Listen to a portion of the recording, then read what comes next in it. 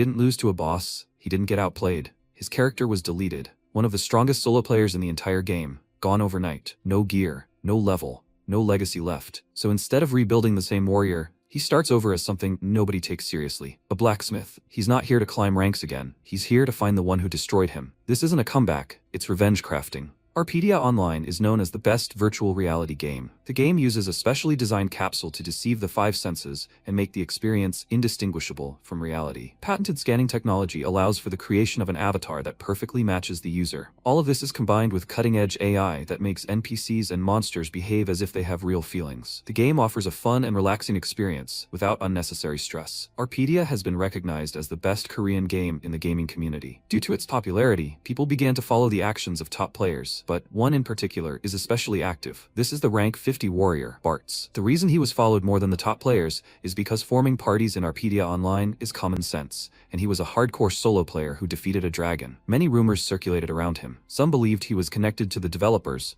or that he was a rich kid who spent a fortune on the game, but his real identity is the unemployed Kang Yuhan. He rubbed his chin contentedly, not even knowing why so many rumors were circulating about defeating such a weak dragon. The forums must have been in chaos while he was visiting his grandmother. He logged into the game to have fun, but a surprise awaited him. He found himself completely naked in the middle of the city, drawing stares. Some laughed at him, while others were uncomfortable looking at his assets below the waist and decided to report him to the moderators. The MC anxiously asked them to wait while he got dressed. He went into his inventory, but there too, a surprise awaited him. There was nothing inside. He laughed nervously, not understanding where his items had gone. He went into the menu looking for the bug report button, and when he saw his status window, he was horrified. Name, Bartz, profession, beginner, level 1. Realizing that all his character progress had been reset, he screamed loudly. His mother immediately burst into his room, worried that something might have happened. He tried to catch his breath after the shock he had experienced, and looking at him, his mother swallowed nervously, expecting him to say something bad. But when he turned to her with tears in his eyes and said that his account had been hacked,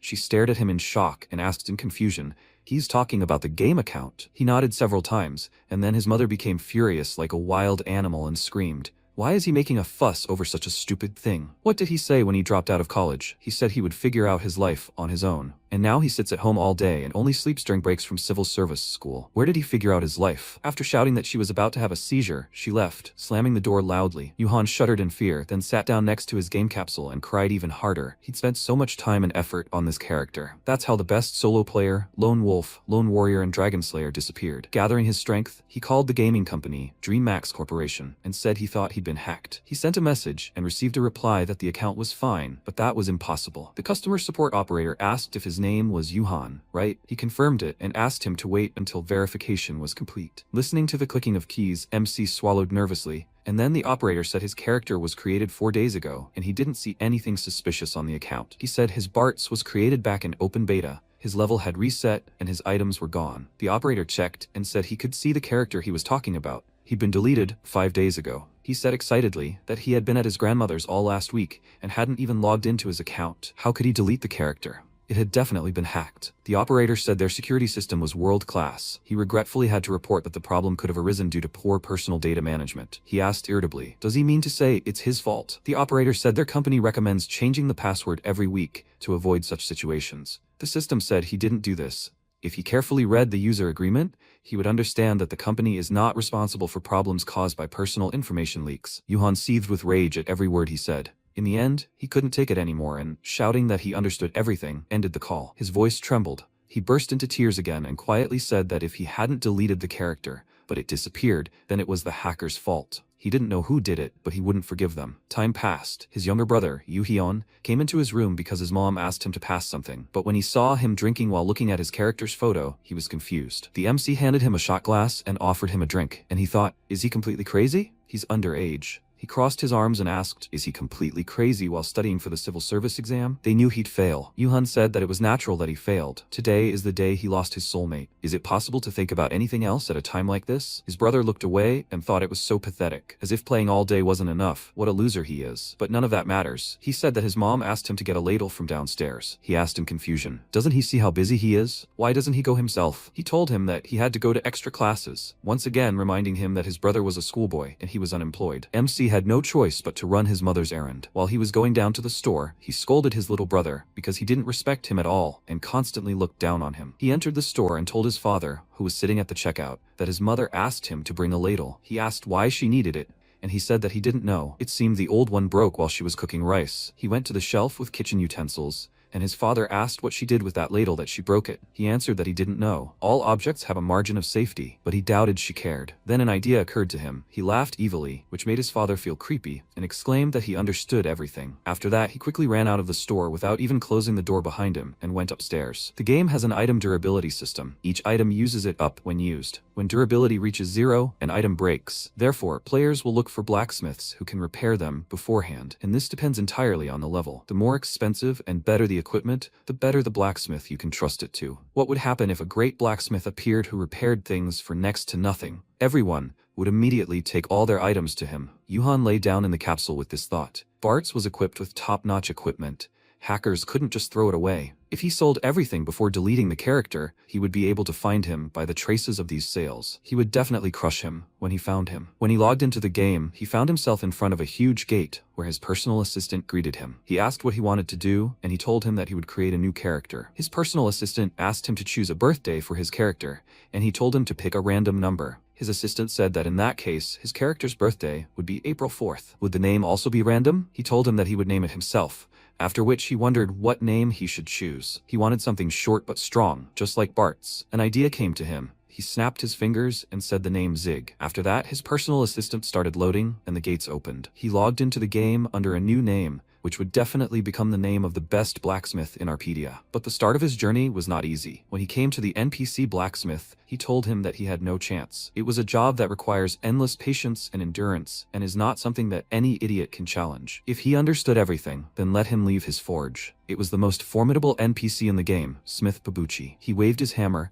ordering him to get out of here, and Bart stared at him in shock. There are two ways to obtain a crafting profession in Arpedia, either by purchasing a skill book or by learning on the job. The second way allows you to earn money and gain experience in the profession, but everyone avoids it. The reason is that NPC craftsmen have strange personalities. He tried to avoid Pabuchi the most. He always got angry at him for no reason when he came to repair Bartz's equipment. But now he's broke, so he has no choice. He doesn't think the quests for changing professions will be impossible to complete. He knocked on the door of the forge and immediately went inside, loudly declaring that he would like to become a blacksmith. Pabuchi met him and asked sternly, "Does he want to be a blacksmith?" He enthusiastically confirmed this, adding that he wanted to become the best in the world, but he said that he had no chance, and he stared at him in bewilderment. The blacksmith pointed a hammer at him and said that, just by looking at him, it was clear that he would never be able to do it. MC was indignant and exclaimed that this was unfair. Let him at least test him. Pabuchi scratched his ear in confusion, thinking about this, and Yuhan irritably asked him to order him to do something. The blacksmith agreed, after which he led him to the blacksmith's backyard and, showing him a huge pile of firewood, told him to chop it. He would give him 1 day to do it. He would reconsider his decision if he succeeded. The MC pointed at the pile in shock and exclaimed, "Does he have to chop all the logs?" Pabuchi went back to the forge and said he could refuse if he didn't want to. There was nowhere to go, so Yuhan started working. He swung the axe sharply but missed. He lightly tapped the axe on the log, as if taking aim, and then swung it with all his might and missed again. He swung the axe a few more times, missed a few more times, and finally ran out of breath. After that, he threw the axe on the grass and grabbed his head, shouting, "Why does he have to do this?" Others were taught how to use a hammer right away. A player passing by with buckets in their hands said he thought it was a matter of kinship. The MC turned to him and asked, "Who the hell is he?" He replied that he was also a blacksmith's apprentice. Does he remember being asked for his date of birth during character creation? It seems that determines kinship with different professions. So starting leveling could be really complicated. Yuhan remembered how he'd entrusted the date selection to his assistant and wondered if it was really that important. The player smiled and said he was stuck here because of that too. MC grabbed his head and cursed, thinking he didn't even know about it. Would he really have to create a new character? But then he'd have to level up to 10 again, so he'd focus better on the task. He'd definitely teach him if he chopped some wood. With renewed vigor, he grabbed the axe and started chopping that unfortunate log, and finally managed to hit it after so many misses. After the success came a series of failures, but he worked hard and managed to chop another log. He finally finished late in the evening. Pabuchi came to check on him and was pleased with the result. Yuhan said he told him he could handle it. Now he'll teach him, right? But that wasn't enough. The blacksmith handed him a sword and told him to go to the Rankle mine and get 10 pieces of black coal there. MC looked at him tiredly and thought about the mine. It was best for players between levels 15 and 45 to go there, because a level 45 furious boar, the mine's boss, lived there. He asked indignantly, and he's ordering him to go there. What if he dies? He's only level 10 after all. Pabuchi said that he should be grateful that he was giving him this sword. He could refuse if he didn't like something. Yuhan nervously clenched his fist and wondered how bad his affinity was. He aggressively snatched the sword from his hands and asked if he promised to make him a blacksmith if he completed the task. The blacksmith promised him this, after which he went to the mines. Once there, he immediately got down to business and began swinging his pickaxe furiously, missing most of the time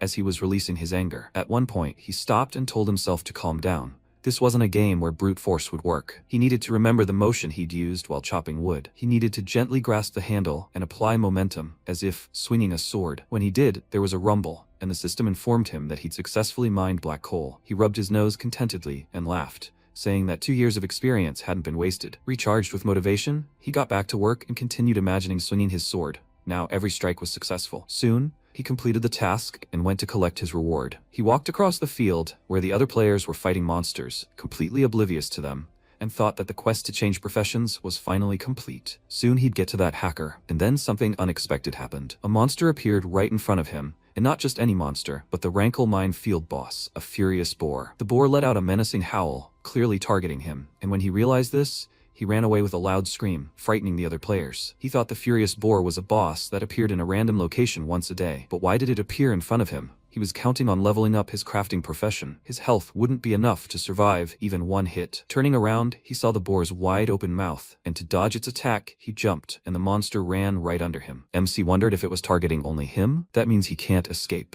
In Arpedia, artisans aren't designed for combat, but playing in virtual reality means the character is connected to a real body. The main emphasis is on realism. If you have combat experience or a sixth sense, you can win even under unequal conditions. That's why he took his sword and pounced on the boar. He knew its weak spot, right on its forehead. No matter how light the damage, he could defeat it if he hit that spot. He swung his sword, but the cunning boar blocked his attack, causing his hand to bounce back and frightening him. After that, the boar hit him, throwing him several meters away, but he immediately got up and thought that his movements were too slow. He would have collected some agility potions if he had known about this in advance. The boar let out a loud cry and then ran at him, and he thought, what should he do? The only option is to attack the weak spot. Maybe he should try to run away? He nervously clutched his sword, deciding not to run away, and wondered why he was even worried about an ordinary boar. He was Bart's, after all. The character is gone, but the experience will stay with him forever. Filled with confidence, he launched a counterattack. But suddenly he stumbled, and the system, as luck would have it, informed him that he didn't have enough stamina to prank it, so he could eat something. The system window flashed before his frightened eyes, and then, from somewhere off to the side, an arrow whistled and pierced the boar, breaking off its horn. Yuhan stared at it in shock, and the boar looked down at its fallen horn and let out a loud cry, mourning it. The girl who shot it worriedly wondered what she should do. She didn't think it would do so little damage. The boar immediately targeted her, attacking her in revenge for its horn, which frightened her. An MC advised her to shoot at its forehead, its weak spot. She followed his advice and looked at the spot, then fired a powerful shot that immediately felled the monster. The system informed the players that the archer Sia had defeated the furious boar. Yuhan glanced at its disappearing body and breathed a sigh of relief, because he had almost died. Then Sia approached him, and when he wanted to thank her for her help, she put her hands on his shoulders and suddenly came close to his face, asking, have they met before? He looked familiar. Maybe she was mistaken? Her smirk and intent gaze made him embarrassed and wondered what was wrong with her. Why was she so close? Not waiting for an answer from him, she asked if he could hear her. He became so excited that he mumbled, and then broke into a run and rattled off that he was very grateful to her for her help.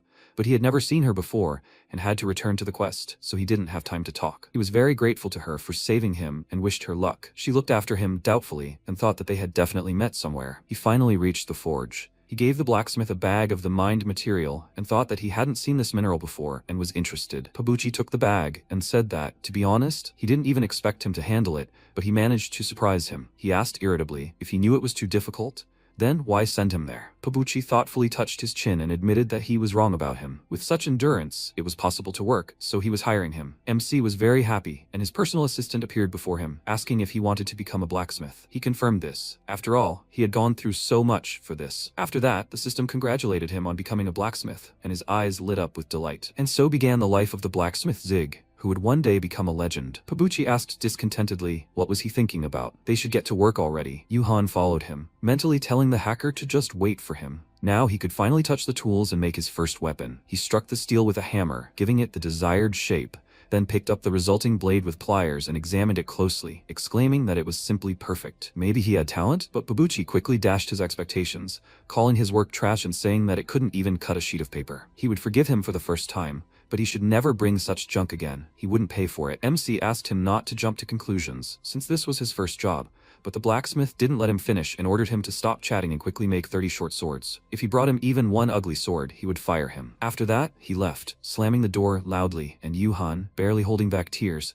asked why he was so different from the others. He was always bossing him around. He worked day and night to make this, and all he did was yell at him. Finally, he couldn't take it anymore and burst into tears, loudly calling Pabuchi a stupid, bald cheapskate. He swore that he would make the best short swords and set to work. And so, night fell. He picked up his finished sword, and carefully examining the chips on the blade, wondered what the problem was. How are good swords made anyway? Under his feet was a pile of cheap, low-quality short swords that were not even fit for use. And he, looking at all this trash, exclaimed that he would not be able to convince the bald man like that. Despite his fatigue, he returned to work. When he sharpened the sword, he noticed something. There were some blue lines on the blade. He examined his previous works and noticed that they also had these lines, and each one was different. He approached another player and snatched the sword he was working on from his hands, and noticed that his lines were very crooked. The guy indignantly asked him to give him the sword, and then MC pointed the tip right at his face, causing him to become very scared and exclaim, "What is he doing?" Yuhan asked, "Can't he see it?" He didn't understand what he was talking about,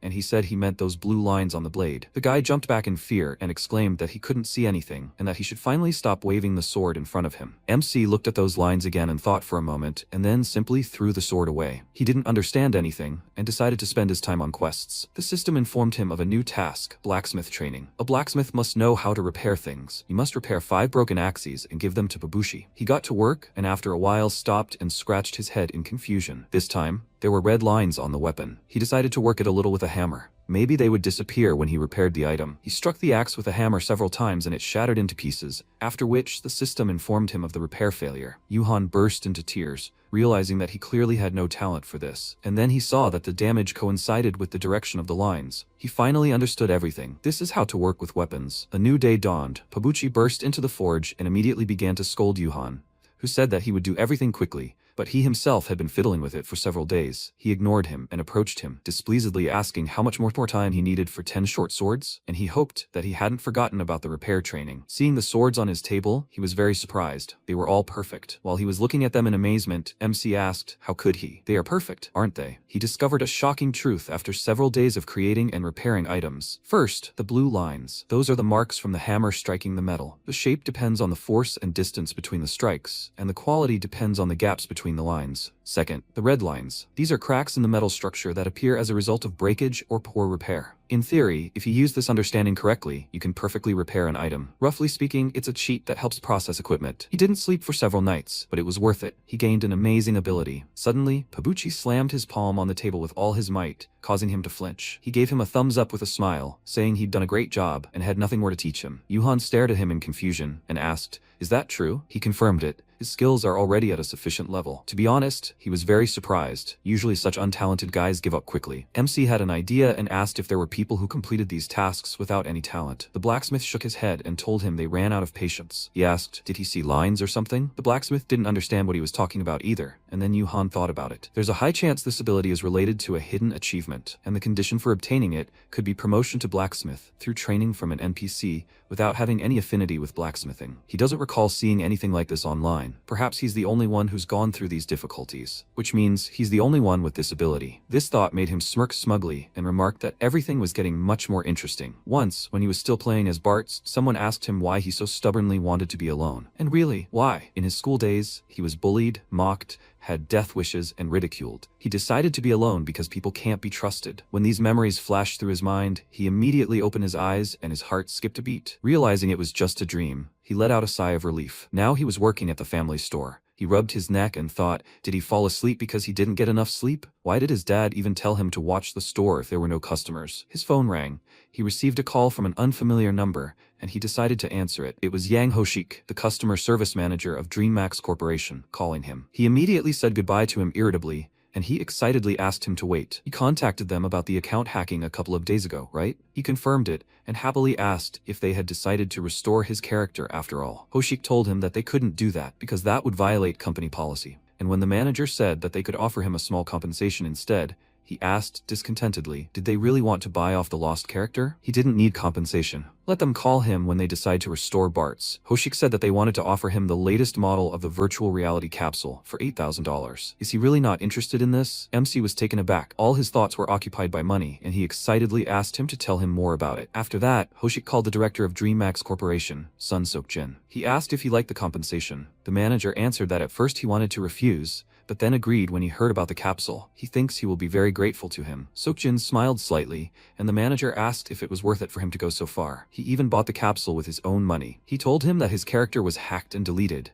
but he continued to play this game and chose the Blacksmith class, which everyone avoids. He is curious what he will demonstrate in the next game update. He really can't wait for it. Time passed. Sia wandered boredly around the city. She posted a recruitment notice for a dungeon-crawling group on the board and sighed heavily, wondering why it was so hard for her to find participants. She went further and thought that as soon as they found someone, they immediately refused. Maybe the three of them should just go together? She accidentally bumped into some guy and turned to apologize to him, and he did the same. It was Yuhan. Seeing his face, she was very surprised and exclaimed that he was the guy the boar was chasing. It was good that they met. She wanted to invite him to the group, but he quickly ran away so that she wouldn't cling to him like last time. She caught up with him, and with an unperturbed smile, offered to talk to him for a bit, and he looked at her with fear, noticing that she was fast. She overtook him and asked him to just talk, but he didn't give in. When she blocked his way, he stopped and caught his breath, asking what she wanted from him. She handed him her ad and invited him to join her group. He hadn't been to Deborah's dungeon, had he? They say it's a good place for beginners, with lots of experience and money. Of course, MC was there. After all, he was the discoverer of this dungeon. She said she was looking for people to go there with, but so far only 2 had responded. With him, that would make 4, just the recommended number. He declined, and her smile immediately disappeared. She asked why he didn't want to.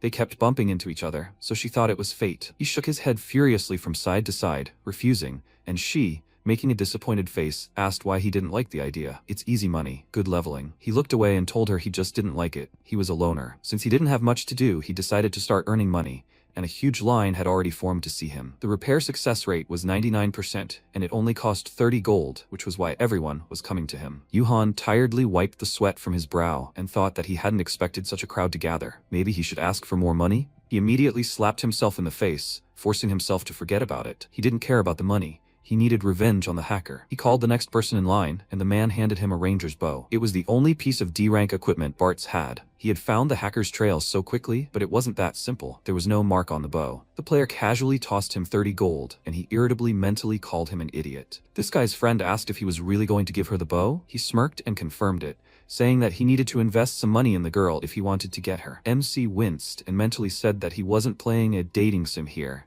and this guy's friends said that they were going to help her in the dungeon, and they would also give her an expensive bow. Wouldn't it be too risky if she refused to meet them in real life? He called him a fool and told him to think about it. Would she really want to be so rude and refuse when they had done so much for her? He smirked and agreed with him, and he licked his lips and quietly said that if she still refused, they would write all sorts of things about her on the general forum. They would pressure her to have a drink with them. After listening to them, Yuhan thought, will they threaten her? They really are idiots. He felt sorry for the girl they were targeting, and at that moment the guy asked his friend to text her. They needed to remind her about them so she wouldn't forget. He asked what her nickname was, and he irritatedly asked in response, he doesn't even remember that? Her name is Sia. The MC immediately stopped repairing. He called out to the customer and handed him the bow, saying that he was done. The guy wanted to take the bow, but he didn't let go, and thought that the same name was on the flyer that the archer gave him. The guy had already started swearing that he wasn't giving the bow back, and he thought that all players' names should be unique. Most likely, they were talking about her. He suddenly let go of the bow, and because the guy was pulling on it too hard, he fell awkwardly. His friend worriedly asked if he was okay, and the veins on his face bulged with rage. He walked up to the blacksmith and grabbed him by the collar, asking, do you want to fight? He should apologize to him right now, or he'll make him delete this game. Yuhan frowned and remained silent, and then the next person in line called out to Xerus with displeasure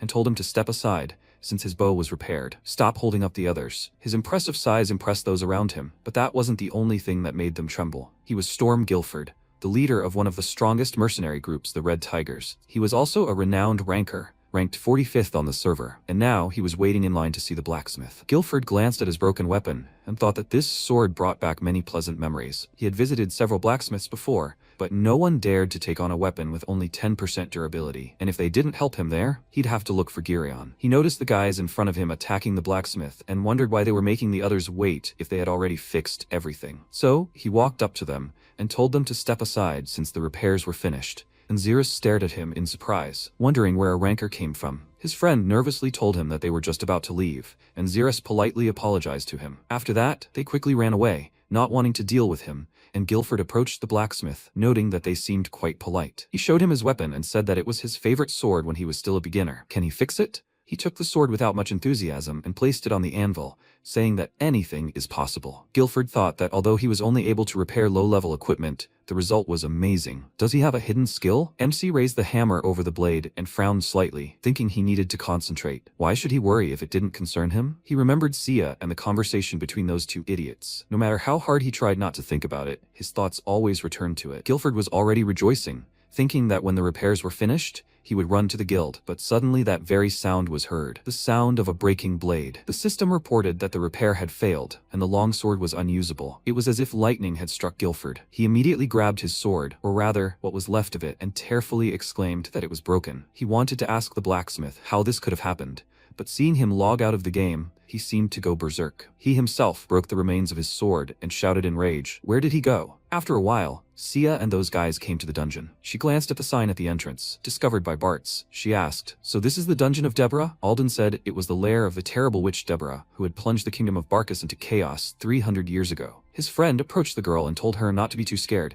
It was a dungeon for beginners, which they had cleared many times before. He wanted to hug her, but Yuhan appeared. He ran up to them and caught his breath, saying that he barely made it in time. They were going to the dungeon of Deborah, right? Sia was very happy to see him, although she called him an ungrateful blacksmith, and he exclaimed, "Why is he ungrateful?" She said that she saved him, and all he does is constantly run away. Apparently, he decided to go on the cleansing with them. Since he came, she extended her hand to him in greeting and said her name was Sia, an archer. He glanced at his hand in confusion, debating whether to shake hers. Then he simply scratched the back of his head awkwardly, ignoring her gesture, and said his name was Zig. She was slightly confused, but didn't pay it much attention and decided to introduce him to the rest of the team. They were experienced players, around level 70. Alden leaned toward his friend and whispered, "Is this the blacksmith?" Xerus also recognized him and frowned, then said that the blacksmith had no combat skills. "Are you sure he'll be okay?" Sia smiled and said that everything was fine. He was very strong. She had seen it herself. He smiled awkwardly and said that even so, the crafting profession was a bit unsuitable for dungeons, and thought that this was the first time he had heard a blacksmith called Strong. MC, feigning surprise, suddenly said that it was such a coincidence. They were the same guys he'd met while repairing his weapons. He leaned close to Xerus and whispered an apology for what had happened back then, asking him to take care of him. He wouldn't say anything stupid, so he shouldn't worry. He'd be their loyal dog. Xerus looked at him suspiciously, then walked away and suggested they go into the dungeon. They'd already wasted too much time. His friend whispered, "Is he serious? What if he spills the beans?" He told him everything was fine. If he opened his mouth, they'd stage an accident and kill him. They'd better not try to chase him away, so the girl wouldn't suspect anything. Of course, Yuhan heard everything perfectly well. They entered the dungeon, dark, gloomy, inhabited by skeletons and tree soldiers. Xerus and Alden easily dispatched the monsters, the former wielding magic and the latter a sword. Watching them, Sia marveled at their skills, and Xerus, noticing this, smirked contentedly, wondering if she'd already fallen in love with his brilliance. But she wasn't admiring them at all. She was admiring the blacksmith. Meanwhile, MC attacked the group of monsters. Drawing on his experience playing Bartz, he pounced on a skeleton and struck it in its weak spot, its temple. All its bones immediately scattered across the floor. Then it was the wood soldier's turn. Yuhan figured he had no combat skills, and being surrounded by monsters would be problematic, so he needed to clear everything as quickly as possible. Smiling, he ran toward the soldier and struck its weak spot, piercing its source of power, its heart. Afterward, the monster's body exploded, sending wooden splinters flying, and the system informed MC that it lacked stamina. He wiped the sweat from his face and noted that his strength had drained so quickly. It was a good thing he'd brought cookies. Sia enthusiastically said that he killed monsters in one hit even without skills. She called out to Xerus and asked if he'd seen that. She told him he was very strong. Xerus was very angry. He gritted his teeth and mentally called him an idiot. How dare a noob act so insolently? He wanted to be lenient and drag him along, but he changed his mind. He needed to get rid of him now. Unsurprisingly, Yuhan was thinking the same thing. They continued on, where they encountered ranged opponents. The skeleton charged an arrow with magic and fired it straight at Xerus. He braced himself, then swung his sword using the counterattack skill, changing the arrow's trajectory. It pierced the blacksmith's shoulder, and he felt pain. MC let out a quiet wheeze, while Xerus smiled contentedly, thinking that this was his cool new hidden skill. It would hurt. The skill doubles damage. Seeing what had happened to Yuhan, Sia immediately ran up to him and worriedly asked if he was okay. The system informed MC that he had been paralyzed, and his movements would be slowed for 10 minutes. He forced a smile and told the girl that everything was fine. It was just one arrow after all. But inside, He was screaming in pain. He had set his sensors to maximum settings. The guys approached him and Xerus, who said he looked so tired. Is he out of strength, as expected of a craftsman? His friend mockingly told him not to make fun of him. He was already embarrassed. They suggested he stay there and rest until the paralysis passed. They couldn't carry him, but Sia exclaimed that they couldn't leave him here. MC said it was okay, he would stay. He would catch up with them after a short break. Alden began to assure the girl that there was nothing to worry about. He was right. They knew each other's location because they were in the same group. Sia was hesitant, but still decided to go with them and told him to text her when he was freed from the paralysis. After watching them disappear into the darkness, Yuhan opened his inventory and took out an antidote. As soon as he drank it, the paralysis effect went away, and he smirked and thought it was time to begin. Meanwhile, they walked, Alden lighting the way with his staff, and Xerus handed the girl a bow. They told her that this bow went well with her equipment, and she, looking at it doubtfully, asked, "Is the bow really cheap? It looks decent." Alden told her not to worry. Such weapons are common for their level, and they are not archers, so this will be more useful to her. She smiled awkwardly and said that then she will borrow it during the hunt in the dungeon, and Alden exchanged glances with his friend, thinking that she is so happy. He gave him a signal that it was time to begin, and suddenly someone threw a stone at his staff. He dropped it from his hands and it went out, causing them to find themselves in pitch darkness. Xerus began to swear at Alden and told him to quickly return the light, after which he began to feel the floor, looking for the staff. When it was finally found, he immediately turned on the light, and the first thing they saw in front of them were angry skeletons looking down at them. Alden was scared. He couldn't understand how monsters had appeared there in just a few seconds. They surrounded them, and Xerus noticed Sia was missing and started looking for her, while someone had taken her away. The skeletons chattered their teeth, showing their aggression, and Xerus cursed, telling his friend to attack them. Meanwhile, MC was leading the girl away from them. Because of the torch, she couldn't see who was leading her, and she told him to let her go. Yuhan turned to her and told her to calm down. It was him. She was surprised and asked where they were going. They needed to help those two. He told her not to worry about them. She said they were around level 70, right? This dungeon is recommended for players around level 45. They can handle it and they will move on. After a while, the two finally defeated the last monster, and Xerus wondered what idiot had collected them all. He noticed something on the ground, a whole pile of medium rarity items. Alden examined it and asked if that kind of thing dropped in this dungeon. Xerus responded by asking, what difference does it make? Let him collect everything faster. Their eyes lit up with anticipation. How much money would they make? But someone's stern voice ordered them to stop right there. The woman flexed her fists and said she couldn't believe it. They had decided to take all the items for themselves. Were they those same Xerus and Alden from the forum? Pathetic pieces of trash. Xerus exclaimed in irritation.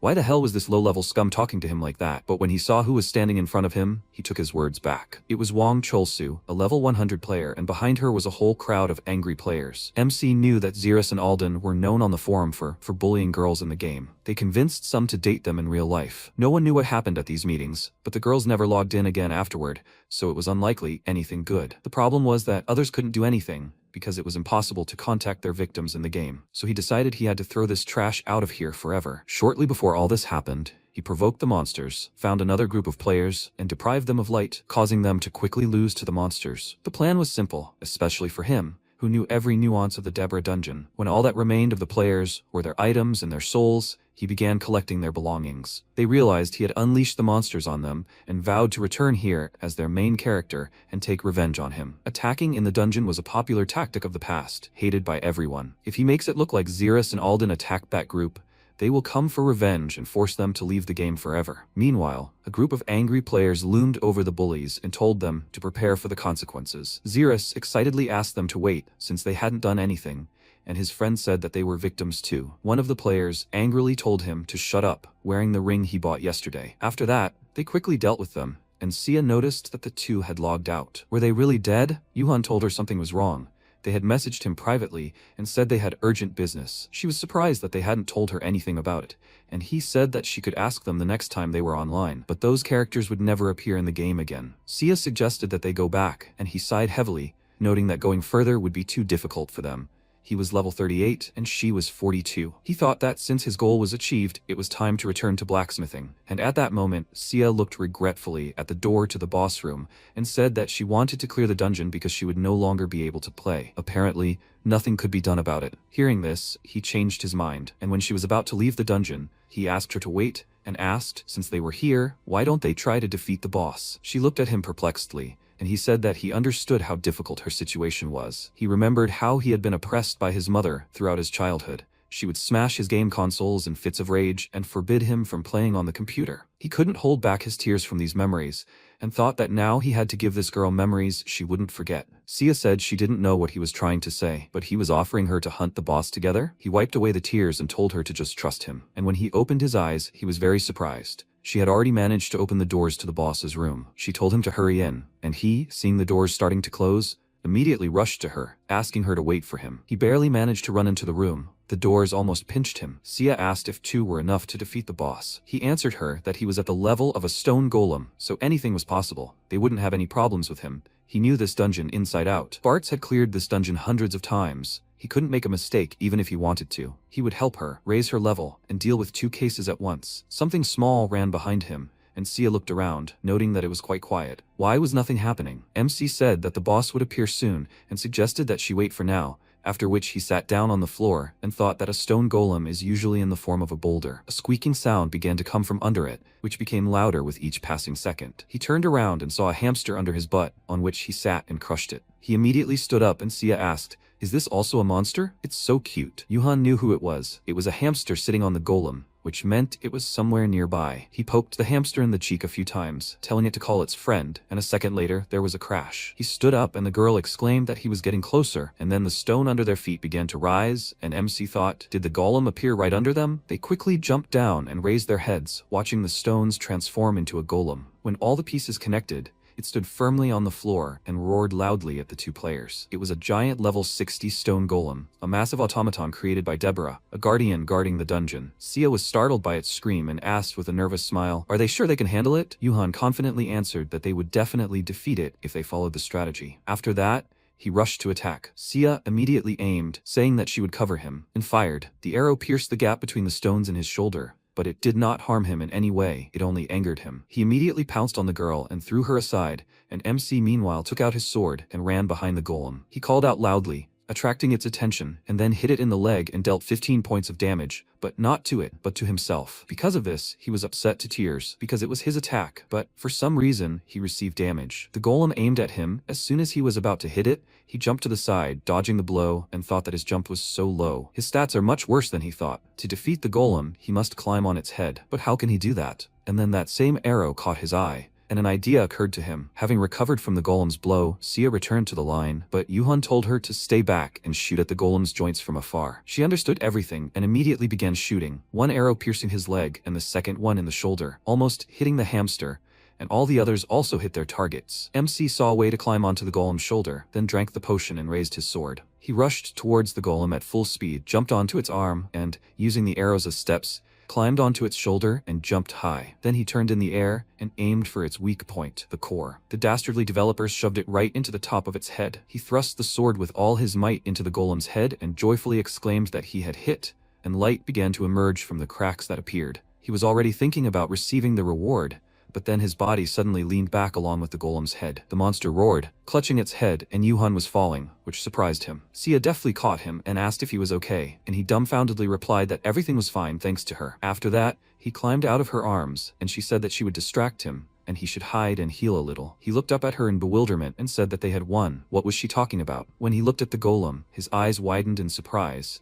He clutched his head and screamed loudly, and the core began to emit sparks, covering his entire body. The system informed them that it was now a berserk giant stone golem. This is a condition that occurs when the golem's core is damaged. It can no longer be controlled, and its attack power and speed are increased. After that, the golem began to destroy everything in its path. MC dodged the blow and caught his breath, thinking that this couldn't be happening. He took this dungeon too lightly because he had cleared it hundreds of times. But what was the reason? Was it because he was seeing this behavior pattern for the first time? But Bartz had defeated him easily, and then he finally realized he was no longer Bartz. When the monster attacked him again, he blocked the blow with his sword, and the blade broke into many pieces, which is why he was now weaponless. While he was lost in his thoughts and stupidly sat in place, the golem was about to attack him. But then Sia fired a powerful shot protecting him, after which she grabbed Yuhan's hand and led him along with her. They have low health points, so they need to hide and rest for a while. The monster's eyes sparkled. He began to look around, looking for them, and meanwhile they hid behind a stone. Sia smiled and said she'd already checked.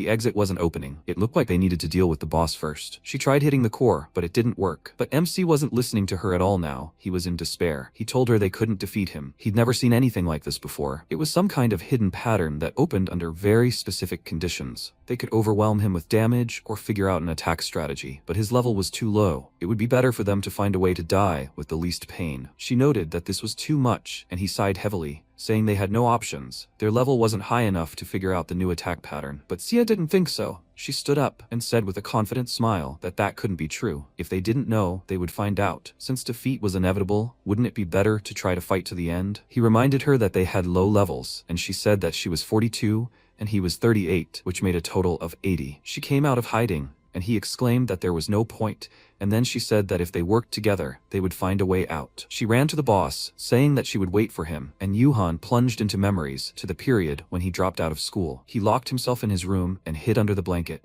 Then Yuyeon came to him and asked, did he drop out? And what should they do if he doesn't say a word? Their mother was crying. He remembers how he beat up the guys who bullied him. He was bigger, so they couldn't do anything. But now everything has changed. Now he is skinny, hunched over, and a little creepy. He is bad at studying, constantly playing games. MC was indignant at his words and immediately jumped out from under the blanket, asking what he was trying to say. He advised him to pay attention to the people around him. He didn't know what had happened, but he could tell him or his friends everything. He remembered that he had no friends, and Yuhan was about to say a few bad words to him, but he said that he might not believe him. But there were many things that could never be done alone. He left the room, left the door open, and suggested that they go eat. Mom made kimchi. He was waiting for him, so he should hurry up. Meanwhile, Sia continued the battle with the boss. She used the skill Gust of Wind, firing such a powerful shot that it left a mark on the ground, and the arrow pierced the golem's chest, dealing 97 damage. The system warned her that she did not have enough health, mana, and stamina, and she sighed heavily, saying that this looked like her limit. The monster clenched its fist and aimed at her. She froze, unsure how to resist. MC quickly ran up to her and jumped aside with her, saving her from the golem's powerful blow, which would have crushed her for sure. Yuhan thanked her for buying him some time, and he restored his health and stamina. He took out his pickaxe and said she was right. They were going to die anyway, so at least give him a fight, all or nothing. Seeing a stone palm rapidly approaching him, he rushed forward with a cry and swung the pickaxe, cutting off a chunk of his arm. Then he quickly ran to the side, dodging the blow, and seeing his fallen arm, he thought in confusion. Did it work? Was the pickaxe really his weakness? In the system, the pickaxe had no attack power. Then what was this? He climbed onto the golem's arm and began hitting it with the pickaxe. And again, his string of misses began. He wondered why nothing was working again. Was it some kind of bug? But the miss messages kept popping up, so it was definitely built into the game. But what were the conditions of use then? He was about to strike again, and at that very moment, Sia warned him of danger. Looking up, he saw the golem's fist rushing towards him and blue lines on it, which immediately made him recall the words of his teacher. Pabuchi. Ore is a combination of different materials. Even though it becomes one under high pressure, there are cracks between the different materials, and at his level, they are invisible. But if he hits these cracks right in front of him, he can extract something incredible. Following his teacher's advice, he struck the very crack with his pickaxe, and cracks appeared all over the golem's body. His hand immediately burst, and MC jumped to the floor, saying that now he understood everything.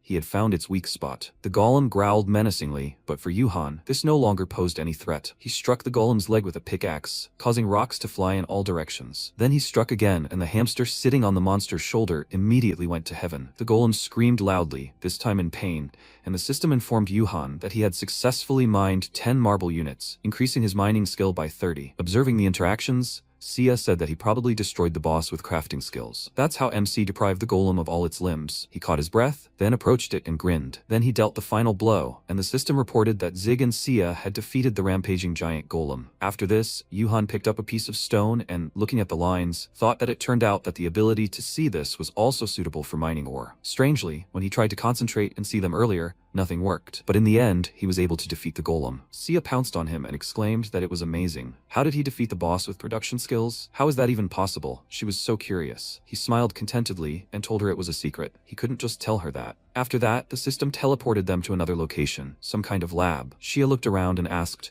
"What is this place?" He told her that they defeated the boss, after which there is usually a reward room. Looking around, he himself wondered where they were. He didn't remember this. Sia looked at the huge device in the center of the room, and the table with various flasks, and said that she had a feeling that they make mobs here. MC touched his chin in confusion, and thought that the reward room of the Deborah dungeon looked different. Could this really be Deborah's laboratory from rumors? Were they thrown here because of the victory over the Berserk Golem? He's never seen such devices. Sia quickly walked around the device, looked around with delight, and even found a chest. As soon as he heard about it, he was very happy and exclaimed that this was the reward room. Inside the chest were protective glasses called Eagle Eyes, which increase accuracy by 20%, range by 30%, and mastery by 13 points. This is an artifact created by the witch of this world. Yuhan was immediately intrigued by this rare item and asked her to show it to him, but she brushed him off, saying it was hers. He clicked his tongue in displeasure and said there should still be at least 2 chests. He found it and was immensely happy. Inside was an ordinary artifact, which slightly upset him, but still, it was better than nothing. These were witch gloves that add 3 points to defense and magic power. The next item was a guardian blueprint, the first of 2. After completing the blueprint, he could create the black iron that Deborah was trying to develop. Just thinking about the robot made MC imagine a bunch of explosions and thought it was incredible. Can he already make it? But to create a robot, he needs to increase his smelting, assembly, and summoning skills. He immediately put the blueprint away, since for him it was nothing more than an ordinary piece of paper, and took out the next item, a skill book. This is the hero's manual carver who defeated Deborah. If a blacksmith reads this, he will gain the skills to understand the structure and destruction of weapons. Conditions for the structure comprehension skill, the worst affinity with blacksmithing. Completed the Rankle Dungeon quest, a manufacturing skill of rank 6 or higher. Conditions for the weapon destruction skill, mining skill, defeating a rampaging giant stone golem, and a rank 7 structure comprehension skill. He thought, so he can already use the structure comprehension skill, and what is it for? In the manual, the hero wrote that defeating a witch golem is not an easy task, and defeating a giant stone golem is even more so. But then he heard an idea from a blacksmith. All ores are made from a combination of different materials, so gaps can always be found between them. These words allowed him to destroy the golem. He cultivated the ability to see the boundaries of all materials, and developed a skill that allowed him to take this ability to a new level. The more he developed the structure comprehension skill, the easier it was for him to mine ores and break equipment. That's how he learned weapon destruction. MC's eyes lit up with delight, and he continued reading the manual. The witch's battle isn't over yet. She'll definitely return, bringing a powerful army. That's why he didn't destroy her cave. He hopes that those who come after him will understand how to fight the witch's golems and take on her army. He thought, so the battle with the witch isn't over yet? Only a blacksmith can learn the hero skill carvin. Sia approached him and asked if he didn't like the reward. He replied that the reward was good, after which he smiled and thought that it wasn't just good. He'd acquired a hidden skill. Sia suggested that they leave. She looked elsewhere, but found nothing. He looked around. Her clothes were covered in green liquid, and all the flasks around her were broken. When they emerged from the dungeon, the girl stretched and, with a heavy sigh, said that she felt like she hadn't seen the sky in an eternity. Yuhan noted that they had spent a whole day on this. In real life, it had been 8 hours. She was surprised that so much time had passed and said that she needed to quickly exit the game. He wanted to tell her something, but started mumbling, and then she asked how old he was. He told her that he was 20, and she said that they were about the same age. After that, she extended her hand to him and offered to be friends. He looked at her in surprise and confusion, and she asked if he would shake her hand. He excitedly shook her hand and smiled, and she said that she added him on Messenger. She would write to him after exams. He was taken aback by these words and asked, what exams? She said that she had midterms starting. She wanted to have time to clear the dungeon before them. She would be back in 2 weeks. All this could have been postponed for later, but they had a lot of fun. Now MC understood what she meant then. She did not leave the game forever. Seeing his reaction, Sia hit him in the spine with all her might, telling him not to be sad. Her blow broke all his vertebrae, but she didn't notice it right away, and said that if anyone saw him, they would think they were saying goodbye forever. It was only for 2 weeks. They would pass unnoticed. Right before her eyes, his body disappeared, and all his things fell out. After which the system reported that Zig had died. She killed the player and became a murderer. Clearly not expecting this, she grabbed her head and exclaimed that this couldn't be. He died? Yuhan wasn't angry. He asked her to take his things, and she exclaimed in horror that her name was now in red. What should she do? He worriedly asked her to calm down, but she didn't listen at all, and then he, already crying, asked her to finally pick up his items. Very soon after those events, MC received his promised new game capsule. He quickly unpacked everything and logged into the game to test it. A week had passed since the stone golem hunt. He'd spent the entire time leveling up his structure comprehension skill. Thanks to this, his item crafting and repair skills had a 100% success rate, and the quality of his gear was impressive. In just a week, he'd become the renowned master blacksmith Bolden. Logging into the game, he tried to pinch his cheeks and noticed that everything felt even more realistic than before. He immediately heard exclamations from the sidelines, and he turned around to see a whole crowd of players who had come to him for repairs. He told them he couldn't work today because he had a quest to complete, but this arrangement wasn't acceptable, and they all started rushing at him, jabbing weapons in his face, asking him to repair at least one item. Suddenly, someone announced in surprise that the Slime King had appeared on the Urk Plain, and all the players immediately turned to this man, their eyes shining with anticipation. It was a super rare mob after all. They all immediately left Yuhan alone and ran to the plain, and that player approached the battered blacksmith. MC thought that the Slime King couldn't appear on the Urk Plain, and that guy said that now they can talk calmly. He came to hire him.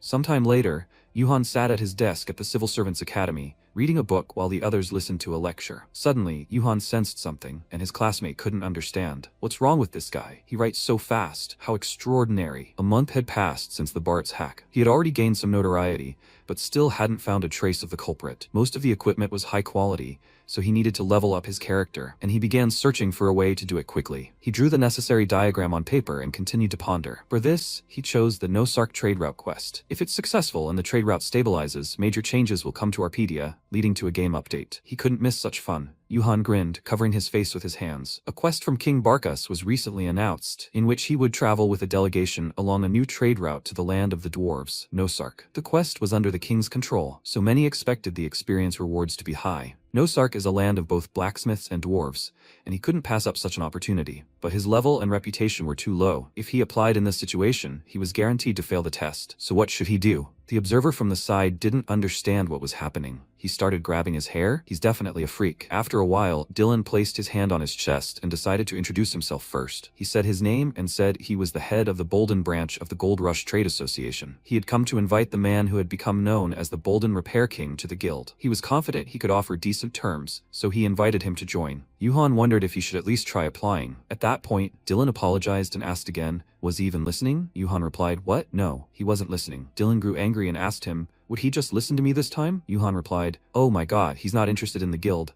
so he shouldn't waste his time here. Dylan laughed at this and suggested that Mr. Zig probably didn't know about the gold rush. At this point, the protagonist replied that he did know and picked his nose, muttering disinterestedly that it was a trading guild that always came in second place. Dylan tensed up even more, and frowning, replied, Mr. Zig, even second place is a very high position, and they plan to rise to first place soon. So what does he think about that? Maybe he wants to help them become the best in Arpedia? He can offer him a special bonus. But before Dylan could finish this sentence, the protagonist abruptly stated that he didn't want that. Dylan laughed and replied that he thought so, then let him explain the steps to joining. At that moment, he realized what Zig had answered and asked again, perplexed. What? The protagonist had whispered to him, obviously wondering how he would behave with a regular blacksmith. He wouldn't even be able to participate in group hunting. Trading guilds always make you work for them, paying for items at the cost of the materials. Or were they somehow different from the others? Dylan chuckled and replied with confusion that such guilds also existed. He thought about it and decided to suggest, what about the partner position? Yuhan was stunned by the proposal and asked curiously, partner? Dylan smiled and replied, yes, although he usually offered such offers to high-level players. He wouldn't have to do anything special. He could register on their guild's homepage. He would become their manager, and periodic contact would be sufficient. They would have no obligations to each other, unlike full guild members. They could repay with money or information for the creation and repair of equipment. They should start with that, and if he likes working with them, he can always become a full-fledged member of the team. But if not, he should resign in 6 months. At that moment, Yuhan tried to make a decision and think through the whole situation. He kept shaking his head from side to side as he pondered it, when suddenly an interesting idea occurred to him, and he suddenly shouted, okay. He grabbed Dylan by the shoulder with the same hand that had been picking his nose, which made Dylan angry because now his boogers were on his shoulder. Yuhan smiled and replied, then can he listen to his request? Dylan asked suspiciously, what kind of request? After some time, the carriage was traveling through the vast mountains. Dylan saw a notification through the system. Partner position? But weren't these two good conditions for a rookie blacksmith? Was he sure his premonition would be right? Would he really become famous? Dylan replied that it wasn't a hunch, but experience. His coworker asked again, experience? Dylan replied, yes. He'd already seen a low-level player who amazed everyone with his crafting and repair skills. He was talking about the Girion. They told him he was talking about the best coworker on the server. Dylan confirmed this, referring to the greatest master, some of whose items already sell for millions. At that moment, his friend grinned and replied that he'd wait for his results then. By the way, he brought back most of the bonus money. What happened? Dylan grinned and replied that he'd asked for something else. So he took 90,000. It's a merchant's habit. They asked him again, what else? After a while, people gathered around the sign listing people going on the first expedition. Among them was Zig, who saw his name and realized that it was excellent. He'd been chosen. He was very happy and knew time was short, but the large guild didn't disappoint. They even gave him a 10,000 bonus. He remembered Dylan and began to worry. What if he starts throwing him strange requests? Zig stretched and yawned, saying he didn't care. He had to prepare for this quest. Sometime later, in Bolden's Eastern Square, Joe's bakery. Inside, there was a storm pilfered, and a man holding a huge sword while sitting on his horse. He was the leader of one of the strongest mercenary groups, the Red Tigers, and also a well-known ranker, ranking 45th on the server. Right now, he had arrived at the bakery and was standing in line. Everyone around him looked at him curiously, confused as to why he was there. When he approached the table, everything was finally sold out, and he realized the cookies were gone. He'd never seen anything like that before. The saleswoman said the previous customer had taken everything, and he could ask for more. Guilford noticed the protagonist and, turning sharply, realized he had the cookies in his hands. He grew angry, grabbed him by the clothes, and pulled him toward him. Why had he filled his entire inventory with cookies? Where did he get such greed? The surrounding knights watched in bewilderment as Zig struggled to hold on to all the stacks of cookies. He was content and was already eating them when Guilford suddenly realized who was standing before him and exclaimed. At that moment, his hands began to shake, and he screamed in anger that he was a freak. He called for the blacksmith, and Zig realized what was happening and gasped in shock. He then asked, can he remind him who he is? Guilford grew even more enraged and froze in his own rage, not knowing what to do. He then screamed that he was a complete freak, and every vein on his face swelled from his scream. He had destroyed his precious sword. Guilford began pushing Zig with the cookies, aiming for them to fall in different directions,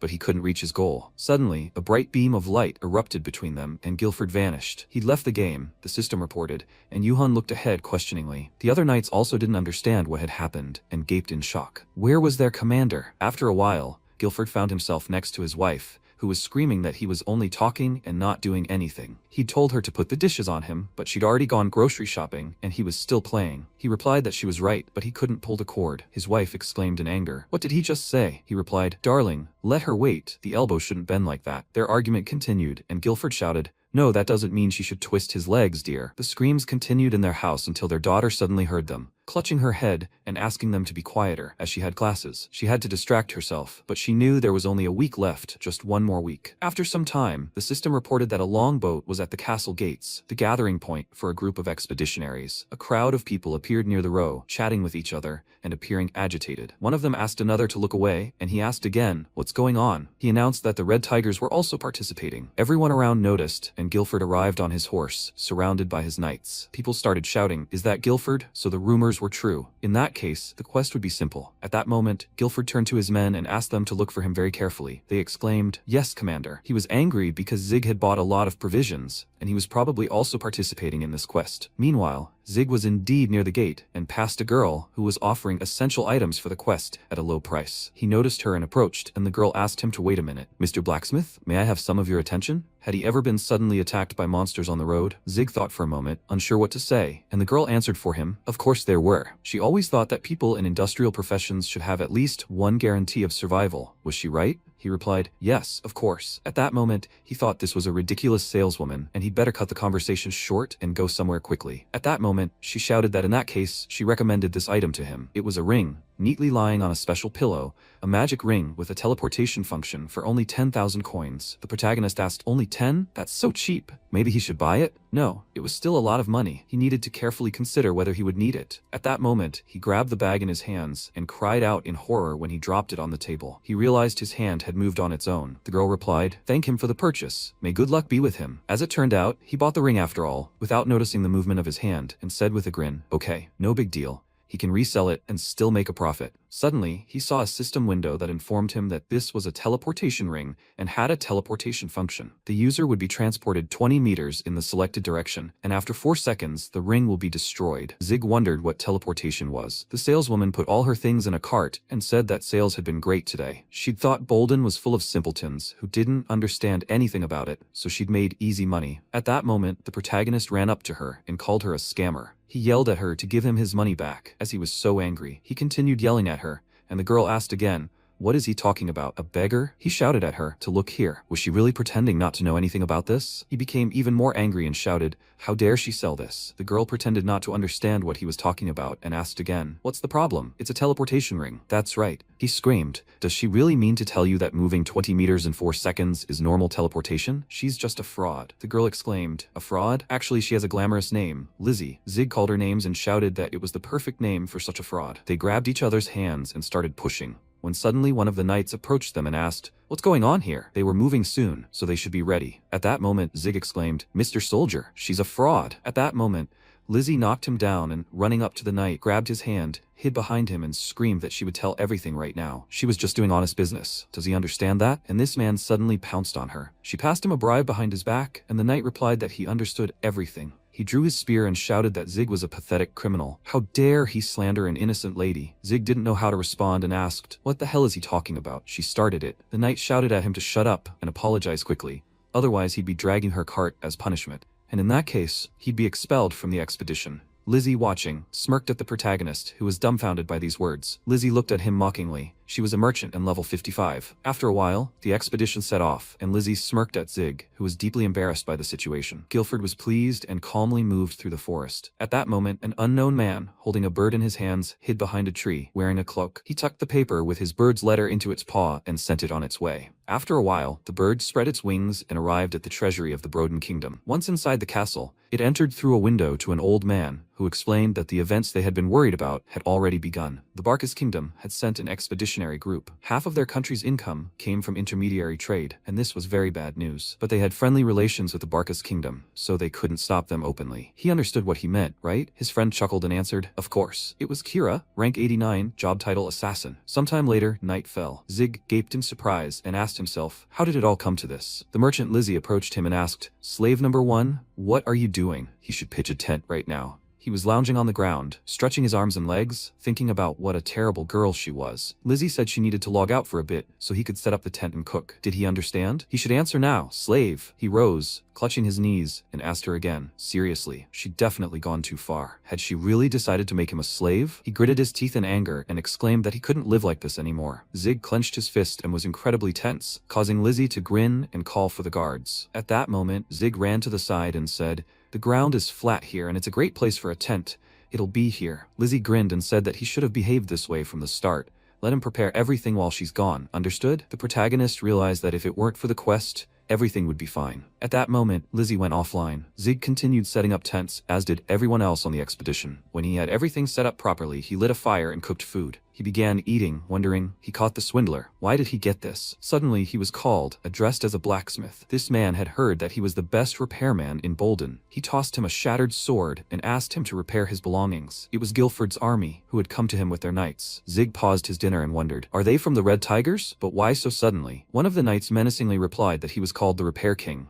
But he didn't seem so confident. He wanted to pick on him as much as possible and drag him to the commander. Zig rose from his seat and replied, okay. He was eating, but this was really annoying. At that moment, he used the magical skills structure, and his eyes glowed with a bright blue light. A moment later, the sword was restored. It was a twilight dagger with a durability rating of 90 out of 90. When the knight took it in his hands, a runny nose even started running from his nose in fear, something he hadn't noticed due to his shock. The protagonist lay down comfortably and began reading. The knights exchanged bewildered glances. They discussed how the dagger was now in perfect condition. Could the rumors really be true? The knight replied that this was very strange, since he'd heard he'd destroyed the commander's sword. Zig turned to them and told them they could leave if they didn't want to do anything else. He was trying to read here, and they were bothering him. He called them old men, causing the knight to become enraged and start shouting, asking why he was acting so shamelessly after breaking the commander's weapon. He broke the dagger into small pieces again in anger and shouted that he wasn't an old man, because they were almost the same age. Zig asked again, what is this old man talking about? How could he do this? The knight shouted that he said he wasn't an old man and called the protagonist a puppy. Let him follow him before he hit him. At that moment, the protagonist closed his book and said that he remembered everything. He was the same old man he saw in the bakery. The knight replied that he wasn't an old man. Zig asked again, was he acting like this because he took all the cookies? The knight shouted, does he really think red tigers can be provoked by some cookies? But the surrounding knights understood that this is exactly what had happened. Zig replied that he didn't care. He smiled and said that he just wanted to let off some steam. Let him attack him right now. A moment later, Zig was unable to move because the knights had tied him up with ropes and bruised his head. Guilford approached him and looked down on him and Zig shouted at the knights that it was unfair for a crowd to attack one person. He sat alone, surrounded by a crowd of haters. When Guilford approached him, he addressed him as a brat and said he could forgive him if he apologized immediately. Yuhan replied that he stood in line and then bought everything with his own money. So what other apology was there? He should leave him alone right now. He replied that he wasn't talking about cookies. Zig asked again, then what's the matter? He didn't harm anyone in this game. At that moment, Guilford was dumbfounded and asked again. He didn't harm anyone. It seemed that this wasn't going to work. At that moment, the knights helped untie him, and Zig wondered why they were letting him go. When he looked ahead, his mouth fell open in shock, and he asked again, "What?" Guilford pounced on him from afar, jumping into the air. Zig screamed, "What is he doing?" A moment later, an incredibly powerful explosion rocked the clearing. Bright beams of light and fire emanated from this explosion. Zig realized this simply couldn't be happening. This event item only had one attack power. The system reported it as a love stick. Guilford attacked him with this very weapon and told him he'd have to beat him into some manners. Zig stepped back, and Guilford swung again, shouting that they were about to begin a discipline lesson. When he swung the love stick again, he shattered several trees into tiny pieces, which scattered across their clearing. Zig exclaimed, "A lesson? Stop taking out all your anger on him." At that moment, Zig was dumbfounded when he saw Guilford attacking him again, striking him directly, and everything around him erupted in bright sparks. Zig fell to the ground, face down, and lay on the shattered piece. Guilford looked down on him again, and said that he'd tried to hit him lightly, but was that enough? He'd called it a lesson, but the level difference was too great. He decided they'd change the terms right now. If he could touch him, he'd definitely let him go. Zig's entire body shook with pain,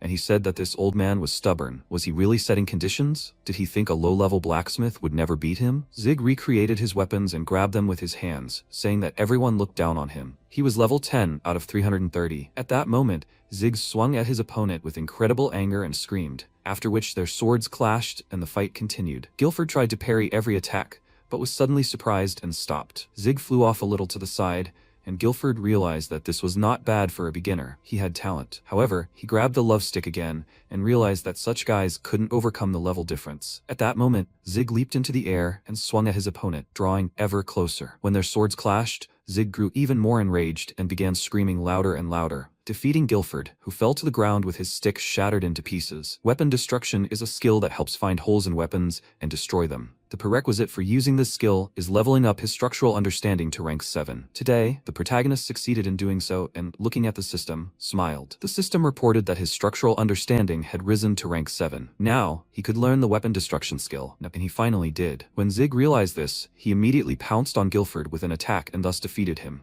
Guilford was dumbfounded by the fact that he'd broken his weapon, and Zig wondered if he was a ranker, but he'd probably never seen such a skill before. At that moment, he grabbed Guilford's neck with his hands and yelled at him to get it now. Guilford watched his actions in bewilderment and was still attacked. Zig wondered if he'd jumped too far away. Suddenly, he accidentally approached him, and they kissed. The surrounding knights were stunned by what they saw and didn't know how to react. It was as if they were watching a movie. Even the squirrel perched on the tree gaped and dropped a nut when it saw what was happening. The same thing happened to the chicks in the nest. Guilford became enraged and shouted that he'd kill him. Damn Blacksmith. Zig felt sick and realized it was his first kiss. At that moment, the knight exclaimed, "Commander, he must keep his promise." They tried to restrain Guilford and keep him away from Zig, but Guilford yelled at them to shut up and let him go right now. One of them said, "Boy, he's so beat up. Let him take his gift." It was a purple potion contained in a vessel. The system reported it as a large elixir that fully restores health. The knight muttered, "Who would have thought he'd beat the commander? What kind of skill was that?" It was the first time he'd seen a weapon broken like that. Could this really be a blacksmith's trick? Zig chuckled and replied that he couldn't give any details. Then the knight asked again, "Has he joined the guild yet?" He thought the commander liked him. Would he like to join their guild? The protagonist drank the potion, and when his health was restored,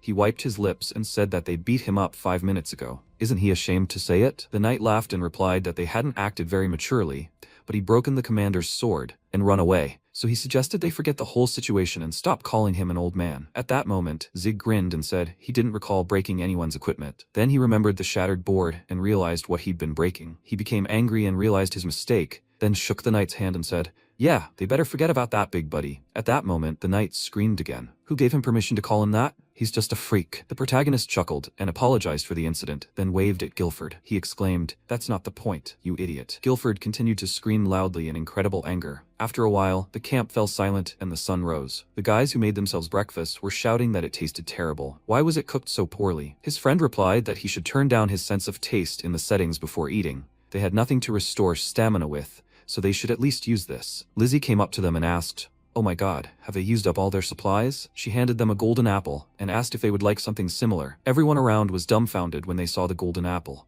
It was an expensive item, after all. Lizzie said she could lower the price from 10 to 1,000 just for them. They shouted for her to give them 4 apples, and everyone surrounded her. The guys pushed each other to get the apple first. When Lizzie received a new bag of gold, she smiled, thinking that today, too, success awaited her here. At that moment, Zig was painting ordinary apples with gold paint and asked if she really had to go that far to earn money. She was such a naughty girl. Lizzie smirked and replied that he was too young to understand her. Everything in this world is driven by money. She didn't need to increase her level and skills, but her wallet and inventory, and he should think about that. He'd figure out the rest later. She wouldn't give him any more orders. He'd do it when he was done. It was time for her to look for some herbs. Zig wondered why she was so obsessed with money. He didn't understand it at all. When he painted the apple gold, he drew a smiley face on it and exclaimed, "Yes, that turned out pretty good." He'd name this apple Wilson, let it be his companion until they reached the Nosark. Suddenly, when Zig looked up, he saw the tip of a sword approaching. The dagger pierced Wilson, and the protagonist, looking at it, realized it was a kunai. Guilford exclaimed that there was an attack. All fighters should take defensive positions. All the knights tried to move across the clearing, but were immediately destroyed by this multitude of kunai. As it turned out,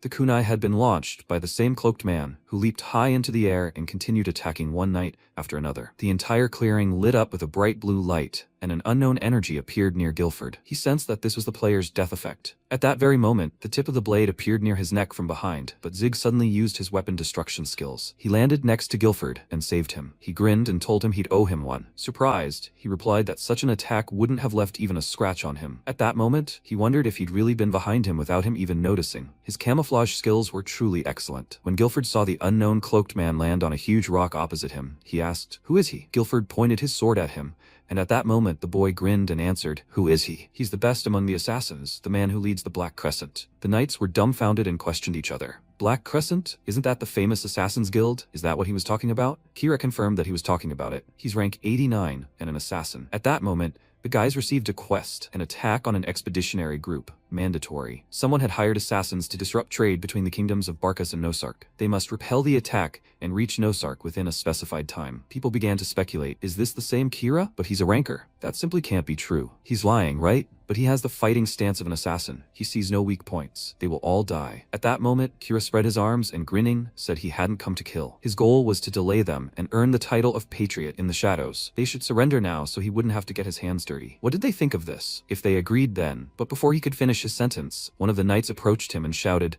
"Don't joke around like that." Did he even realize how much money he'd spent on this quest? Would he get it back? Who would reimburse him for his investment? Kira looked at him in bewilderment, then smiled slyly and replied that he seemed to have misunderstood something. At that moment, a sharp arrow flew straight into the knight's neck, and he was destroyed. Guilford covered his face with his hand and muttered, "Oh my God." Kira replied that these weren't negotiations, but a mere formality. They were surrounded by hundreds of his followers, and if they surrendered, they would kill them all. Now, did they understand the gravity of the situation? Guilford realized he wasn't sensing hundreds. He was definitely bluffing. But there were a lot of them in the forest, and if the NPCs died, they would be in real trouble. At that moment, a player appeared behind Guilford with an interesting stone-shaped staff. Guilford gestured with his fingers that he would provoke him and distract him, and that Hensok should block his view of the forest with magic. The mage heard his words, and Guilford placed his trust in him, after which he began counting down from 3 and pointing his fingers at everything. At that moment, Zig chuckled, claiming he was the best assassin, but in reality, he was a petty thief. Guilford stopped and clenched his fist. Zig muttered, what kind of assassin would reveal himself and then lecture his victims? He should have killed everyone before they noticed him. He pointed his sword at the assassin, who realized he had met the blacksmith again. Zig continued,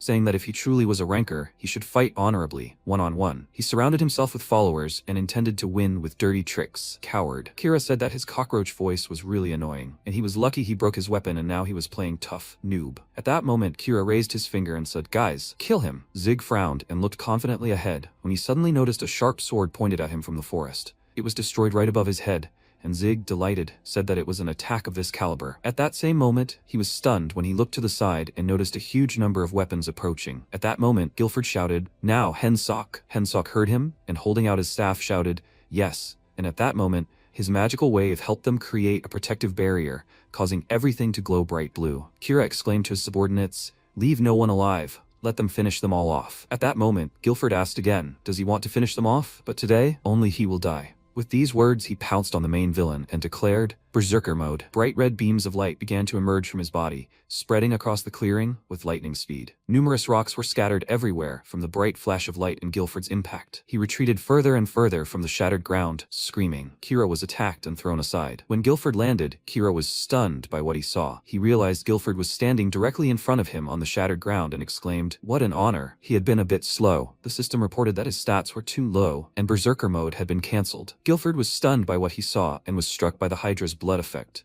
His health and stats were reduced by 50%. Zig, meanwhile, grinned, grabbed his chin, and thought he was a genius. A second before his death, he opened his inventory and pulled out the log armor. Log armor is a log-shaped suit that protects the entire body, but it's so heavy that the user can't move. He knew the Red Tigers would handle everything themselves, and it was time for him to log out. He tried to log out, but looked questioningly at the system. As he looked around, he wondered how they managed to lose. He stood there dumbfounded for a few more seconds, and after a while, the system reported that he'd received the Hydra's blood effect, reducing his health and stats by 50%. He realized, Hydra's blood? The outline of a terrifying beast appeared in his mind. It was an item dropped by the Hydra, the boss of the Kadria dungeon. It's a powerful poison that instantly reduces health and stats. When he thought back to his breakfast, he realized, had someone poisoned it? But that was very strange, since the food had been delicious. At that moment, Guilford and Kira's swords clashed. Bright sparks of light erupted, and Guilford struggled to withstand the blow. He felt another bright beam of light above his head, and Kira realized he was a damn monster. He was at this level, even after being poisoned. Were his attacks really not working? They were at a disadvantage. He knew they needed to get the NPC out of here. They had to start moving now. At that moment, he turned away from his enemy, who was dumbfounded by what he saw. Meanwhile, Kira's subordinates pursued Zig and shouted at him to stop immediately.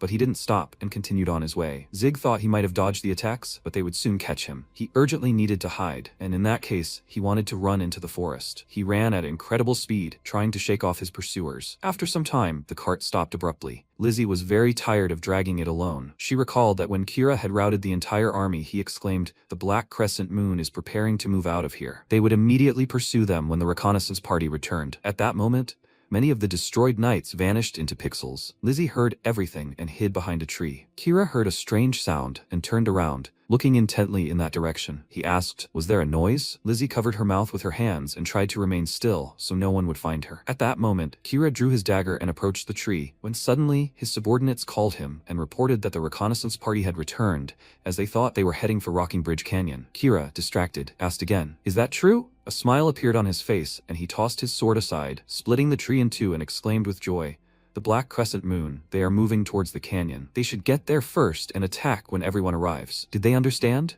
His subordinates bowed to the floor and shouted back, "Yes." Lizzie was hiding behind that same tree cut in two. She managed to catch her breath from fear, and now realized that if this was the same guild, they were hired killers, and rankers at that. Judging by the number of bodies and belongings, more than half the expedition group was dead. If they fell into another ambush, the game would be over. She needed to warn them quickly. She ran at incredible speed, when suddenly a giant monster appeared in front of her. Lizzie was dumbfounded and couldn't move from terror. The creature began to reach its huge paw towards her, and Lizzie began to squeal in fear. The ogre made eerie sounds and growled. Lizzie was so frightened that tears began to spill from her eyes, and she suddenly grabbed her cart and ran in the other direction, shouting, "Where did the yellow ogre come from?" The ogre pursued her with incredible speed, and suddenly she hit a stone. When she felt this, she froze and fell straight to the ground. When she rose, she found herself completely covered in dust and cried out in pain. At that moment, the ogre was already approaching her, and Lizzie was stunned with horror and didn't know what to do. She remembered that her boss had once approached her at work and handed her an envelope, saying it was a bonus. She asked again, "A bonus?" He replied, "Yes, she had tried so hard, she should buy herself something." She realized that she could start studying if she added a little more money to the money she had set aside. After counting the money, she arrived at the piano academy. Entering her classroom, she closed the doors and heard strange sounds. When she picked up the phone,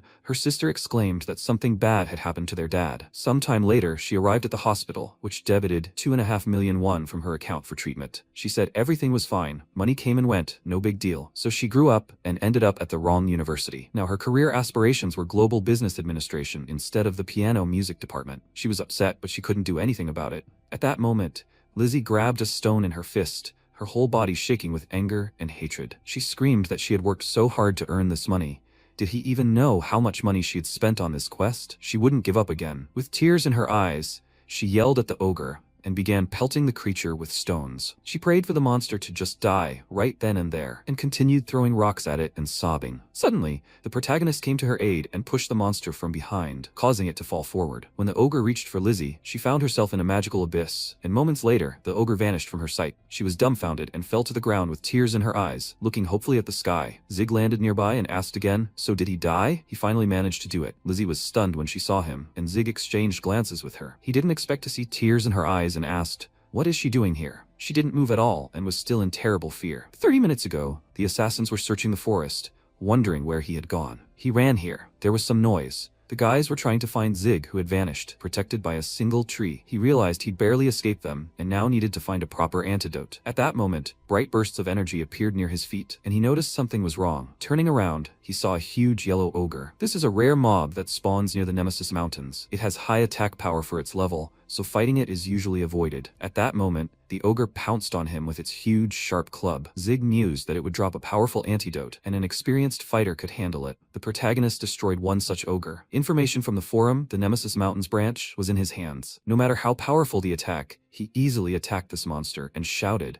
that an attack is useless if the ogre can't hit its target. He confidently looked ahead, straight into the monster's eyes, and after a moment, after delivering several more fierce blows, the monster lost its strength. The protagonist grabbed a branch and shouted at him to stay put. The ogre began to run away from him. Zig picked up the potion and drank it. The system reported that it was a major antidote that combined the effects of other antidotes and eliminated any abnormal condition. Lizzie replied that he was lying. He meant to say he killed that yellow ogre? The protagonist repeated, "Yes, can't she see? He had become an ogre vanquisher." The system reported that ogre vanquisher is the title of one who strikes fear into the hearts of ogres. His attack power is indeed weak, but it's enough to kill the monster before it dies. Lizzie frowned and wondered in her mind, did he, with the blacksmith profession, really kill the monster? At that moment, Zig raised his hands in joy and exclaimed that he was healed. Lizzie, watching his actions, thought it didn't matter.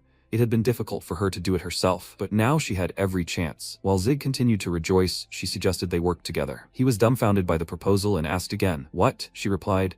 "He wants to complete this quest too, right?" She had a plan to get rid of the Black Crescent. After some time, the group of knights found themselves near a wooden bridge. Guilford's subordinate reported, "Commander, there's a bridge ahead. They're almost there." Guilford confidently replied, "No, it's not over yet." At that moment, a bright beam from the attack flashed right in front of him. Kira flew to the side and, pausing, tried to catch his breath, muttering that he was impressed. He was sure he'd hidden his presence well. But how had he guessed that? Guilford looked up at him and replied that he should chalk that up to adult experience. At that moment, Kira snapped his fingers and declared that he was talking so much, but in the end, he would be destroyed by this trifle he called him. A multitude of spears began to spread around the knights, approaching their faces. The knights tried to resist these attacks to avoid being hit, but many of their weapons were shattered into pieces. Guilford shouted for everyone to prepare. They must act now. His hensock exclaimed, "Yes," and at that moment used his wall skill, just as the assassin slit his throat. Guilford cried out in horror, "Hensock, no!" Kira pounced on Guilford while he was distracted and began attacking him. He bit his lip in satisfaction and remarked that it seemed Guilford's stormy reputation was exaggerated. He only had one final blow left. At that moment the cart stopped abruptly, and Kira heard the creak of wheels and turned in that direction. The sounds continued, and at that moment, Zig arrived, waving his hand at him and yelling that he was a petty thief. Kira watched in disbelief as he approached and realized he was up to something. Zig pulled the cart straight towards his opponent and shouted at him to catch the gift. Kira grabbed his dagger and immediately decided to pounce, saying he'd heard he'd escaped, but now he'd returned. It seemed he really wanted to die. Suddenly, his weapon vanished from his hands, and he couldn't figure out what that smell was. Kira yelled that he had to take the gift now. He threw a fiery bottle toward him, which began to spread flames everywhere and eventually hit his boots, shattering into pieces. Zig exclaimed, "Now!" At that moment, a bright fiery explosion occurred, destroying their opponent. Kira screamed in horror and pain, unable to escape the flames. A moment later, Lizzie arrived, her hand clenched into a fist with confidence. It turned out they were harnessing the explosive spirit's power from the barrels. Some time ago, Lizzie had opened one of the taps and said she'd bought the barrels because the dwarves loved it. Just the smell told you how strong the alcohol was. When she poured a drop onto the ground, she offered to let Zig demonstrate. She lit a match and tossed it toward the drop. A bright, fiery explosion erupted where the fire and alcohol met. She remarked that even a few drops exploded on contact with fire. If they could pour it all on Kira and then set it on fire, it would explode and kill him. Even a ranker would die from that. He's an assassin after all. It wasn't such a bad plan. But before she could finish, Zig suddenly replied that he didn't even know. Lizzie frowned, confident in her idea, and asked, "What does that mean?" He replied, "Let's say they somehow get rid of Kira, but what about the rest of the assassins?" At that moment, Lizzie considered whether they could blow them up along with Kira. He replied that there was no chance that idiot would be standing next to the group. He was confident he'd get to the most visible spot while the others hid. Lizzie suggested that if they got rid of Kira, then, but before she could finish, Zig said that it wasn't a problem that could be solved by killing the leader, because there were too many of them. Lizzie asked, then what was he proposing? He had a better idea. He asked her to consider this. They needed somewhere to hide before the attack. The plan was simple. They would blow up all the possible shelters nearby, causing the assassins under their command to scatter in all directions in terror and pain. The flames would spread throughout the forest, through which Lizzie would be making her way alone. At that moment, she realized everything had worked as he'd said. Then Zig told her he'd show her the places where, if detonated, the canyon would collapse, and when he gave the signal, she should detonate all the barrels. Lizzie couldn't believe he'd even thought of destroying the canyon. Who was he? At that moment, all of the assassin's subordinates were also destroyed and were at the very center of the fire. Zig, who looked up to notice what was happening, exclaimed in surprise. He smiled and said he'd had his doubts, but everything had worked as planned. The more he learned about structure skills, the happier he became. He needed to do more research when he finished the quest. At that moment, someone's fiery foot stopped not far from him. The guy asked where he was going. Zig turned around in confusion and noticed his enemy attacking him right in the fire. Zig tried to block the attack, but a bright beam of purple light began to spread everywhere. The boy paused, and the protagonist tried to catch his breath, wondering how he'd survived such an explosion. He was a typical ranker, nothing but monsters. The enemy said he'd regret what he'd done and how he'd angered him. Kira smiled at him, steam pouring from his ears and mouth. He glared at the protagonist,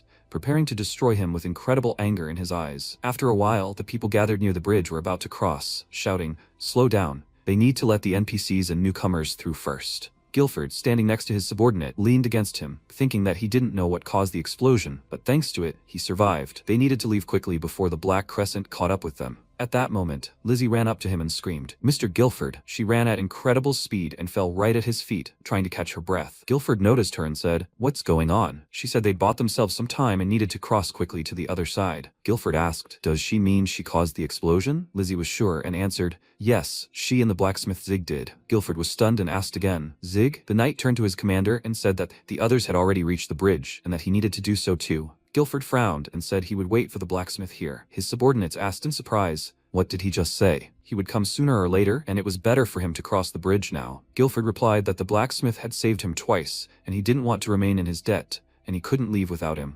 Meanwhile, Zig, engulfed in flames, was trying to defeat his opponent. Kira, in earnest, used his skill, but Zig shattered his weapon in two. When a piece of the weapon fell right next to Kira's feet, he grew angry and said that this was also the skill he had used earlier. Everything around him was in flames, and their struggle continued. But did he really think he could be defeated with such petty tricks? Zig replied that this was the voice of a man who couldn't straighten his back due to fire damage. He was doing nothing but whining when suddenly his entire arm glowed with bright bursts of magic, and Zig was forced to bend over. He started screaming, blood pouring from his mouth. He didn't understand where the sudden damage came from. Kira approached him and explained that this skill was called a residual trace attack. Just don't tell him he planned to keep dodging and using these pathetic attacks until the end. He should know his place, you idiot. Zig's body began to shake, and he didn't know how to get up. Kira ominously muttered that he was beating him like a regular bug. At that moment, he swung his foot straight at Zig's head, who cried out loudly, "Now!" Kira was stunned and didn't understand what he meant. Had they really not detonated all the bombs? When he turned around, he noticed something was wrong, but Zig was able to distract him and run away. Kira exclaimed that he was a freak when he realized his own, and Zig exclaimed, "So who's the idiot now?" He fell for such a simple scam. At that moment, Kira found himself near the entrance to the Nemesis Mountain Cave. When he entered, he uttered a terrifying remark that he almost caught that freak, but he wished he could beat him in real life until he died. A bright flash of light erupted near him, and he didn't understand what had happened. Kira staggered back from the attack and realized, "Is that really a cookie?" At that moment, Zig approached him and let out a loud cry of damage. He was so enraged that he approached him from behind and attacked his opponent. He exclaimed, "Great!" He hit the right spot this time, when suddenly his opponent vanished from the spot and moved behind him. Zig exclaimed, "What?" The system reported that it was a hidden assassin skill, Shadow Decoy. It summons a clone that moves like the main body but disappears after taking damage. Kira pounced on the protagonist from behind and overpowered him with his legs. Zig cried out in pain and began to fall to the ground. When Kira approached his attacked opponent, he said that he must admit that he had been tough to deal with. Maybe even tougher than Guilford, but this was the end. The games were over. But before he could finish his sentence, his legs were suddenly enveloped in magical green threads. He asked again, "What is this? What's happening this time?" Zig grinned and exclaimed, "Can you see? There are no items or monsters in this cave, but there is one interesting plant here. He can twitch, but he won't be able to escape. The system reported that this cave vine is level 33, grabs any nearby objects, and disappears on its own when the capture time ends. Kira couldn't move and didn't know what to do. Zig watched this unfold, thinking that the stakes were high, but it worked. He needed to watch where he stepped. The veins on Kira's face bulged with anger, and he exclaimed that he was just a freak and would use tricks until the very end. What would he do now without combat skills or weapons? At that moment, Zig grabbed his sword and declared that he didn't need it. He had killed a giant stone golem with this. Had he heard of this frenzied mode? By this he meant a long staff, and Kira asked in confusion. His secret weapon was a regular pickaxe? He shouldn't make him laugh. At that moment, the protagonist swung the pickaxe and shouted that they would now see if this was normal or not. Kira was dumbfounded by the attack and squeezed his eyes shut. When Zig struck the wall, it glowed with magical light and stones scattered everywhere. The entire wall began to glow through the cracks, and Kira couldn't understand. He was an idiot. He couldn't even hit his real target. Zig replied,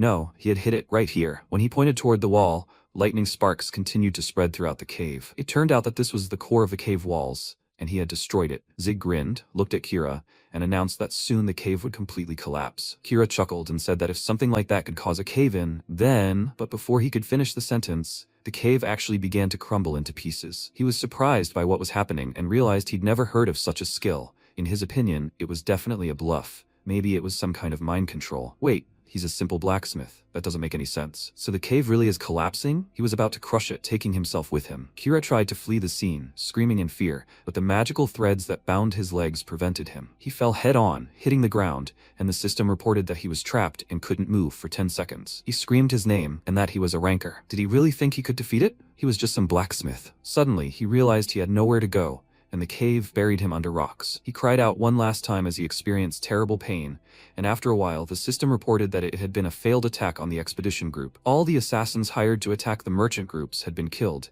and the Black Crescent Guild members would be punished for failing the quest. Meanwhile, the people gathered near the bridge continued to persuade the commander to cross. Frankly, it was easier for them to admit that Zig was dead. Guilford replied that he didn't look like someone who could die so easily, and his subordinate agreed, as he had hoped the boy would come. At that moment, Zig exclaimed that they better watch their words. He had managed to escape the cave and reach them alive. Despite being covered in bruises and blood, Zig still straightened up and declared that he was alive right here, just in case. The knights exclaimed in surprise that he had returned in one piece, and Zig asked again, where did he look whole? But without that item, he would definitely have died. It was the ring on his finger, the one he bought from that same Lizzie. He knew he only had one chance. He wouldn't make it to the cave exit in time, but with this ring, please, he could. He used the ring's magical powers, and it teleported him 4 seconds later, right next to the entrance, which had been blocked just moments after he'd found himself outside. He was glad that thanks to his wits, he'd managed to survive in such a situation. But it was still robbery, since the ring wasn't worth the money. But he thanked the con artist for it. Lizzie thought he'd only had a defective and useless item, but he'd still found a use for it, and survived. Even against a ranker, guys like that were rare, and she needed to find a way to make him her slave. Lizzie came closer and said, as he saw, she told him so. He should be grateful to his friend Lizzie. He replied that she hadn't even told him her age, and at that moment, Guilford chuckled, saying that it was amazing and that he defeated Cyrus single-handedly. Zig replied that, unlike some shaggy old man who only knew how to talk, he'd actually done it, and Guilford got angry and shouted, what did he just say? He had his own problems, okay?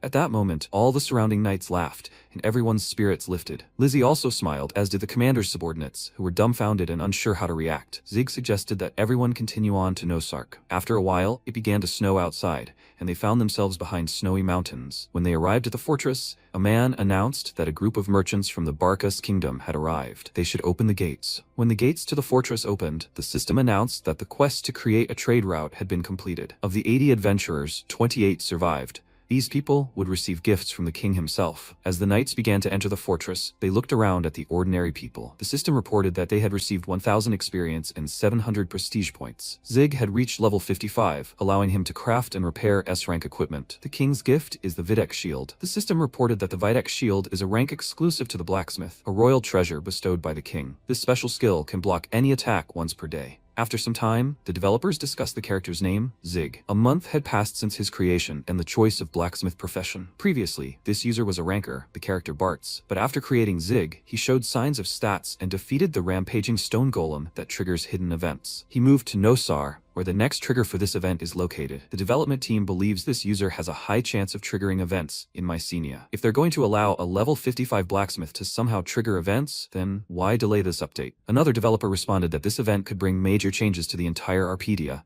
and if it were to overlap with the update's release, users might get confused, and something unexpected would happen. They should listen. The department head is like that. His words make no sense. The appearance of the rampaging stone golem took almost 3 years, 3 whole years, and he's telling them they need to maintain the update because of the blacksmith's low level? Is he willing to take responsibility for the negative consequences of delaying the date? Kim bowed his head and replied sheepishly that, in the long run, it would be the players. But before he could finish his sentence, the director suddenly entered the office and announced that he would take responsibility for what was happening. At that moment, the developer turned to him, bewildered. Seokjin scratched his head and apologized for being late, saying he'd been so caught up in preparing for the meeting that he'd forgotten about it. Seokjin laughed, and the developer asked him to sit down, then asked him what he meant by that. He'd said he'd take responsibility, so they should delay the update. His colleague asked, but why? He also believed the blacksmith would trigger the events. Seokjin adjusted his glasses and replied that it was just one small detail. He'd actually like to add a few things to this update. He was asking for some time to implement them. At that moment,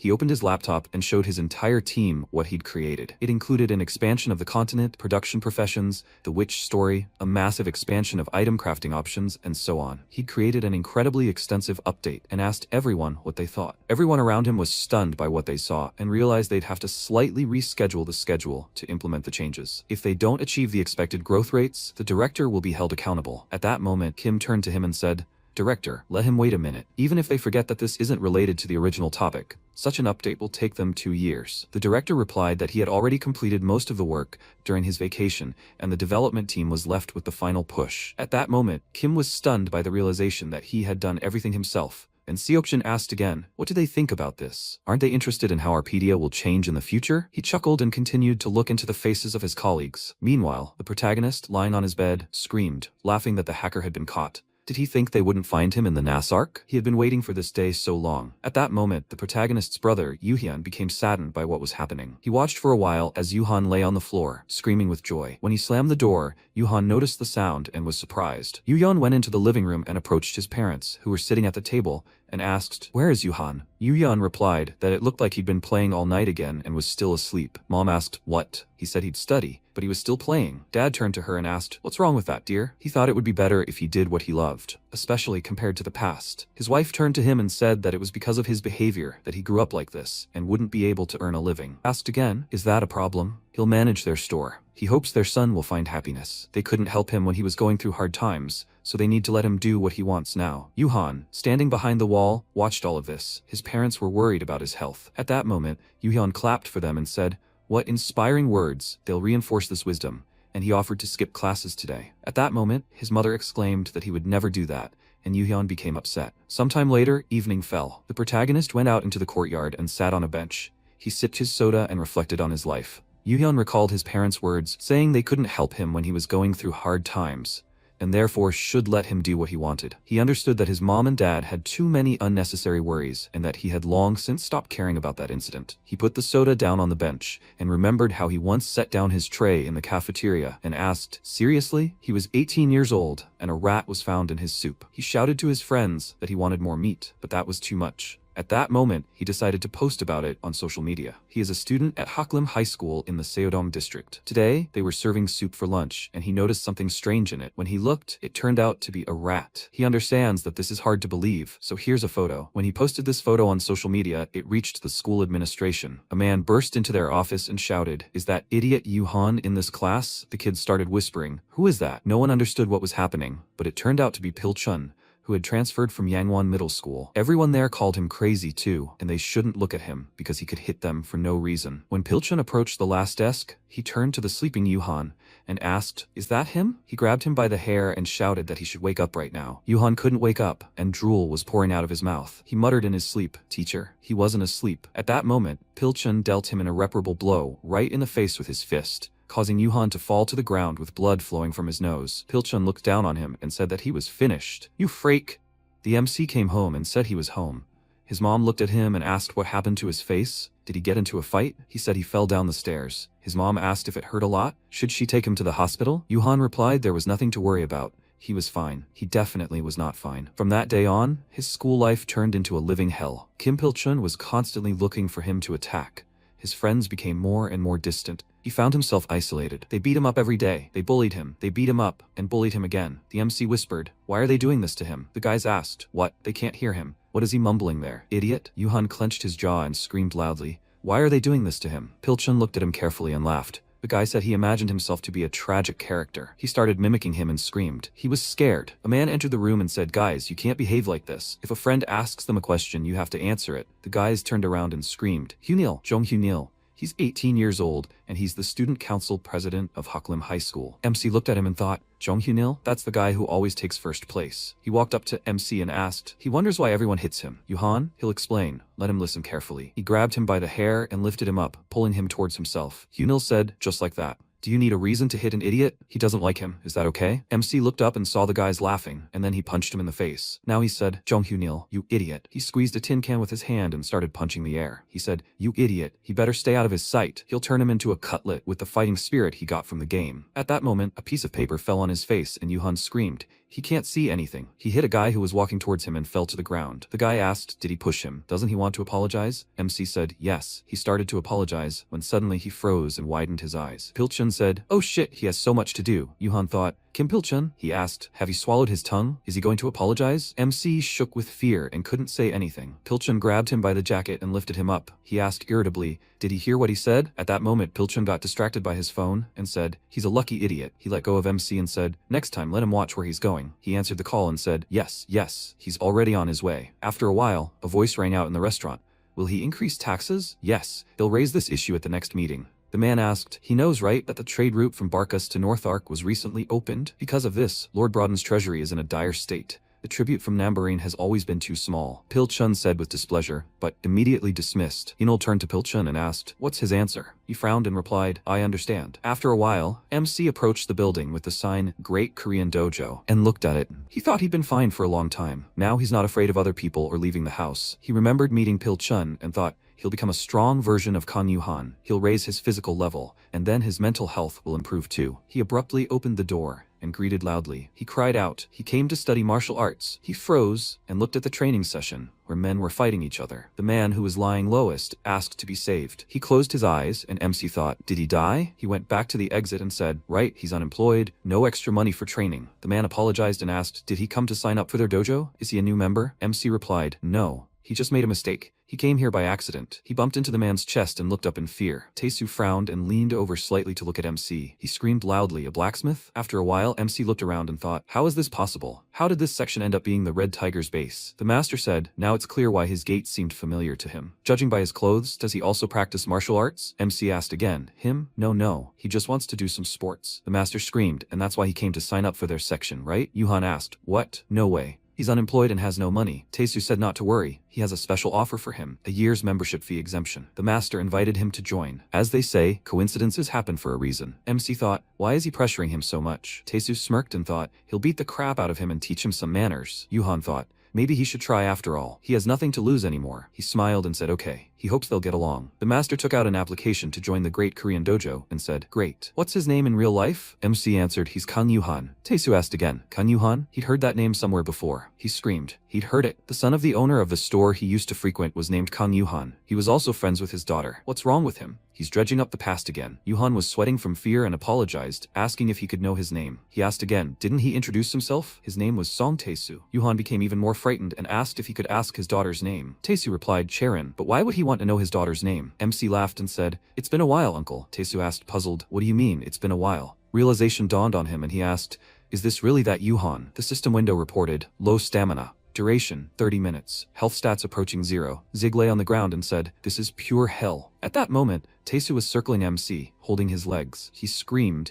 It could be considered fate that brought them together again. He would personally train him. After finishing this hellish training, he somehow dragged his exhausted body home and logged into Arpedia Online. He thought he would get a quest from the dwarves, and after completing it, he would level up, and maybe he would master a hidden skill, but it was not to be. MC was thrown out of the forge many times, and he said with tears in his eyes, he, of course, knew that dwarves are a very withdrawn race. Some time ago, the dwarves asked with displeasure, and how can a human be useful? He wants him to say this to him in exchange for thanks?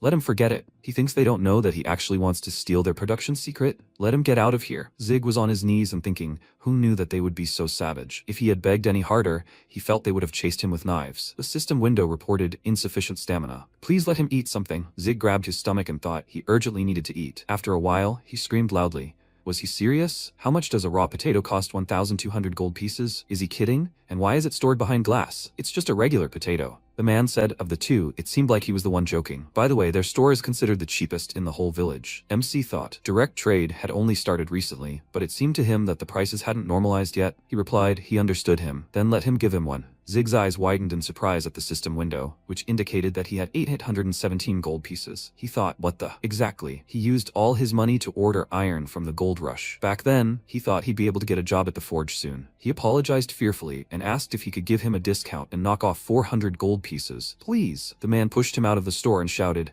get out of here. MC was currently lying on the ground, wondering how long it had been since he'd eaten anything. Maybe he should just die? If he dies, his stamina will be at maximum after he revives. He can't die. How much effort and nerves it took to level up. There's no choice. He'll have to sell it to save his life. The system window reported that this was a rank A Videx shield, only for the blacksmith. It was a royal treasure gifted by King Barkas. The special skill can block any attack once a day. Zig hugged the shield and thought with tears in his eyes. He really liked this special skill, and it was a shame to sell it, but since it was rank A, he wouldn't be able to use it for a while. Besides, he's unlikely to make money repairing weapons in this village. Gali approached him and said, human, he likes his shield. Maybe he should sell it to him? MC asked again. Is this it? He didn't even know. It was so dear to him. He turned on merchant mode and thought, how come he immediately got a buyer? Is he lucky or something? Gali said, he says he values it. He's got it. He'll give him 5 big gold coins. He can't take more. Zig's eyes widened in surprise and he thought, is that 5 million gold coins? He held out the shield and said, here, let him take it. It's his. Gali said it's costing him a lot, but oh well. He poured the coins into his hand and told him to take it. MC looked at the 500 gold coins, puzzled, and asked, what? Gali said, bye-bye, and jumped into the car and quickly drove away. Zig loudly ordered his shield back. After a while, he was banging his fist on the door and ordering him to come out. Let him come out?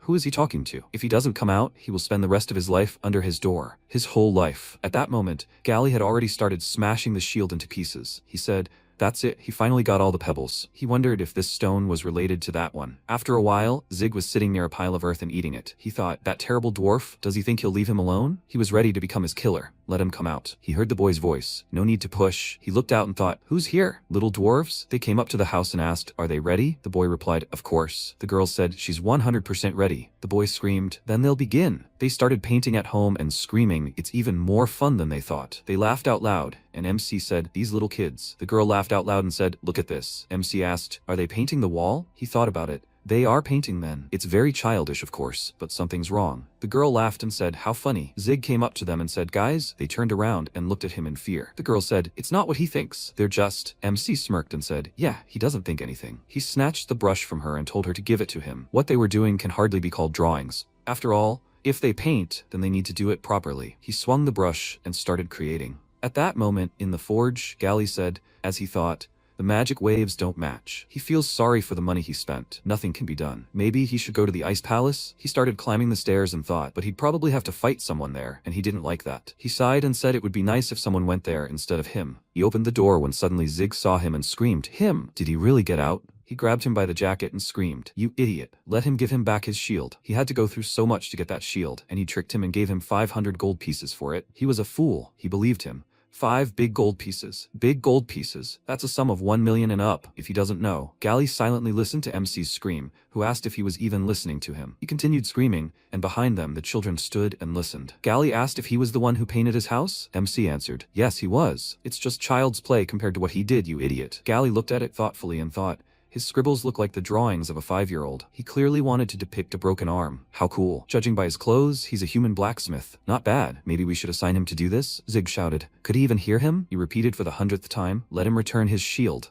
The children started to leave, and Gali said, the shield. Okay, he'll give it back to him. Just let him let it go. He shook the shards out of the bag and told him to take it. MC said, finally. He froze, seeing the shards, and asked, what are these? Gali asked again, what do you mean, what is this? It's the Videx shield he bought from him. On the ground lay a steel plate made of a golden mithril alloy, a sturdy shield handle, and a garnet filled with magical power. Zig asked again, disassembled? Gali answered, yes. He took it apart very carefully. He just needs to put it back together, and it will be exactly like the old one. He's a blacksmith, so reassembling it will be easy for him, right? MC's face darkened and asked, did he take apart his shield? Gali replied, yeah, so what? Zig grabbed him by the shoulders and said, that's it. He happily asked him to please tell him how he did it. He thought that the standard skills blacksmiths have are creating and repairing weapons. And to make a weapon from expensive materials, you need to follow the instructions. However, Making a mistake in manufacturing can lead to losses. What if this failed weapon can be disassembled? It will be possible to recycle the used materials and create new weapons that no one knows about. This way, you can even create items with unusual characteristics. It turns out that existing items can be modified however he wants. He urgently needs to learn this skill. The shield is not the most important thing right now. He grabbed Gally by the shoulders and asked him to teach him. Gally replied, okay then. Human, is he ready to become his apprentice? MC replied, he knows. He knows this dwarven philosophy of theirs, that they must preserve their craft from other races. He froze in surprise and asked, wait, what? After a while, Zig said, there was a smell of mold. Gally opened the doors to the basement and told them to follow him. MC looked down and asked, that's where? They started going down and Gally asked, does he know anything about Endurus? Zig replied, of course. It's a legendary monster that lives in the northeast of North Ark. It loves jewelry, so the dwarves appease the creature with gems and handicrafts.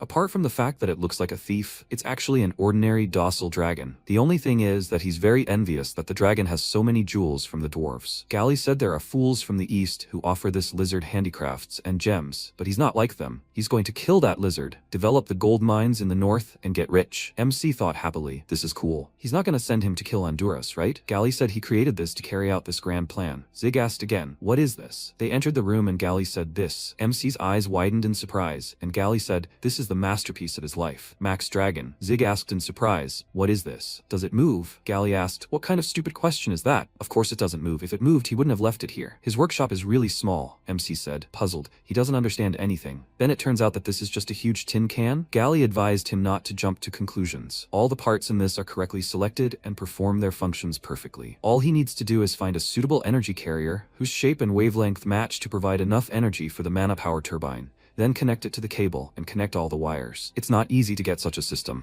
And that's what he thought of. You can use artificial mana power. Of course, this method has its drawbacks. For example, artificial mana power causes an overload which causes polar errors. Zig said, maybe we should try making a weapon out of it. Gally kicked him and shouted, fool, let him concentrate. The most important part begins from now on. MC replied, yes, let him continue. Gally said, okay, they'll get straight to the point. He has to go to the Ice Palace. Zig asked again, to the Ice Palace? At that moment, a loud scream was heard there, a fiery explosion. The player was fighting the undead, swinging his sword. He shouted, a powerful blow. Sia asked, is he okay? Jongsu replied, yes, thanks to her. It seems the rumors about this hidden dungeon Deborah are true. Sia replied, yes, even the monsters here are very familiar. At that moment, a bolt of lightning struck them, and the player cried out, Irene, what is she doing? She smiled and said, it wasn't intentional. Jongsu replied, yes, of course, it was on purpose. Irene asked, by the way, how did this dungeon appear if there hasn't been an update yet? Jongsu said thoughtfully, there are many different opinions on the forum about this. There were many theories, but I think someone explained 2 weeks ago how it finally appeared. Irene replied, surprised, I see. Sia turned around and thought, about 2 weeks ago she was clearing the dungeon, Deborah. By the way, after all. She remembered the conversation with MC and thought, she completely forgot to write to him. She was so busy leveling up. She will definitely write how this dungeon goes. She saw Loki covered in blood in front of her and screamed loudly in fear. She asked, oh my god, what happened to Loki? Jongsu asked, has he been fighting off monsters all this time? Irene said she will heal him now. Loki said to look. He pointed his finger to the side, and Jongsu screamed in fear. Monster? He ordered Sia to load the bow. She answered, yes. She drew an arrow and squinted forward. She said she can't see anything because of the thick fog. It needs to clear up. She saw MC and widened her eyes in surprise. She asked, what? Zig waved his hand and asked why the fog is so thick. Sia, she screamed in surprise. Zig, how did he get here? Gally said some time ago. The Ice Palace is a dungeon that appeared about 2 weeks ago at the end of the Northern Ice Valley, and these are the monsters that live in this palace. MC asked again, what? Aren't they Deborah's tree soldiers? Gally said yes, but if you look closely, they look a little different. He thinks this might be Deborah's secret development, and this creature can start that, as he said, tin can. Zig asked, a tree soldier perhaps? Gally replied, yes, if you didn't know, Deborah is a genius in magical engineering. Despite its small size, the heart this woman created for the new wood soldier possesses powerful energy. The heart of an ordinary wood soldier won't be enough. But if he could study the heart of the new creature, he could create an energy source to revive this dragon. Zig, this is a test for him. If he wants to become his disciple, then let him bring him 30 hearts of the new style wood soldiers. Currently, Sia asked, Zig, so he came here to complete a quest? MC replied, yes, he was going through hard times, so he had to. He thought, a terrible dwarf, but he spoke as if he was simply taking on an apprentice. Oh well, he was still interested in exploring the new dungeon himself. Sia smiled and asked if he wanted to join their guild. Jongsu said to join them. It wasn't by chance that they met here. He'll help him complete the quest, and he'll help them clear the area. Zig thought the number of party members was a bit overwhelming, and clearing it wasn't his goal. Irene screamed, what? How could a blacksmith be of any use to them? Sia looked at her with displeasure and asked, Irene, does she have something against Zig? Irene replied, no, she agrees. Zig said it was fine. He could handle it himself. Sia grabbed his hand and asked, why is he standing? They needed to go faster. After a while, Irene held her staff forward and cried out, "Light shield!" Provocation. Loki stepped forward and set up a defense block. Jongsu used a burst shot and a stone attack. All of this was directed towards the undead. After a while, Zig picked up the artifact, and the system window reported that he had obtained the heart of a new model wooden soldier. He said, "This is the last one." The system window reported progress on the quest Galley's Trial. The hearts of the new model wooden soldiers have been collected. 30 out of 30 have been collected. MC thought the quest was complete. They get along well with all the guild members. If they keep this up, they'll be able to clear everything in no time. The only thing that worries him is the unknown nature of this dungeon. Irene turned around and said, "Uncle, maybe he'll at least do something? Otherwise, he's selfish and only collects items." Sia said, "Irene, she's wrong. Zig is saving his energy right now. If he shows off his skills, she'll definitely be shocked. Right, Zig?" He smiled and replied, "Well, sort of." He thought, looks like he needs to do something now. Jongsu clapped his hands and said, "Okay, enough chatter. This is the boss room. We need to use the necessary items, grab our weapons, and go." Irene ran forward and cried out joyfully, "She's first." Sia said, "Irene, it's dangerous to go alone." What a fidget. Irene stopped when she saw the girl in front of her. She said, "There's a woman crying." She extended her hand to her and asked, "Let her excuse her. Is she okay?" Jongsu ran to her and ordered not to touch her. The woman grabbed Irene's hand and said, "She's caught." She changed her appearance and released a stone cloud. The woman said they dodged, so people only know how to run fast. "But what about him, kid? He's slow, so he couldn't escape." She looked at Loki and said, "Poor thing. Let him tell her where his friends went, who abandoned him here alone. If he tells her, she will spare his life, she promises." Loki used provocation and defense, and the woman screamed, "Okay, if he wants to die so badly, then she will do as he wants." Irene froze in fear, her eyes wide. She asked, "What was that?" "It was so creepy."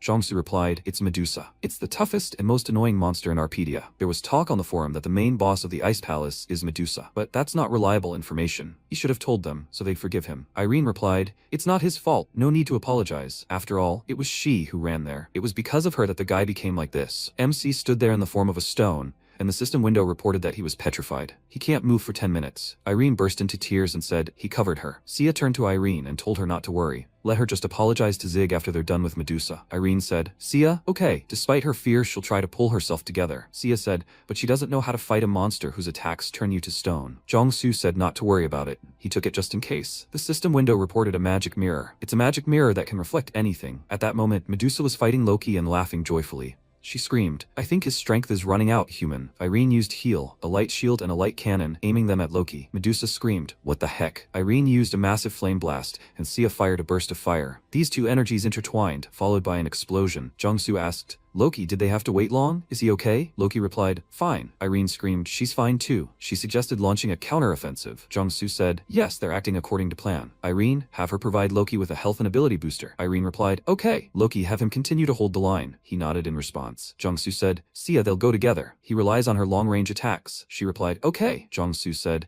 "Then let's fight." Irene cried out joyfully, "Good luck to them." They headed towards the Medusa, and MC continued to stand petrified. The system window reported that the petrification would be completed in 7 minutes and 17 seconds. Medusa thrust her hand forward and screamed, "Poisonous strike!" Jongsu ordered Irene to stay behind Loki. Sia, let her attack. Sia drew her arrow and screamed, "Now!" She unleashed a triple powerful strike and aimed the attack at the monster. Medusa clutched her head and said, "Idiots, they finished." Jongsu cried out, "Loki!" He swung his arrow and attacked Medusa, sending her flying. She said, "Terrible people. Are they trying to anger her so much?" Jongsu screamed. This is the second petrification attack. He ordered everyone to hide behind the columns. He told Loki to do a provocation strike. The Medusa said, "Stone." She screamed loudly, "Hurricane." Jongsu took out a magic mirror from his inventory and held it in the direction of the Medusa's attack. He held the attack with great difficulty and directed it in the opposite direction. Shards fell to the floor, and everyone shouted joyfully and rushed to Jongsu. Irene asked, "Did their plan work?" Sia said, "Everyone did a great job." "So the Medusa is dead?" Jongsu answered, "No, not yet." Irene screamed, "What?" Jongsu told her not to be afraid. The petrification attack reflected through the magic mirror onto the Medusa,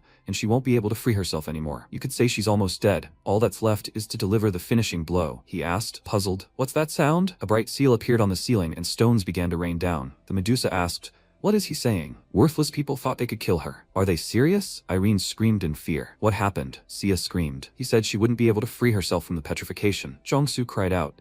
He didn't know how this had happened. He suggested they prepare for battle again. Medusa directed her mana towards them and said, "Life-stealing." Sia's life status began to rapidly decline, and she wondered in surprise, what the hell? Her health level. Everyone fell to the floor except Jongsu. The system window reported that the passive skill Wizard Spirit had been activated. Fainting resistance. Jongsu wondered, life-steal? Medusa didn't have that ability. And why did she break free from petrification again? I don't care. He held the mirror in front of him again and thought, he'll use the magic mirror again. Medusa cast a stone hurricane and directed it towards Jongsu. The system window reported a state of petrification. The state is active as long as the caster is alive. The Medusa picked up the mirror and said, a magic mirror? How long has it been since she saw that? This vile mirror is her only weakness. But that was before she met Deborah. Now these childish tricks won't work on her. After all, Deborah has bestowed her with her power. The system window reported Deborah's blessing. This activates automatically when health drops below half. Resistance to all attacks increases, magical defense is significantly increased, and the ability to use some of Deborah's magic becomes available. A Medusa who received Deborah's blessing. The Medusa became many times stronger after receiving power from the legendary witch Deborah. The Medusa screamed. Now she has become omnipotent and invincible. Jongsu thought, nightmare. Everything is not as he thought. This Medusa is different from the Medusas from other dungeons. The Medusa told them to consider themselves lucky. Finally, she uses Deborah's own magic on them. She directed energy towards the players and said, Dark Gate, is this the end? At that moment, MC grabbed a sword and chopped off the Medusa's head, throwing it aside. The system window reported that they were freed from petrification. Sia asked Zig. The system window reported he defeated the Medusa. Zig's lips began to tremble with tension. He cried out, nightmare. Some time ago, he asked Gally if he could use his forge before leaving. Gally asked, forge? And what is he going to do? Zig replied, he was thinking of making himself a weapon out of this, just in case. He thought, everyone calls him the Bolden King of Repairs, but his weapon creation skills are no worse. Of course, due to his low level, he won't be able to make a rank A Videx shield again. But instead, using the shield's components, he can make a weapon suitable for him. The system window reported, the Maiman sword, rank C. Attack power, 90, durability 80. Magic attack power, 3%. Physical attack power, 5%. An item exclusively for the blacksmith. Special skill. This weapon can deal a 100% successful hit, but only once. MC looked at this happily and thought, the whole problem is that this special skill is one-time use. At this moment, Zig burst into tears and clutched the sword to himself, thinking it was so precious to him, and he wanted to use it in case of emergency. But in the end, he spent it on some Medusa. Did he need it more than anyone else? Suddenly, he felt himself being lifted and cried out, and everyone cheered and started tossing him in the air. Sia asked how he defeated Medusa with one blow. Jongsu cried out, Zig, he is incredible. They lowered him to the ground and he asked, wait, what are they doing? Sia asked again, what is he doing? No need to act like a modest boy. Irene said, yes, that was very cool. She didn't expect this from a blacksmith. She was completely shocked. Zig said, no, he's not like that. Sia said, look, he sees. She told you Zig is incredible. He was covered in mana, and Irene cried out with joy. Everyone was covered in mana and teleported away from the cave. The system window announced a secret room in the ice palace. Irene looked around and asked, what the hell? She thought they'd been tricked. There's nothing here. Jongsu said, yes, there really is nothing. Isn't this a reward room? Since the room is called secret. Come to think of it, it's strange that no one has managed to clear the dungeon yet. Perhaps Medusa wasn't the main boss. Zig said he didn't think so. Medusa is on the list of boss characters. She even had hidden abilities. He thinks this room hides some kind of secret. He fell to the floor, tearing off part of the stone he was lying on. Sia cried out in fear, Zig, is he okay? His eyes widened in surprise, then he grabbed his head and laughed. He fell to his knees and continued laughing loudly. Jongsu looked at him, puzzled, and asked, what's wrong with him? Sia replied, she doesn't know. MC ran up to Sia and said, look, it's lime. She replied, yes. Zig screamed and it was smeared all over the table. They still don't get it? Jongsu cried out, I get it. There's definitely a reason why lime was smeared on the stone table. That's what it means. MC said, that's right. He walked up to it and said, structure. He saw cracks and started hitting it. MC destroyed a layer of the table and said, the secret is hidden inside. Everyone started looking at the drawings on the table, and Irene cried out, this guy is incredible. She knew she could trust him. Sia asked in surprise, how did he find it? MC replied, well, it's pretty simple. Sia pointed at the table and asked, what is it? It looks like a fresco. Irene said, there's something written here. She spoke thoughtfully, but the letters are kind of strange. Jongsu said, wait a second. He'll read it now. He adjusted his wizard glasses,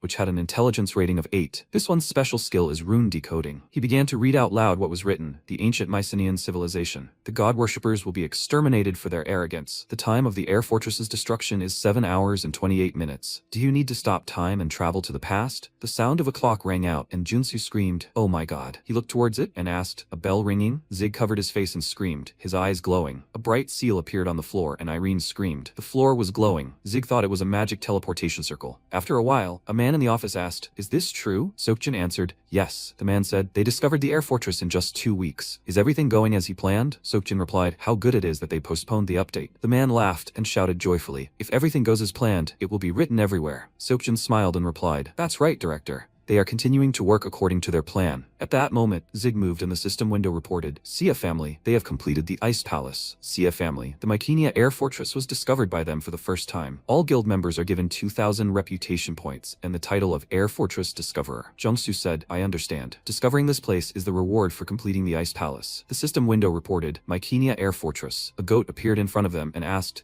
Are you the Sia family guild? He came out to greet them. The system window reported, Mycenia Air Fortress, Royal Palace. The goat said, Your Highness, guests have arrived. They answered, Let them enter. The players started chatting. What's going on? They themselves don't understand. They entered, where the knights greeted them. The king announced that he is Ivani III, the only king of the kingdom of Mycenia. The system window reported that Ivani III is level 120. He is the spirit of the king of the ancient kingdom of Mycenia. Sia screamed in fear. A ghost. Jungsu asked her to calm down. It's not a ghost but a spirit. Sia asked again. A spirit? Jungsu answered, It's a spirit that couldn't pass away because of its attachment to this world. It's a ghostly monster. Sia cried in fear and screamed. She was right. He is a ghost. Irene thrust her staff forward and said, There's no need to be afraid, Sia. She'll quickly send him to the next world now. Lightning. Jungsu interrupted her and screamed, Irene, stop. Sia grabbed her, and Ivani said, For the first time in 300 years, he's welcoming guests. He asks them to calm down and listen to him. Their kingdom of Mycenia prospered for thousands of years.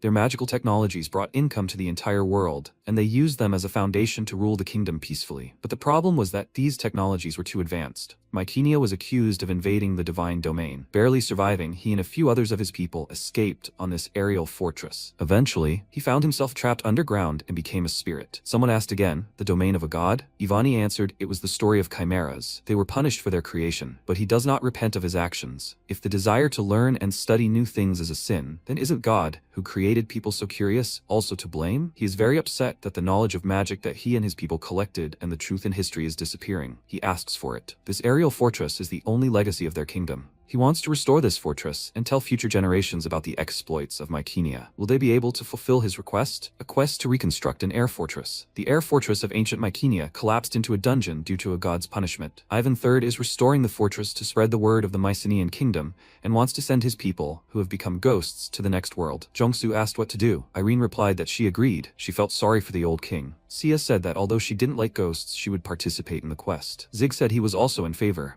After all, quests are hidden, a rarity in the game. He thought about it. A peculiarity of Arpedia is that refusing a quest can lead to an unexpected fight, and if you fight these guys, you're guaranteed to lose. If the reward is so-so, you can abandon it mid-game. Great, then they accept the quest. The system window reported that he had registered for the quest. Each participant is given suitable personal tasks. The system window reported a task for the blacksmith Zig. He needs to restart the fortress's air reactor. To do this, he needs to repair it by crafting the broken parts. Prerequisites: Precision Assembly Skill Level 6, craft 3 large gears, and craft a power regulation device. Zig asked why the conditions were so difficult. Precision Assembly Skill Level 6. How long will it take? This skill is currently unlearned. Sia smiled and asked, What tasks did they get, guys? She was instructed to go to the Elven Forest and retrieve some kind of stone. Jungsu said he needed to draw a floating magic circle at the very base of the fortress. It looks like he'll have to go to Norton Tower to learn hover spells. Irene clutched her head and asked if she was instructed to collect holy water in Ramna. Where is that anyway? Loki said he needs to track down Deborah's location. MC thought maybe his task is reasonable. After some time, the snakes reported that these were gifts that the king had prepared especially for them. The king hopes they will make every effort to restore the aerial fortress. The players said in surprise, all the items look incredibly cool, and needless to say, they're all epic level. Incredible. They haven't even completed the quest yet, and they're being given this. The system window reported, C rank, Sacred Rune Jacket. Its defense is 75 points, and its durability is 80. This increases mastery by 10 points and stamina by 100 points. It's an exclusive item only for artisans. This is a coat worn by ancient masters. Zig looked at it and thought happily, full stamina restoration? He just accepted the quest and already receives this. So what will they give him after completing the quest? Is it just his imagination, or is this the largest quest in history? Jongsu asked, His Majesty, may I ask him a question? Ivani replied, Yes, let him ask. Jongsu spoke, saying that they were his first guests in 300 years. So 300 years ago, the witch Deborah visited him? Ivani answered, Yes. This ungrateful woman promised to restore the fortress, but instead, she scouted out Mycenia's lore and fled. Jongsu thought, so that's why the Ice Palace is connected to this place. Zig said, His Majesty, he has a question too. Ivani asked, What is it? Zig asked, Well, where do you need to go to get to the ground? Ivani looked at him puzzled and then said, I don't know. He's never tried to get out. At that moment, the players were standing outside and watching. The girl asked, Is that the Ice Palace up there? There had been no news of anyone completing it for 2 weeks. The guy asked, How hard is it to get through? Legis approached them and greeted the adventurers. The guy looked at her and asked, Is it them? Legis smiled and said, Did they bring a magic mirror with them? The guy asked again, why do they need that? Legis said, look, you can tell he didn't search the internet. They say the boss there is the cruel and nasty Medusa. The guy asked again, what? Medusa? How can there be a Medusa? Oh no, he doesn't have a magic mirror. If he turns to stone, what should he do? Legis said cheerfully. That's exactly the moment he might need a merchant like her, right? Okay. She spread a blanket on the snow and laid out the artifacts. She told them to come up to her and not be shy. She has magic mirrors at a really good price. At that moment, the ice behind her began to crack and the players tumbled out, screaming loudly. They fell onto the ice, and above their heads was a sign that read, Discoverer of the Air Fortress. Zig said, look, they see. He told them that if they dig in the direction where the wind blows, they'll definitely get out. But where are they now? They looked around, where a lot of players had gathered near them, and asked, what? These people came out of the wall. You need to look at their titles. It says they are the Discoverers of the Air Fortress. What kind of air fortress is this? Some new dungeon? Has another new dungeon come out? Someone shouted, let them come here. There's something going on here. A friend just told them that those who have completed the Ice Palace have appeared, and the pioneers are called the Sia family. Let them quickly call Gilm. After a while, MC stood in the bathroom and held his head. He said, he's in trouble. Sia said a while ago, we can't discuss the quest here peacefully now. Junsu replied, even if she doesn't say anything, there wasn't such a fuss, even when the zombies opened up. It can't be helped. How about we talk in real life? Irene screamed joyfully. Okay. MC held his head and screamed loudly. He's lost. He's against it. He thought he had a really cool image in the game, but if they saw him in real life, they would definitely be disappointed. A nightmare. Maybe he shouldn't go? Terry greeted them and said, she's with them. The in-game nun Terry.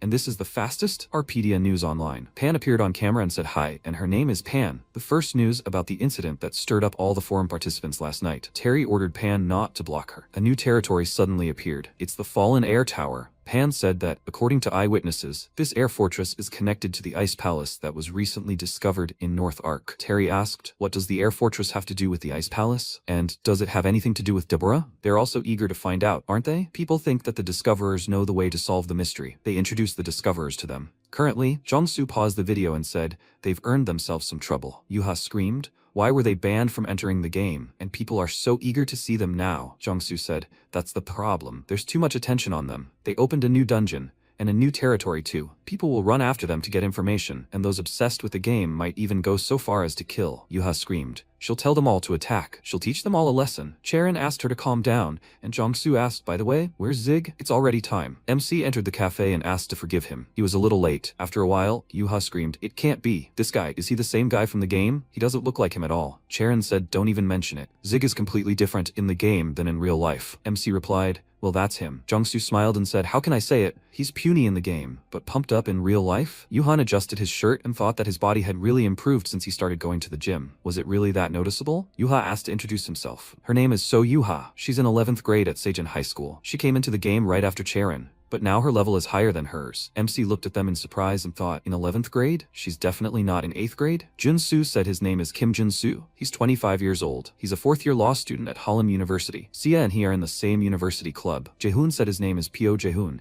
He's 26 years old. He's a mixed martial artist. He goes to the same gym with him. MC looked at him and thought, what does a seal have to do with it? In Korean, gym and seal are homonyms. He said he meant dojo gym? Jaehoon answered, yes, the Charon family gym. She looked at them in surprise and asked, Zig, does he also go to her dad's gym? Yuhan asked again, Daddy's? Charon screamed in delight. What a small world. She was shocked. MC widened his eyes and said, so, Sia, isn't her father's name Song Tae-soo? She replied, yes, that's her dad's name. He grabbed his head and said, Charon, he is Kang Yu-han. He is the eldest son of the owner of the Hanbok supermarket. Charon screamed loudly. What? Junsu asked. So, in short, does that mean they are childhood friends? And Jaehoon already knew about it. Charon screamed. Why didn't he tell you? Jaehoon really didn't understand what was required of him and asked, why? Charon grabbed her head and said, no. How come she didn't recognize him right away? Now it's clear why he seemed so familiar. She said, enough. Sharon extended her hand and said, she was a little late with the greeting, of course. They haven't seen each other for a long time. Yuhan. MC shook her hand and said, yeah. She said she was glad to meet him again. Yuha looked at their awkward movements and suggested getting to the point. They had gathered to discuss the quest. They would talk about the quest. Junsu said, yes, it's time to start. Time passed, and they continued to discuss everything. They finished when it was already late evening outside. MC said, he lives in the other direction. Bye everyone. Charon asked him to wait and told him to give her number. Yuha hugged her and said, Charon, no, a girl can't ask a guy for his number first. She asked her to give her his number too. MC asked again, his number? After a while, Yuhan looked at his phone contacts and said how many numbers he had. He hadn't exchanged contacts with anyone for a long time. Maybe he should call? No. They agreed to call each other after completing the quest. He threw his phone up in fear and screamed, and then grabbed it with shaking hands. He thought, Is someone calling? Really? He looked at the unknown phone number and said, some unknown number. He answered and heard a voice. Hi Bartz. Although no, now he should be called Zig, MC asked discontentedly. Who is he? The voice on the other end of the call asked again. Who is he? He is the one who deleted his Bartz. MC laughed out loud and the man asked, so what should he do? Level up his new character again. Yuhan screamed, idiot. Is he making fun of him? What does he want from him? He hacked his account and is now gloating? The man asked, why is he so angry? He was very nice to him in the game. MC asked again, what? They met in the game? The man grinned and answered, of course. Did he forget? Yuhan screamed, who the hell is this? A sick idiot. People passing by him started turning around, puzzled. The man replied, dude, let him calm down. He didn't call to argue. Yuhan thought, idiot. He sat down on a bench and said, okay. What does he want? The man offered to make a bet. MC asked again, a bet? The man answered, he already said that he plays Arpedia, and he plays to get rid of all the hacked items. So, while he was sorting out the items, he offered him a game of hide and seek. If he manages to catch him, he will return Bartz to him. What does he think? He is an advanced hacker, so it will not be difficult to return one character. MC asked, what if he can't catch him? The man said thoughtfully, he doesn't even know. Exactly. If he can't, he will delete his blacksmith too. MC replied, they agreed. He told him to watch. If he catches him, he will kill him without hesitation. The man hung up, and MC screamed loudly, he hates him. After a while, the man said, well, he was sitting in the cybersecurity department and saying, he can't track it down. He advises you to give up this business, man. The hacker acted very carefully and cunningly, so even the National Intelligence Service would hardly be able to track him down. Yuhan answered, I understand. After a while, he walked down the street and said, he knew they wouldn't help him, but it was worth a try. He remembered the man's words. Why is he so angry? He had been very nice to him in the game. He thought about it. They've seen each other in the game. Could it really be that? He remembered several characters when suddenly he looked at his feet, where the leaflets were scattered. He told himself to come to his senses. You can't suspect people without evidence. There's no need to give in to senseless tricks. In any case, he would stick to his plan. After a while, he put down the bag of wooden hearts and thought, he'll raise the blacksmith's reputation and track the route of the weapons movement and sale. He said, here are 30 hearts of the new model wooden soldiers. Now it's his turn. Let him teach him how to disassemble objects. The system window reported that the quest, Galley's trial, was completed. Galley spoke happily. He finally arrived. Now he can finish working on the Dragon Mac. He needs to check right now if it's suitable. MC grabbed him and told him to stop. He promised to take him as an apprentice. He asked him not to say that he forgot. Galley answered that he had forgotten. He rummaged somewhere between the drawers and said, just a second. He held out a tray of tools and told MC to take it. Zig asked, what is this? The system window reported, this is Galley's blacksmith training kit. He replied, what? These are training materials. This book contains all the basics of crafting.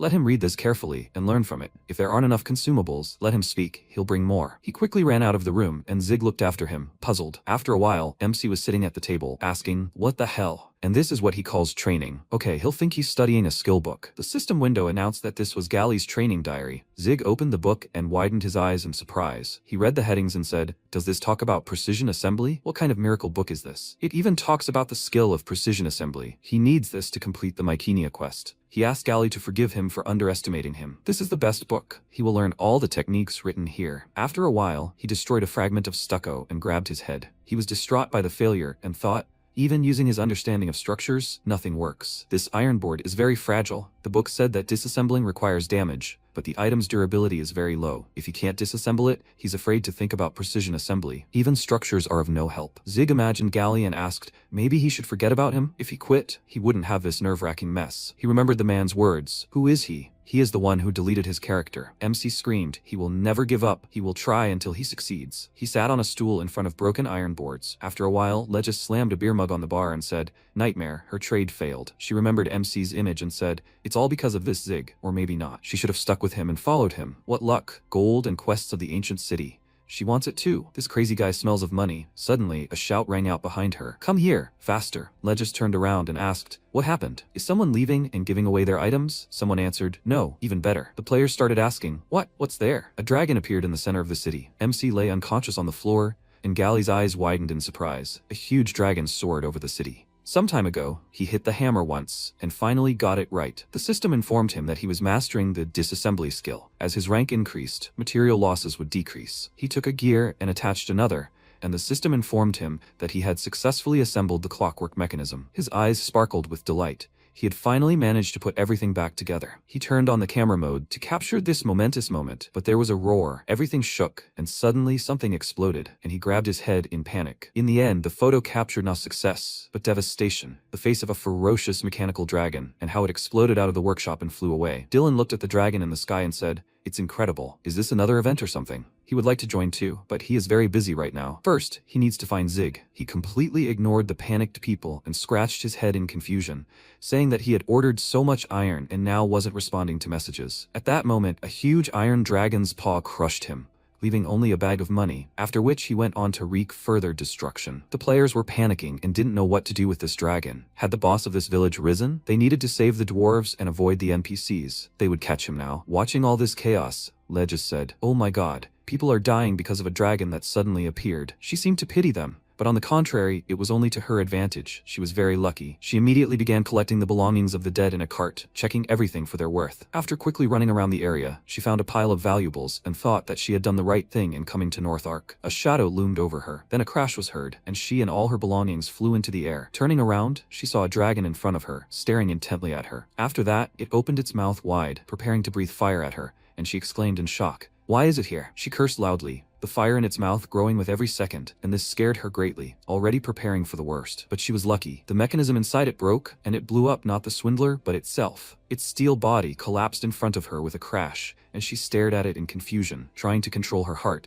which was beating rapidly with fear. After this, Yuhan and Gali were summoned to court as defendants. Hearing the judge's words, he immediately protested. He had nothing to do with the piece of iron that destroyed the village. He told them that he was just a tourist. He was visiting. Gali confirmed it. He and this guy weren't co-workers. MC looked at him in surprise and wondered if Gali really wanted to let him go. He was so moved that he almost burst into tears, but the dwarf's next words made him change his mind. Gali exclaimed that this talentless ape-like idiot couldn't be his co-worker. He was just an errand boy. He shouldn't have trusted this kid to begin with. If it weren't for him, his mecha dragon would be perfectly fine. Yuhan pounced on him, calling him a little fly agaric, and asked what kind of nonsense he was talking about. The dwarf responded by pulling his hair and calling him a monkey-like idiot. The judge banged his gavel several times, asking for silence in the courtroom. He turned to the defendant Gali and asked if he admitted the fact that, by teaming up with a human, he created a mecha dragon, which in turn caused enormous damage to North Ark. He responded with furious shouts. What damage? If the Union had accepted his proposal to jointly develop the dragon, there would have been no damage. He means that all of this happened because the Union ignored his proposal. Everyone got a good look at the mecha dragon, right? When he presented this project, everyone laughed at him. They told him that he wouldn't even be able to crawl, let alone fly. So what in the end, despite limited materials and terrible working conditions, he made it. If back then, instead of laughing, they listened to him and accepted the proposal, everything would have been fine. MC's eyes sparkled with tears. He imagined himself growing old in prison and mentally exclaimed,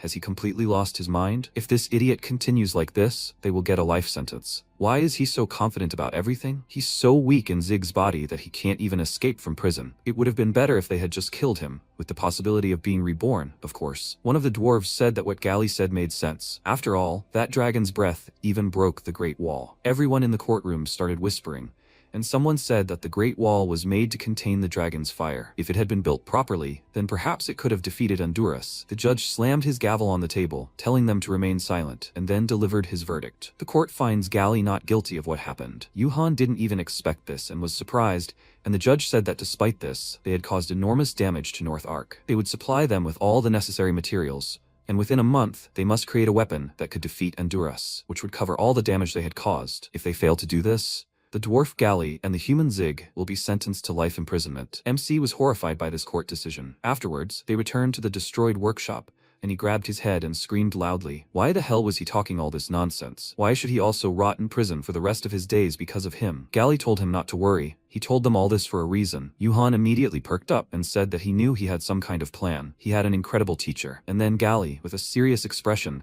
put his hand on his shoulder and firmly said that he would have to go to the fiery mountain. Understanding what was happening on that mountain made MC nervous. Gali said that it may seem like the mecha dragon went wild because of too much energy output, but in fact, it was the opposite. Since the output power coming through the mana gate was very weak, the existing mana involuntarily increased its power. As a result, the mana pump overloaded, generating so much energy in a short period of time. Seeing that Yuhan was completely ignoring him and went somewhere, he immediately grabbed his shoulder with his mechanical glove and exclaimed, "Where did he go?" He was getting to the point now. He displeasedly told him to let him go. He was running away from him. Does he think he has nowhere else to go? The dwarf told him not to worry. He would not leave him without a reward. MC immediately became interested and returned to him, and he said that he would give him a glove he personally designed. With this, one can create steel wire, which, thanks to its special property, never breaks. If he successfully completes his task, he will not only give him this, but also tell him about the secret knowledge of the dwarves. Yuhan put on the glove with a satisfied look and asked what he needed to do. Gali said he liked that he was easy to negotiate with. The task wasn't particularly difficult. He just needed to go to the Flame Mountain and get the dragon's heart. MC was so delighted with the glove that he didn't immediately hear about the dragon's heart and asked, "Is that all?" But then he was shocked.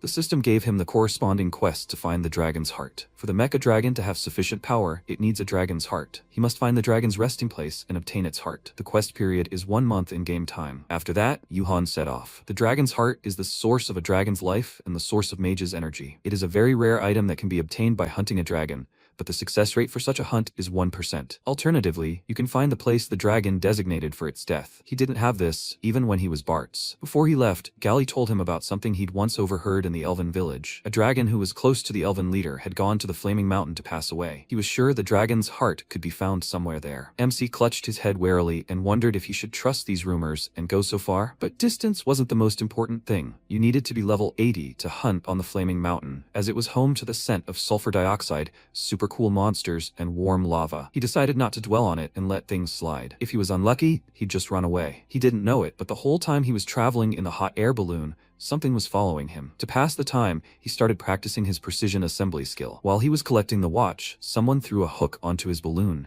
causing it to be thrown from side to side, and he screamed in fright, thinking that the balloon had burst. Then, out of the corner of his eye, he noticed a rope hanging from the basket, with someone dangling from the end. Seeing Legis's creepy face, he screamed in fright and, calling her a swindler, exclaimed, "How did she get here?" She exclaimed in response that she had asked him to call her big sis Legis. "And what does swindler mean?" He exclaimed that he didn't care who she was, a big sis or a demon in a skirt, but let her jump out of his balloon. She exclaimed in fear. Why was he making such a noise? Let him lift her. When she was inside the basket of the balloon, she could finally catch her breath from the fear she had experienced. He asked, what the hell was she doing? Because of her, he almost fell. His whole life flashed before his eyes. Just like she wanted, he picked her up. And now let her get out of here. She grabbed his hand and exclaimed that now she would never let go of him. He grimaced in disgust, and she asked, does he think she doesn't know anything? He's currently flying to complete the Air Fortress quest, right? What is it this time? An ancient civilization, or a golden fortress, or a diamond dungeon guarded by a golem? She had high expectations, but 3 days later they were completely shattered. They arrived somewhere she didn't expect at all. Yuhan said with a smile that they got there pretty quickly, and she, looking at all these red-hot boulders, exclaimed, what does this all mean? In despair, she fell to the ground and started crying, and MC said goodbye to her, saying that he had a lot to do, but she wasn't going to let him go so easily. She grabbed him and angrily asked where he went. Let him explain to her why he came here. The Flame Mountain stinks, and it's terribly uncomfortable here. There could still be an eruption, everything will explode, and they will die. Besides, the scorpions here are all level 80. A scorpion slowly walked towards them and calmly stopped next to them. This is a scorpion soldier. It lives in a cave under the volcanic zone. An insect-class monster, has no intelligence. Seeing this behind her, the girl screamed loudly in fear and jumped aside, dodging the blow, after which she exclaimed, why is all this happening to her? She hid behind the blacksmith and asked him to do something, and he exclaimed that he can't do anything. Had she forgotten that he was a craftsman? She called him a fool and exclaimed that she knew it.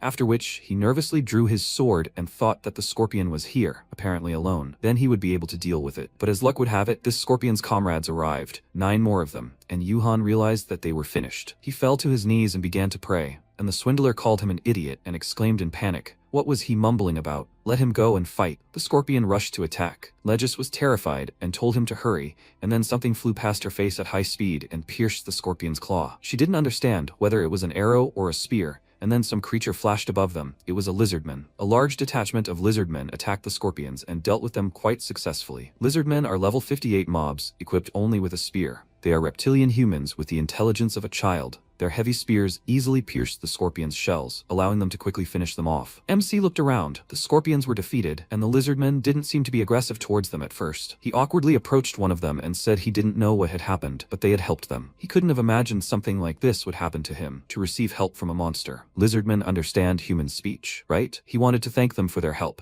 but they immediately tied them both up and surrounded them, making them both nervous. A level 72 lizard warrior, larger and stronger than ordinary lizardmen, pointed his spear at the humans and said they had invaded their territory and would sacrifice them. And then, Yuhan realized that things were really bad. They tied them to a stick and carried them somewhere. All this time, Legis demanded to untie them, but they just ignored her. MC wondered, where are they even taking them? Even when he was Bart's, he had never met lizardmen, so he didn't know what to expect. Legis screamed and began to beg them to let her go. They weren't tasty at all. Let them eat him instead. He became indignant and exclaimed, Whose side is she even on? The warrior ordered them to be quiet and hit Yuhan on the head, causing him to lose consciousness. All this time, he slept peacefully until he began to feel a scorching heat on his face. He immediately opened his eyes and saw that they were being lowered into a fiery pit. He kicked his legs in panic and screamed loudly. If this continued, he would lose all his items. He turned to the girl and asked, "Doesn't she have any suitable magic trinket like that ring?" But she had completely fallen into despair and was already preparing for death. And then he raised his head and shouted at those idiots upstairs. Why did they save them? It would have been easier to leave them there to die. The warrior answered him that they needed to make a sacrifice, and he exclaimed in rage, "Are they going to sacrifice them? Let them get them out of here immediately." His boots touched the lava. He began to wave his legs in panic and screamed in fear. He called out to the girl and told her not to relax, otherwise she would burn. The warrior said that he was so noisy, he should calmly accept his fate and let them sacrifice him. He swung his axe to cut the ropes, which made MC scream in fear even more than before, but fate was on his side. The leader of the Lizardman tribe, a level 57 monster, tapped his cane on the ground, ordering the warrior to stop and let the people go. They are the messengers of the Great Spirit. When the two of them were raised, they dared to make funny faces at the Lizardmen, but hid behind their leader. The warrior didn't understand anything. How could they be messengers of the Great Spirit? The leader said there was no need to understand his will. They simply needed to obey. The Great Spirit addressed them and said they needed help from the humans. Yuhan was surprised to notice that he spoke their language quite well, but the warrior objected and exclaimed that they didn't need their help. The Lizardmen were strong enough on their own. MC began to gloat at him, saying that they had won only with their numbers. Moreover, many of their Lizardmen had fallen in the battle. The warrior indignantly ordered him to be silent, and he feigned insult and complained to the leader that he was insulting him. The chieftain glanced at the man who continued to make fun of him and asked them both to calm down. He then called the warriors and ordered them to first take the great messengers to the dungeon. Yuhan immediately stopped fooling around and exclaimed, "What does this mean?" They were eventually locked in the dungeon. MC loudly shouted insults, saying they themselves had said they were messengers of the Great Spirit. Legis joined him, and added that they had also said they needed the people's help. They both shouted loudly, asking them to let them go. Meanwhile, the chieftain and the warrior decided to discuss the situation privately. The warrior was categorically against this. The rules stated that invaders must be eliminated, all of them, without exception. The chieftain noted that these rules were created by the Great Spirit. The Great Spirit had told them to get help from people. Shouldn't they obey the Spirit? With their strength alone, they would not be able to resist the power of the shamans. The warrior calmed down and said that the Great Spirit was right. They didn't have enough warriors. He clenched his fist, remembering how Yuhan had mocked him, and exclaimed that he didn't like people. The chieftain reminded him that the Great Spirit is never wrong, and he exclaimed that he knew it. The chieftain said that then he should know what needed to be done. He nervously clenched his teeth, and the chieftain asked him to let the people go. By this time, they had already gotten out of the prison themselves, thanks to the force of Yuhan's kick. He grinned contentedly and said that it was as easy as pie, and Legis asked, "He destroyed some piece of iron and now he's acting like God knows what." He indignantly clicked his tongue and threatened to leave her here alone, and she immediately began to fawn over him, saying that he was cool. Upon entering the dungeon, the warrior was even at a loss, and the two became nervous, realizing that they were finished. The warrior wanted to tell them something,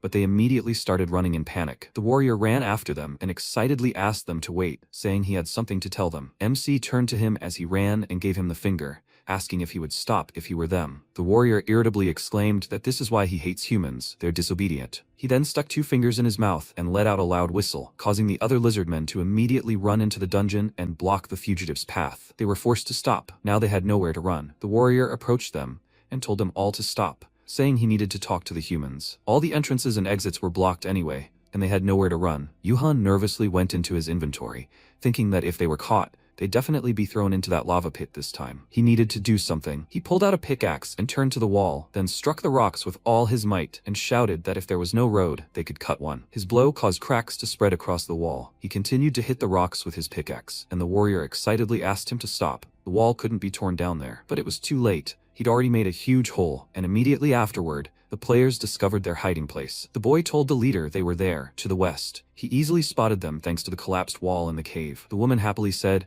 "So that's what clairvoyant means. It's not for nothing that it's an S-level hidden skill." He turned to the squad and asked, "Did they all hear him?" Everyone began chatting animatedly. There was a huge crowd of them. Meanwhile, Yuhan and Legis ran out into the hole, and the warrior shouted, "What are they doing?" MC mockingly replied, "Can't he see it himself?" He'd installed a window in their house to let in some fresh air. The warrior exclaimed that the situation had gotten worse, and people didn't know about it. Yuhan asked, What don't they know? Do they even know how expensive it is to install windows in big houses these days? Legis grabbed him by the clothes, fearfully warning him of danger behind him. When he turned to check, he saw a huge fireball in front of him. They barely managed to dodge the blast, and the giant flames shot straight into the hole in the cave. MC stared in shock, not understanding where it came from, and then players attacked the lizardmen from all sides. The warrior ordered his soldiers to capture the invaders. And at that very moment, the woman hit him on the head and shouted with gusto that the lizard hunt began right now. Let them kill everyone or capture them alive. The players began to overwhelm the lizards with numbers, while Yuhan hid behind a rock and thought, what's going on? Where did so many people suddenly appear? Besides, most of them are above the level required to climb the mountain. For example, that woman, Yuna, is level 92, and her comrade, Sonkomog, is 90. Having recovered from that blow to the head, the warrior reached for his axe and noted with displeasure that the people had come again.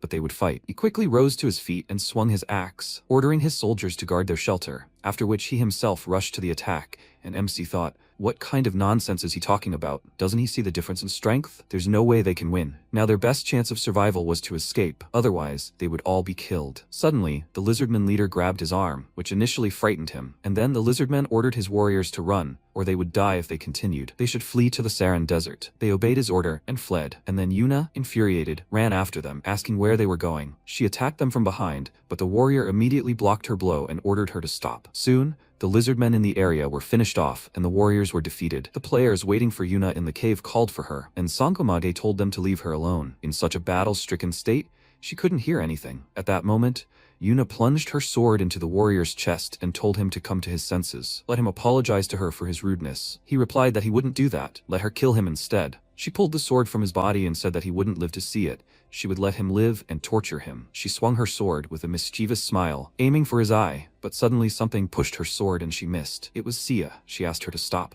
The quest description didn't say to torture lizardmen. Yuna immediately ran up to her and furiously asked who she was to tell her what to do. She said that she hadn't told her anything, and Yuna ordered her to shut up. If she was going to tell him what to do, he should pay her first or fight her one-on-one. At that moment, the warrior bit her leg, causing her to scream in pain, and then took off running. Yuna immediately took up her sword and wanted to give chase, but because of her injured leg she couldn't, and Sia simply didn't do anything. Many footprints led to a cave in the Saran desert. When the warrior came to, he saw a chieftain and two men in front of him and immediately asked where they were. While he was coming to, the chieftain said that he was just about to explain to the people what was happening. Legis hit Yuhan with her elbow, and he awkwardly said that he didn't know all the details. But it was because of him, because he broke the wall in the cave, their comrades died. The warrior immediately jumped up and exclaimed, "Is he asking for forgiveness?" But a simple apology wouldn't do. MC said that he understood. Several hundred of their warriors had died, and the lizard exclaimed that he was really so stupid. Death follows fighting. Nothing can be done about it. The real problem is revealing the location of the cave. Because of him, they couldn't protect their heritage. It's all his fault. Yuhan indignantly asked, what kind of nonsense is he talking about? Has he completely lost his mind? Legis whispered that no matter how terrifying the monster was, he seemed to have a strange perception of the world. The warrior shouted that he had no right to say such a thing. The honor of lizards does not lie in life. The chieftain stood up and patted him on the shoulder, telling him to calm down, then turned to the people and asked them to do the same. Can they listen to him? Since ancient times, their tribe has guarded the dragon's legacy. Flame Mountain is the burial place of the great dragon Hideus. They have protected his legacy for over 100 years. MC seemed to understand what he meant, and he confirmed his suspicions, saying that all this time they had been protecting the dragon's heart. He grinned triumphantly. He had finally found it. Meanwhile, the players went to turn in the quest.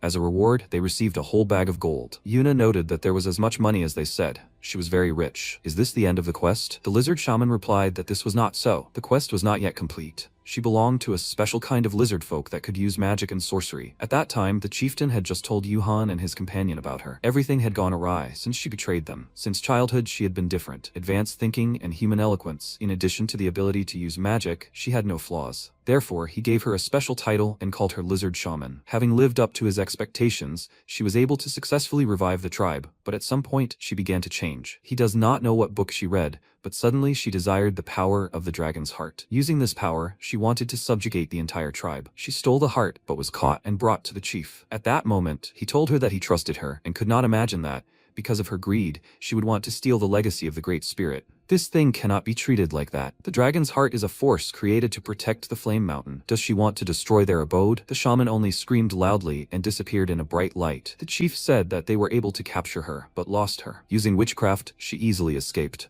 And after all this, she did not stop hunting for the dragon's heart. She used people and eventually attacked them. He desperately resisted, because if the dragon's heart is lost, then a great disaster will happen to the Flame Mountain. If even one of the legacies of the Flame Mountain is lost, it will explode due to the volcanic power that is suppressed by this legacy. They were surprised by this, and Legis exclaimed, "Shouldn't they run away from here quickly then?" The chieftain laughed, and said that everything was fine for now, since he had hidden the dragon's heart in the lava. The shaman wouldn't be able to do anything for a while, but she still had a plan. At that moment, she told the people that once a month, the lizardmen perform a ritual to fill the dragon's heart with power, and there was 1 week left until the next ritual. They would definitely come here during that time, so they would wait for them here until then, after which she would give them double the reward. The players immediately began chatting among themselves with joyful smiles, and Yuna clapped her hands, exclaiming that she was incredibly rich. There was no one better than her. She liked her the most. They would guard this cave. 1 week would be enough, right? Sia looked at the woman doubtfully, and seemed lost in thought. The shaman said a week would be enough. If the dragon's heart wasn't filled with power within that time,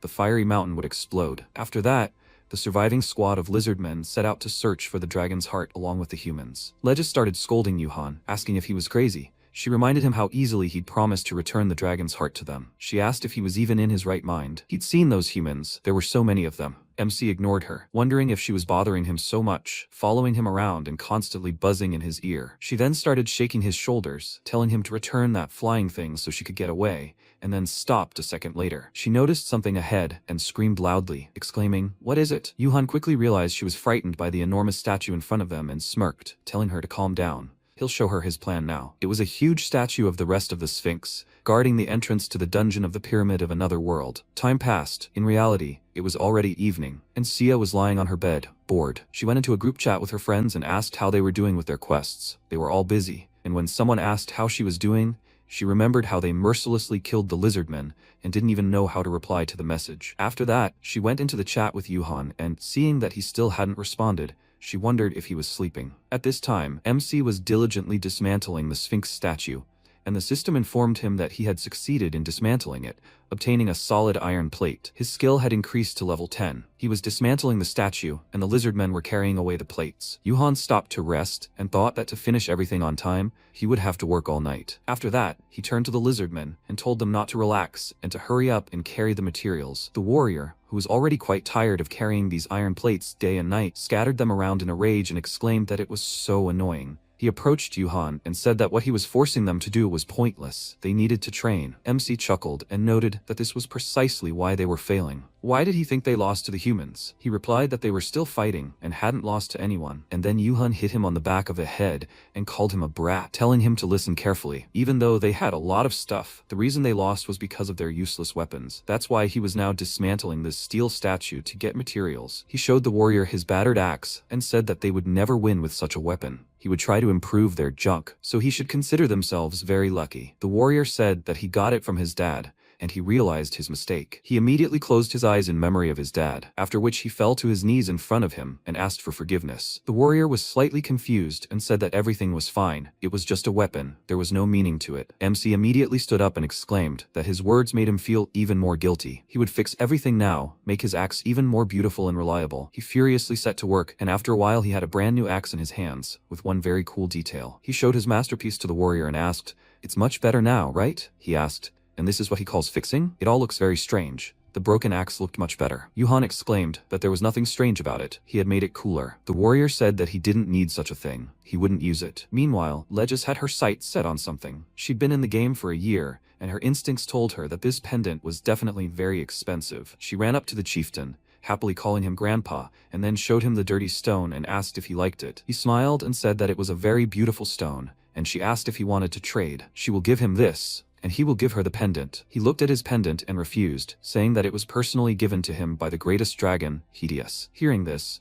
Legis became very excited, because this fact makes the pendant several times more valuable. She immediately threw the stone aside and began showing him various items, asking him to trade with her, but he refused her again, saying that he cannot exchange this pendant for anything, but can offer her this instead. He showed her a flower, the sight of which made her eyes light up with delight. This is a desert rose, which is used to create high-level magic stones. It is a very expensive item. Meanwhile, Yuna was already dying of boredom. She screamed loudly and asked in a rage, "When will those stupid lizards arrive? You can die of boredom here." Do they even know how long they have been waiting for them? Where are they anyway? When she catches their eye, she'll kill them all. Hansen walked away from her, covering his ears, and irritably noted that it had started again. He couldn't concentrate with all that noise. His friend asked where he was going, and he told him that if he kept listening to it, he'd soon go crazy, so he'd go for a walk. He went out into the desert and soon Legis caught his eye. He'd seen her before. He called out to her and asked if she was the one who ran away with the lizardman, right? Could he ask her one question? She ignored him, as she was completely focused on finding the desert rose. The chieftain had recently told her that the desert rose was certainly rare, but it could be easily found in the surrounding area. Realizing that she was ignoring him, the guy smirked, then pulled out his sword and waved it right in front of her face, asking if she by any chance knew where the lizardmen were hiding. If she says so, then so be it. He will spare her. She irritably took off her glasses and asked who this bearded villain was. He smirked and asked if she was provoking him. Apparently, she was a newbie and didn't know much, but she messed with the wrong person. Just as he was about to strike her, Yuhan appeared. He hit his sword with a hammer, destroying it, and asked what he was doing here. Seeing Legis, he was surprised and called her weakling, asking why she was walking here alone. She exclaimed indignantly, "Was she the weakling here?" He asked in response, "Then why was she wandering around the fiery mountain? Does her level allow her to do this, or what?" She said it was all because of him. He stole her potion. Does he even know how long it took? Looking at them, Hansen understood everything. It turns out she has a boyfriend. The two of them immediately denied it, and he said that it meant they were just more than friends for now. But it doesn't matter. The relationship between a man and a woman is an evil in society. He shed a tear and took out 2 swords, exclaiming that he would eradicate this evil. Hansen, level 80, had never been in a relationship. He ordered them to attack, and MC asked what was wrong with him. Legis told him that she didn't know, and then he ordered the 2 of them to shut up, let them attack together. He would fight them back. Yuhan asked, was he sure he could do it? He would regret it later. The guy pounced on him and exclaimed that it was not his place to say this, but then he heard some kind of ringing sound from the side and immediately stopped. And MC smirked. He looked at the huge army nearby and said that they had finally arrived. Meanwhile, the shaman told the people to get ready. An army of lizardmen was approaching. The warriors took a few steps. Hansen died instantly, and Yuhan, looking at the warriors in the armor he had made for them, grinned and waved his sword, announcing the start of the war. Sankomage used his skill and warned the players that they were coming, but they already knew it without him, because the lizard army was right in front of them. Yuna turned to the players, shouting that they would cause a second smash through their ranks, and ordered the mages to begin the attack. They immediately raised their staffs and created several powerful fireballs and threw them at the lizard army. Several explosions rang out, and one of the players grinned and said they had hit the target. At this rate, they would finish them off in no time. He was about to go and crush the rest, but when the smoke cleared, they saw that the lizards were standing firm on their feet. Even after such a powerful explosion, they all remained alive. The mages were also surprised. They used a 5-hit allied attack and Mega Flame. How did that happen? MC came out from behind the lizardmen and asked, "That's amazing, right? This armor is made by mixing the slime of a magical slime. In physical form, a slime's attack and defense are weak, but this one has enormous magical defense." It wasn't for nothing that he spent all his efforts searching for this slime. He solemnly spread his arms out to the sides, proud of the results of his work, and one of the players asked, "What's wrong with him?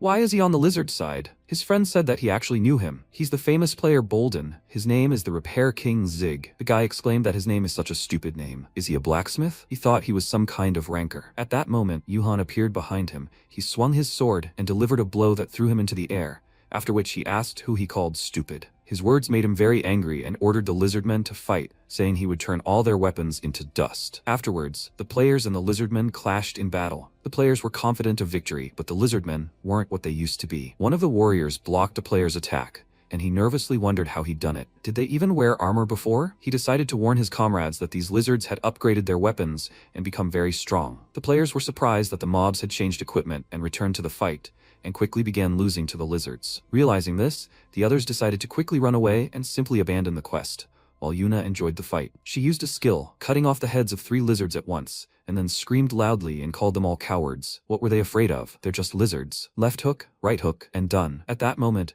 the warrior attacked her from behind, but she quickly noticed this and blocked the blow, after which she asked, "Did they change clothes and come to fight? How cute are they?" The warrior ordered her to immediately return their cave and pounced on her. She blocked his blow, then delivered a counterattack, which he also counterattacked. Yuna gritted her teeth at that moment, thinking that he had gotten stronger since their last encounter. She jumped back, dodging his blow, and thought that he had gotten faster. Or maybe the weapon had just gotten lighter? He struck again, and she barely blocked it and screamed loudly, after which she gripped her weapon tighter and thought that no matter how much equipment improved, a mob was still a mob. She used the skill Blood Rage, which caused 1/2 of her body to become covered in burns.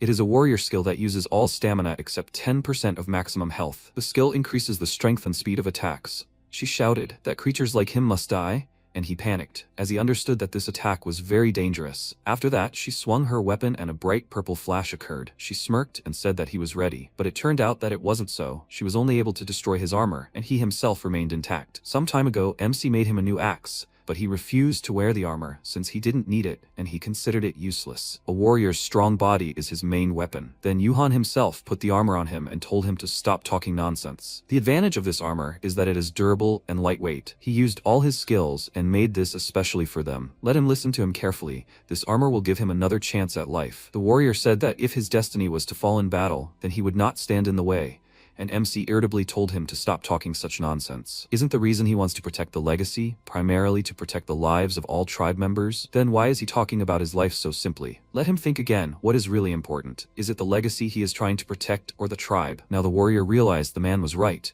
The lives of his comrades were paramount. He then lunged forward and swung his claw, dealing Yun a fatal blow. She cursed, thinking that the equipment had finally done its job. Without even turning to her, the warrior continued on, declaring that he would protect his entire tribe. Finally, Yun died. Yuhan, who had been hiding in the shelter at the time, smiled and thought that they would win without any extra effort. Everything was going according to plan. Now, all that remained was to steal the dragon's hearts. Then an image of the chieftain flashed through his mind, saying that if the dragon's heart was extracted from the fiery mountain, an eruption would occur. A warrior appeared on the other side, saying that thanks to him, he learned how important lives are. This made him think. He himself forgot what was truly important. But what's important to him is the quest, not free equipment crafting. He ran past the players and lizards and smiled, making sure no one cared about him. So now was the time to get a dragon heart. But suddenly someone's arrow flew right into his thumb, causing him to feel severe pain. After that, he fell and rolled on the ground, screaming loudly in pain. He hid behind a column and thought, was it the shaman's attack? But she uses magic. Maybe it was a player then? The player fired several arrows at him at once. All of them hit the lizard's legs, causing them to immediately fall. MC noticed that this player was aiming for joints and blocking movement. But why? It's easier to just kill them. He took out a pickaxe and thought,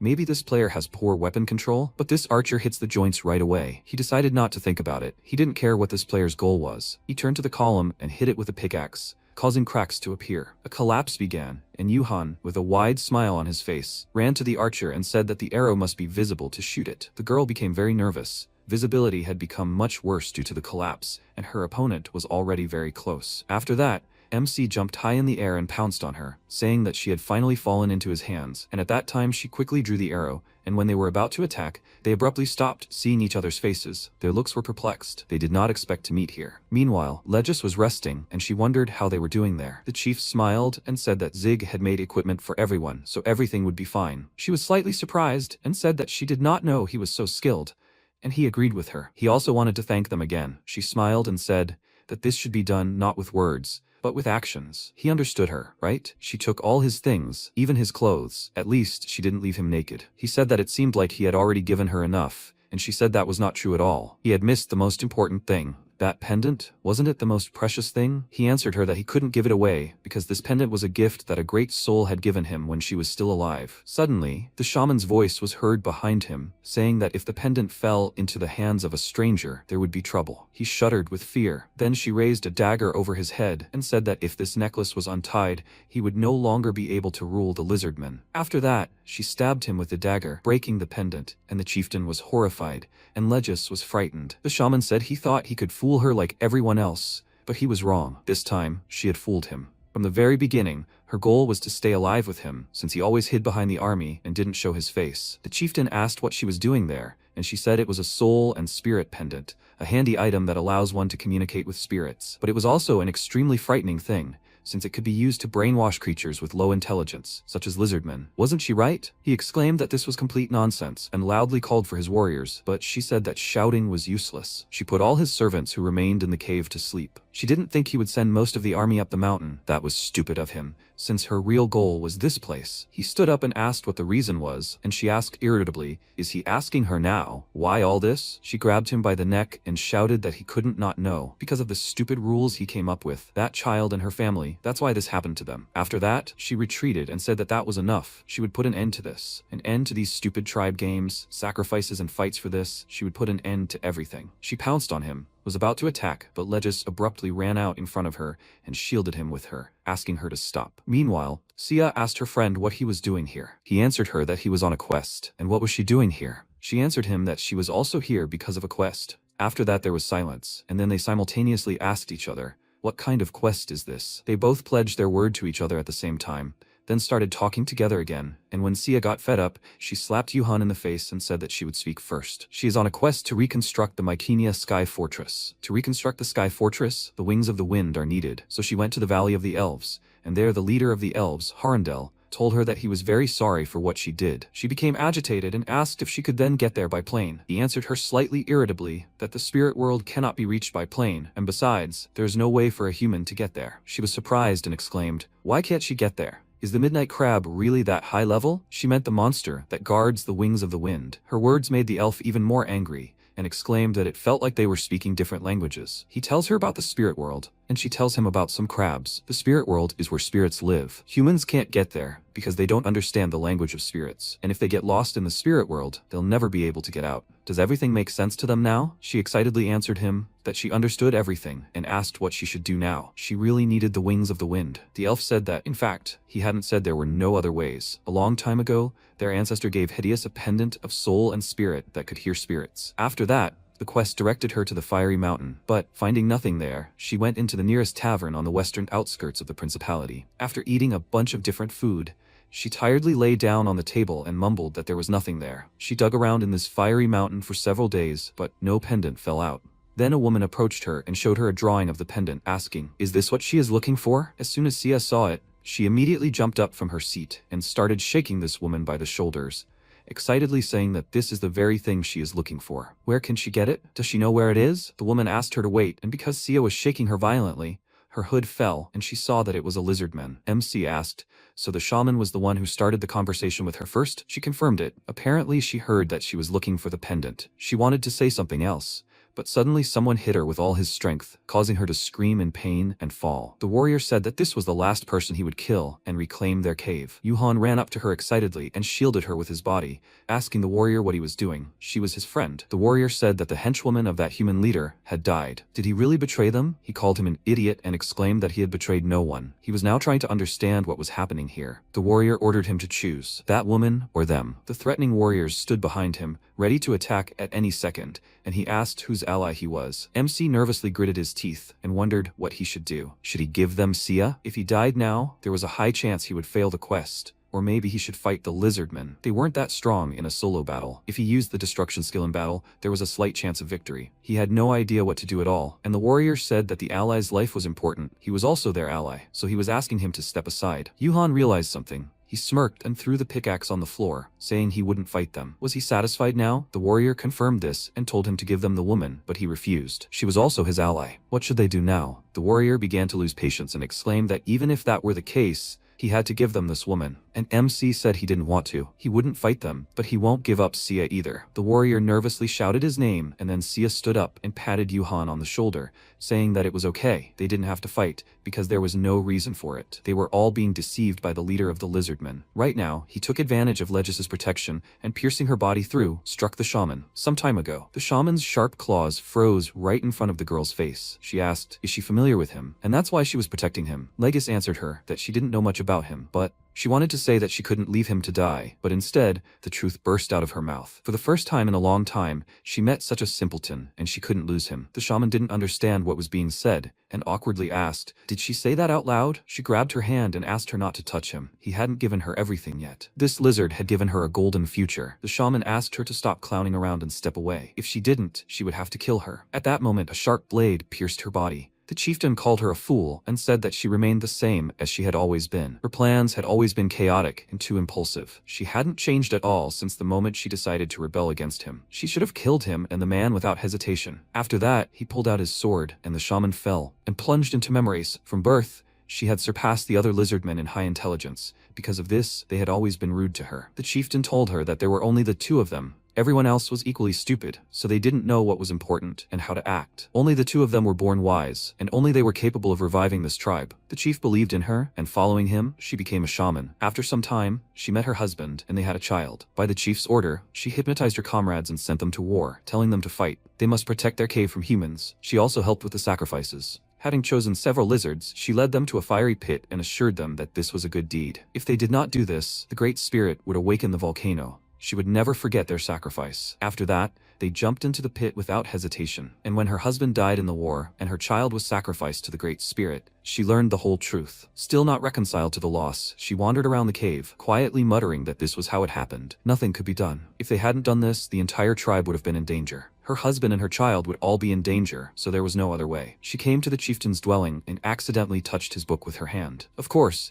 she became curious about what was hidden in the book, and from it she learned about the dragon's heart, a huge source and apparatus for storing energy. If a sacrifice is made to the heart, it will glow purple. The creature that absorbs the bright purple dragon heart will be reborn and become a new dragon. Her eyes widened in shock, and then she screamed hysterically. She should have realized earlier that he was a mutant, who was many times smarter than all the lizardmen. Then she stole the dragon's heart. She knew much more about magic than anyone, and she should have guessed that the Great Spirit would not be angry and blow up this cave. The Great Spirit does not need any sacrifices. This was all the plan of a lizardman who wanted to become a dragon. The chieftain distracted her from stealing the dragon, excitedly exclaiming, "What is she doing?" He didn't even let her explain and ordered his warriors to capture the shaman, and she couldn't do anything about it. She tried to convince them that they were all being deceived, that a dragon's heart was something completely different, and that their chieftain simply wanted to satisfy his own needs, but nothing worked. The chieftain smirked and said that the shaman had simply read a strange book and was now spouting complete nonsense. To stop her from continuing to spout this nonsense, let them throw her into the lava. The pendant activated, and the lizardmen fell under hypnosis. They all continued repeating the same phrases: capture the shaman, protect the legacy, kill the shaman, protect the cave. Then the shaman looked down regretfully and said that her fellow tribesmen were very stupid, that the lizardmen really were complete fools. After that, a bright light suddenly filled the entire cave, and she fled. She had to take revenge on the creature that had completely ruined her life. But she couldn't stand up to the entire tribe alone, and so she didn't know what to do. After escaping, she stumbled upon a cave filled with desert roses, and she saw an opportunity. She went to the city, found Yun's group, and asked them to join her in attacking the lizardmen's cave. Everyone agreed, but only for money. After that, the shaman continued her search. In one of the taverns, she found Sia, who was interested in obtaining the pendant. And now, falling to the ground, she saw this pendant in front of her and remembered how Sia said that following this strategy, many lizardmen would die. She herself said that her fellow tribesmen had been brainwashed. The shaman asked, "Does she think this will change anything? As long as the chieftain lives, she cannot be stopped. They were all stupid to begin with. That's why they were brainwashed." And now, dying, she realized that she had ultimately become the same. She considered them narrow-minded, ignored them, and for the sake of her revenge, she disregarded their lives. She looked at the chieftain and extended her hand towards him, thinking that it was already too late, but at the end she would atone for her guilt. The next second, a bright flash of energy flew forward, piercing several targets in its path. Then the lizard chieftain walked forward, sighing loudly. He placed his hand on his neck, where a symbol had formed, and asked in surprise, "What is this?" He began to look around, and then said, "Everything seems fine. If she died during the attack, did her magic not work?" Then he pointed his foot at the prone Legis and said, "She kept doing all sorts of strange things until the very end. Useless." He delivered a few kicks and added, "Idiot." At that moment, Legis appeared behind him and indignantly shouted, "What is he doing, Grandpa?" She clenched her fist in irritation and shouted that she was trying to protect him, and he stabbed her in the back. Traitor. He looked at her and thought, "This woman, how did she manage to survive?" The next second, Legis drank a restorative potion, and then he asked, "What difference does it make? One more hit, and she'll die." Then he pointed the weapon at her and said she seemed to have lost her mind. She said she was protecting him? No, she was using him, and she tried to save him only so she could use him later. But he doesn't blame her because he's the same way and uses everyone and everything. Absolutely everything is just a stepping stone for him to ascend and stand at the pinnacle of all living things. She can consider that an honor. With these words, he pointed the weapon at her face, and she frowned at him. Then he mentioned that she had participated in the revival of the great dragon creature. At that moment, Legis indignantly thought how infuriating it was that he confessed to all his crimes with such relish. Does he act like this because he thinks he's defeated everyone? Then she summoned the system window and thought, players have a cheat called Call a Friend. After she called Zig and summoned him, he'd stall for time somehow. Then she noticed a message in the system window saying she had no friends. She said, right, she didn't add him. Then she desperately said, she's gone. The next second, the lizard chieftain pointed his weapon at her, but at that moment, huge rocks began falling from the cave ceiling, raising clouds of dust. At that moment, the protagonist walked forward and said they had arrived. He asked, "Hey, swindler, how is she?" They came to save her. Then he looked to the side in surprise, noticing the dropped loot, and shouted in surprise, "Swindler?" Then the system reported that Legis had died. The protagonist looked up, noticing his nickname, and sighing with relief said that his inscription hadn't gone out, so he's alive. Then Legis said, "Never mind, kid. The problem now isn't that, but rather the chieftain." Before she could finish speaking, a hand rose from the rubble, and then the entire lizard chieftain emerged. He crouched down on the rocks and said, "Zig, he's come." He was worried that he still hadn't returned. Had he dealt with everyone in the cave? Then a warrior walked forward and said that they had won. The cave was theirs again. The chieftain said, "How wonderful." Then they must quickly return to the cave. There was very little time left. If they didn't make a sacrifice by the end of the day, there would be an explosion. The next second, the warrior pointed his weapon at him and said, "Stop, chieftain." He wondered what he was doing, and the warrior asked, "Where was he going in such a hurry, chieftain?" The day had already passed. The others also pointed their weapons at him, and he added, "The spirit wasn't angry and didn't blow up the cave. There was also no need to make sacrifices and protect the legacy." Sia added that his lie had been exposed. He must surrender. The protagonist exclaimed how much he had suffered, making equipment for him within the allotted time. And it was all a lie? The next second, the chieftain covered himself with his hands, then laughed and, spreading his arms to the sides,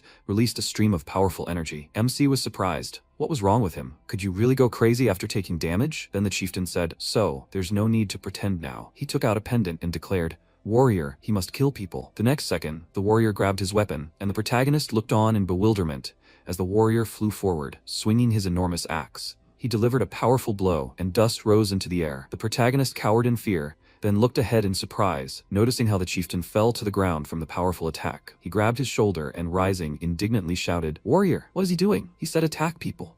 Then the protagonist sighed with relief and said he was scared. He thought he was going to hit him for real. The warrior looked at him and asked why he had to hit Zig. Then the chieftain pointed the pendant forward again and shouted, "Warrior, I give you the order again. He must kill these worthless people." But the warrior hit him in the face with the axe again, causing him to fall to the ground again. After that, MC approached him and, pulling his cheek, asked why he was okay. He replied that he was always okay. Then the chieftain raised himself up on trembling hands and, clenching his teeth, thought, "Damn it, why can't I brainwash him like before? Has he really broken down? No. It's all because of that mark on his neck. He doesn't know what kind of witchcraft it is, but it blocks brainwashing. So that shaman's spell worked?" Then the protagonist pointed his weapon at him and, smiling, said, "Okay, he's drying it out. Does he have any last words? Nothing to say?" At that moment, the chieftain picked up a few stones and then threw them forward. The protagonist covered his face with his hand and said, "Wow, throwing stones is his new skill? How scary. If one hits him, will he die? Come on, he has to attack again." Then he looked ahead and shouted in surprise, "Where is he going?" He noticed the chieftain running in the opposite direction and shouted, "Where is he going, you freak?" After a while, a flaming mountain. The chieftain rappelled down to the lava itself and walked forward. The system reported, Dragon Scale Cloak, level 3 fire resistance. Dragon Scale Boots, level 5 fire resistance. You can walk on the surface of the liquid in these. He looked ahead and said, "We must endure this. We must hurry now and return the dragon's heart." Even though the heart won't glow a beautiful purple, it has been absorbing life energy for a long time. Even if it's not perfect, if he eats it, he can gain incredible power. With these words, he stuck his hand into the lava, taking out the item, and shouted that he would take revenge on the ungrateful warriors and people. He would make them suffer hellish pain. Then he looked in surprise at the item in his hand and asked, "What?" He sank to the ground and then desperately said, "It can't be." He put the dragon's heart here with his own hands. Then he slammed his fist on the ground and shouted, "Where did it go? Where is it?" The dragon's heart, to which he dedicated his entire life. At that moment, MC stood in front of him and, holding the heart in his hand, asked, "Is this what he's looking for?" He had come here a little earlier and taken it out of the lava. Not long before, he used the galley glove. This can be separated from the base by shooting a steel wire, heat resistant. Currently, the protagonist put the dragon heart to his face and thought how good it was that he grabbed it. Then the chieftain shouted indignantly, "How? Him?" He waved his hand towards the protagonist and shouted for him to give it up.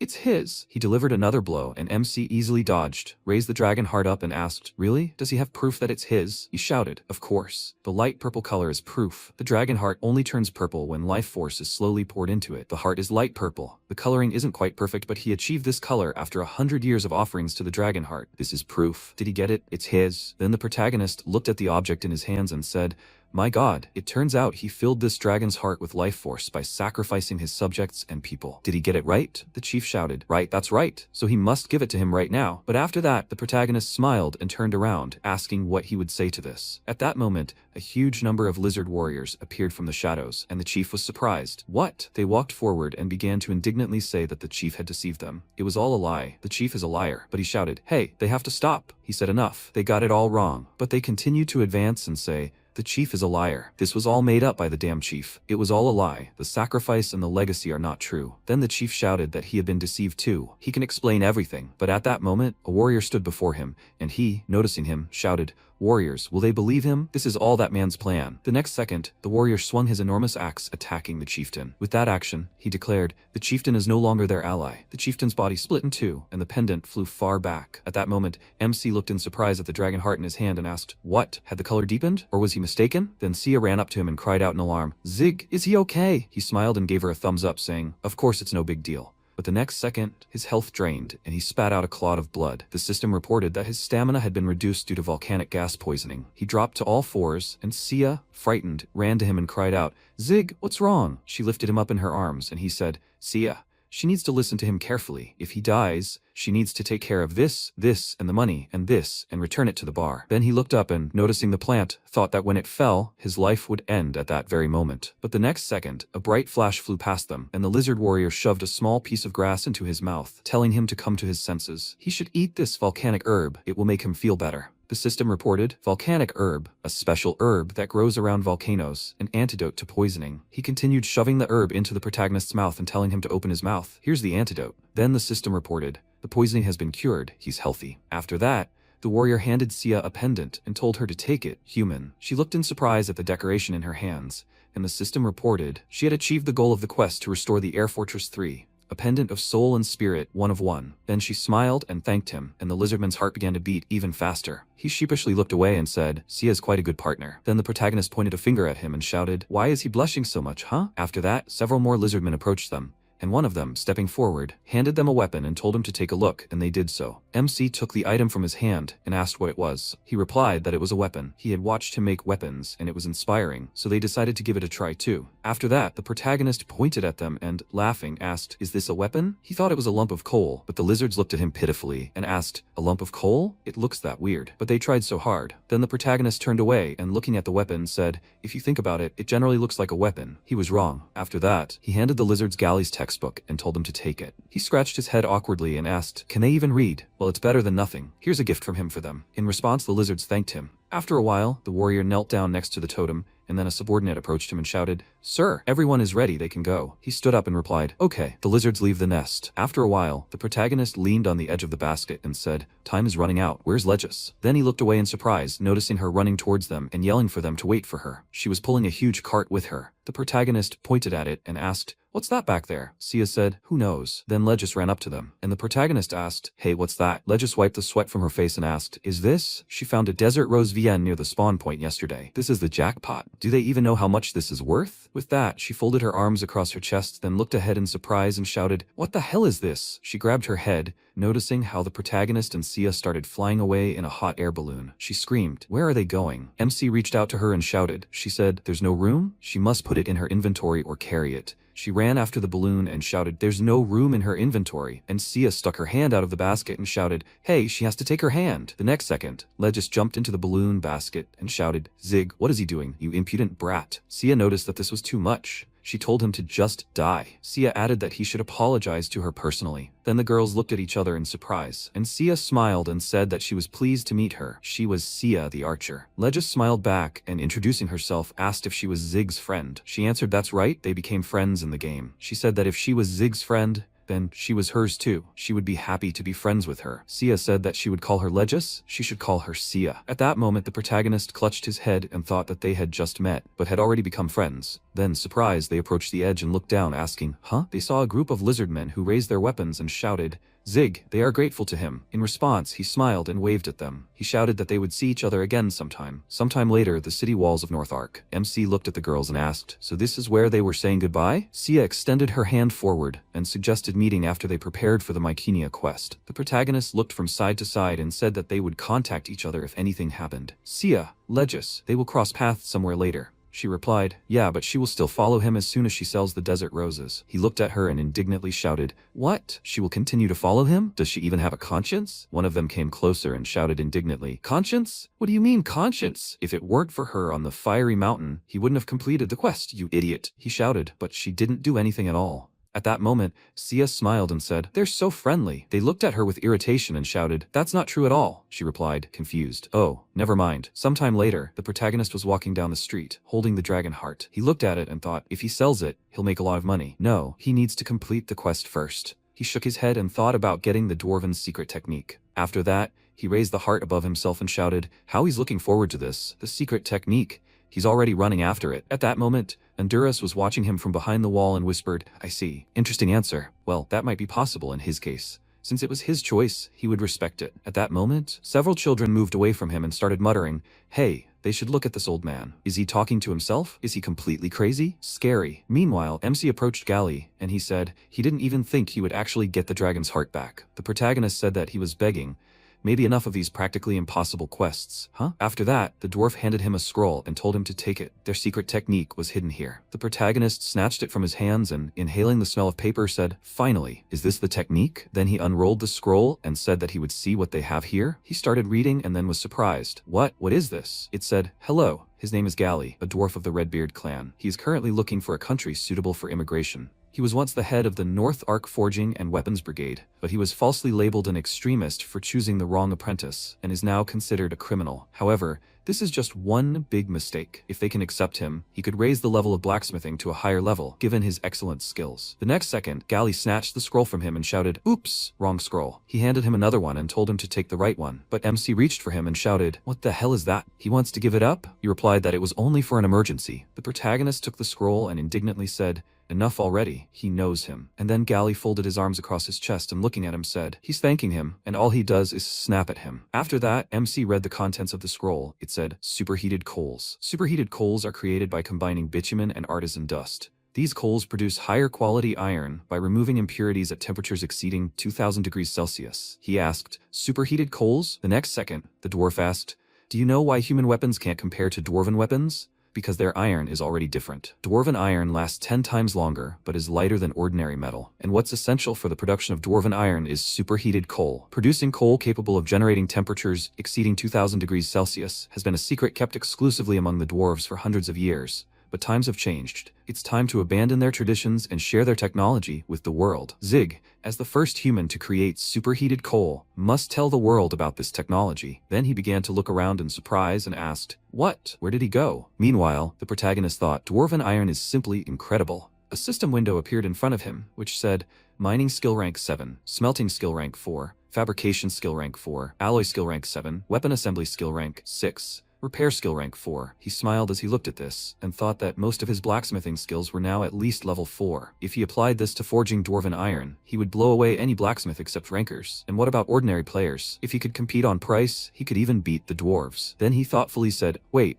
there's a high demand for repairing rare items in North Arc, so if he did this then, he would get this? He thought, okay, this way he can find a wrestler's weapon. At that moment, Dylan approached him and asked, Mr. Zig, is he listening to him? He replied, not really. He told him to listen. He leaned his hand on the chest that had appeared, and said, here's the iron ore he ordered. He couldn't contact him, so he arranged for delivery right away. He'd written to him when he was available in North Arc, but there was no answer, so he contacted him a couple more times, and then he disappeared completely. He was worried that his game had been disconnected, but then he seemed to be back, and he had no idea how much time had passed. But MC scratched his ear and said he'd been busy. What's he really so angry about? He shouted back that he wasn't angry, it was just that promises had to be kept. Then the protagonist put his hand on his shoulder and, smiling, shouted at him not to worry so much. And he thought he definitely needed it now. Then the protagonist said that he would stay in North Arc while he prepared for the Mycenia quest.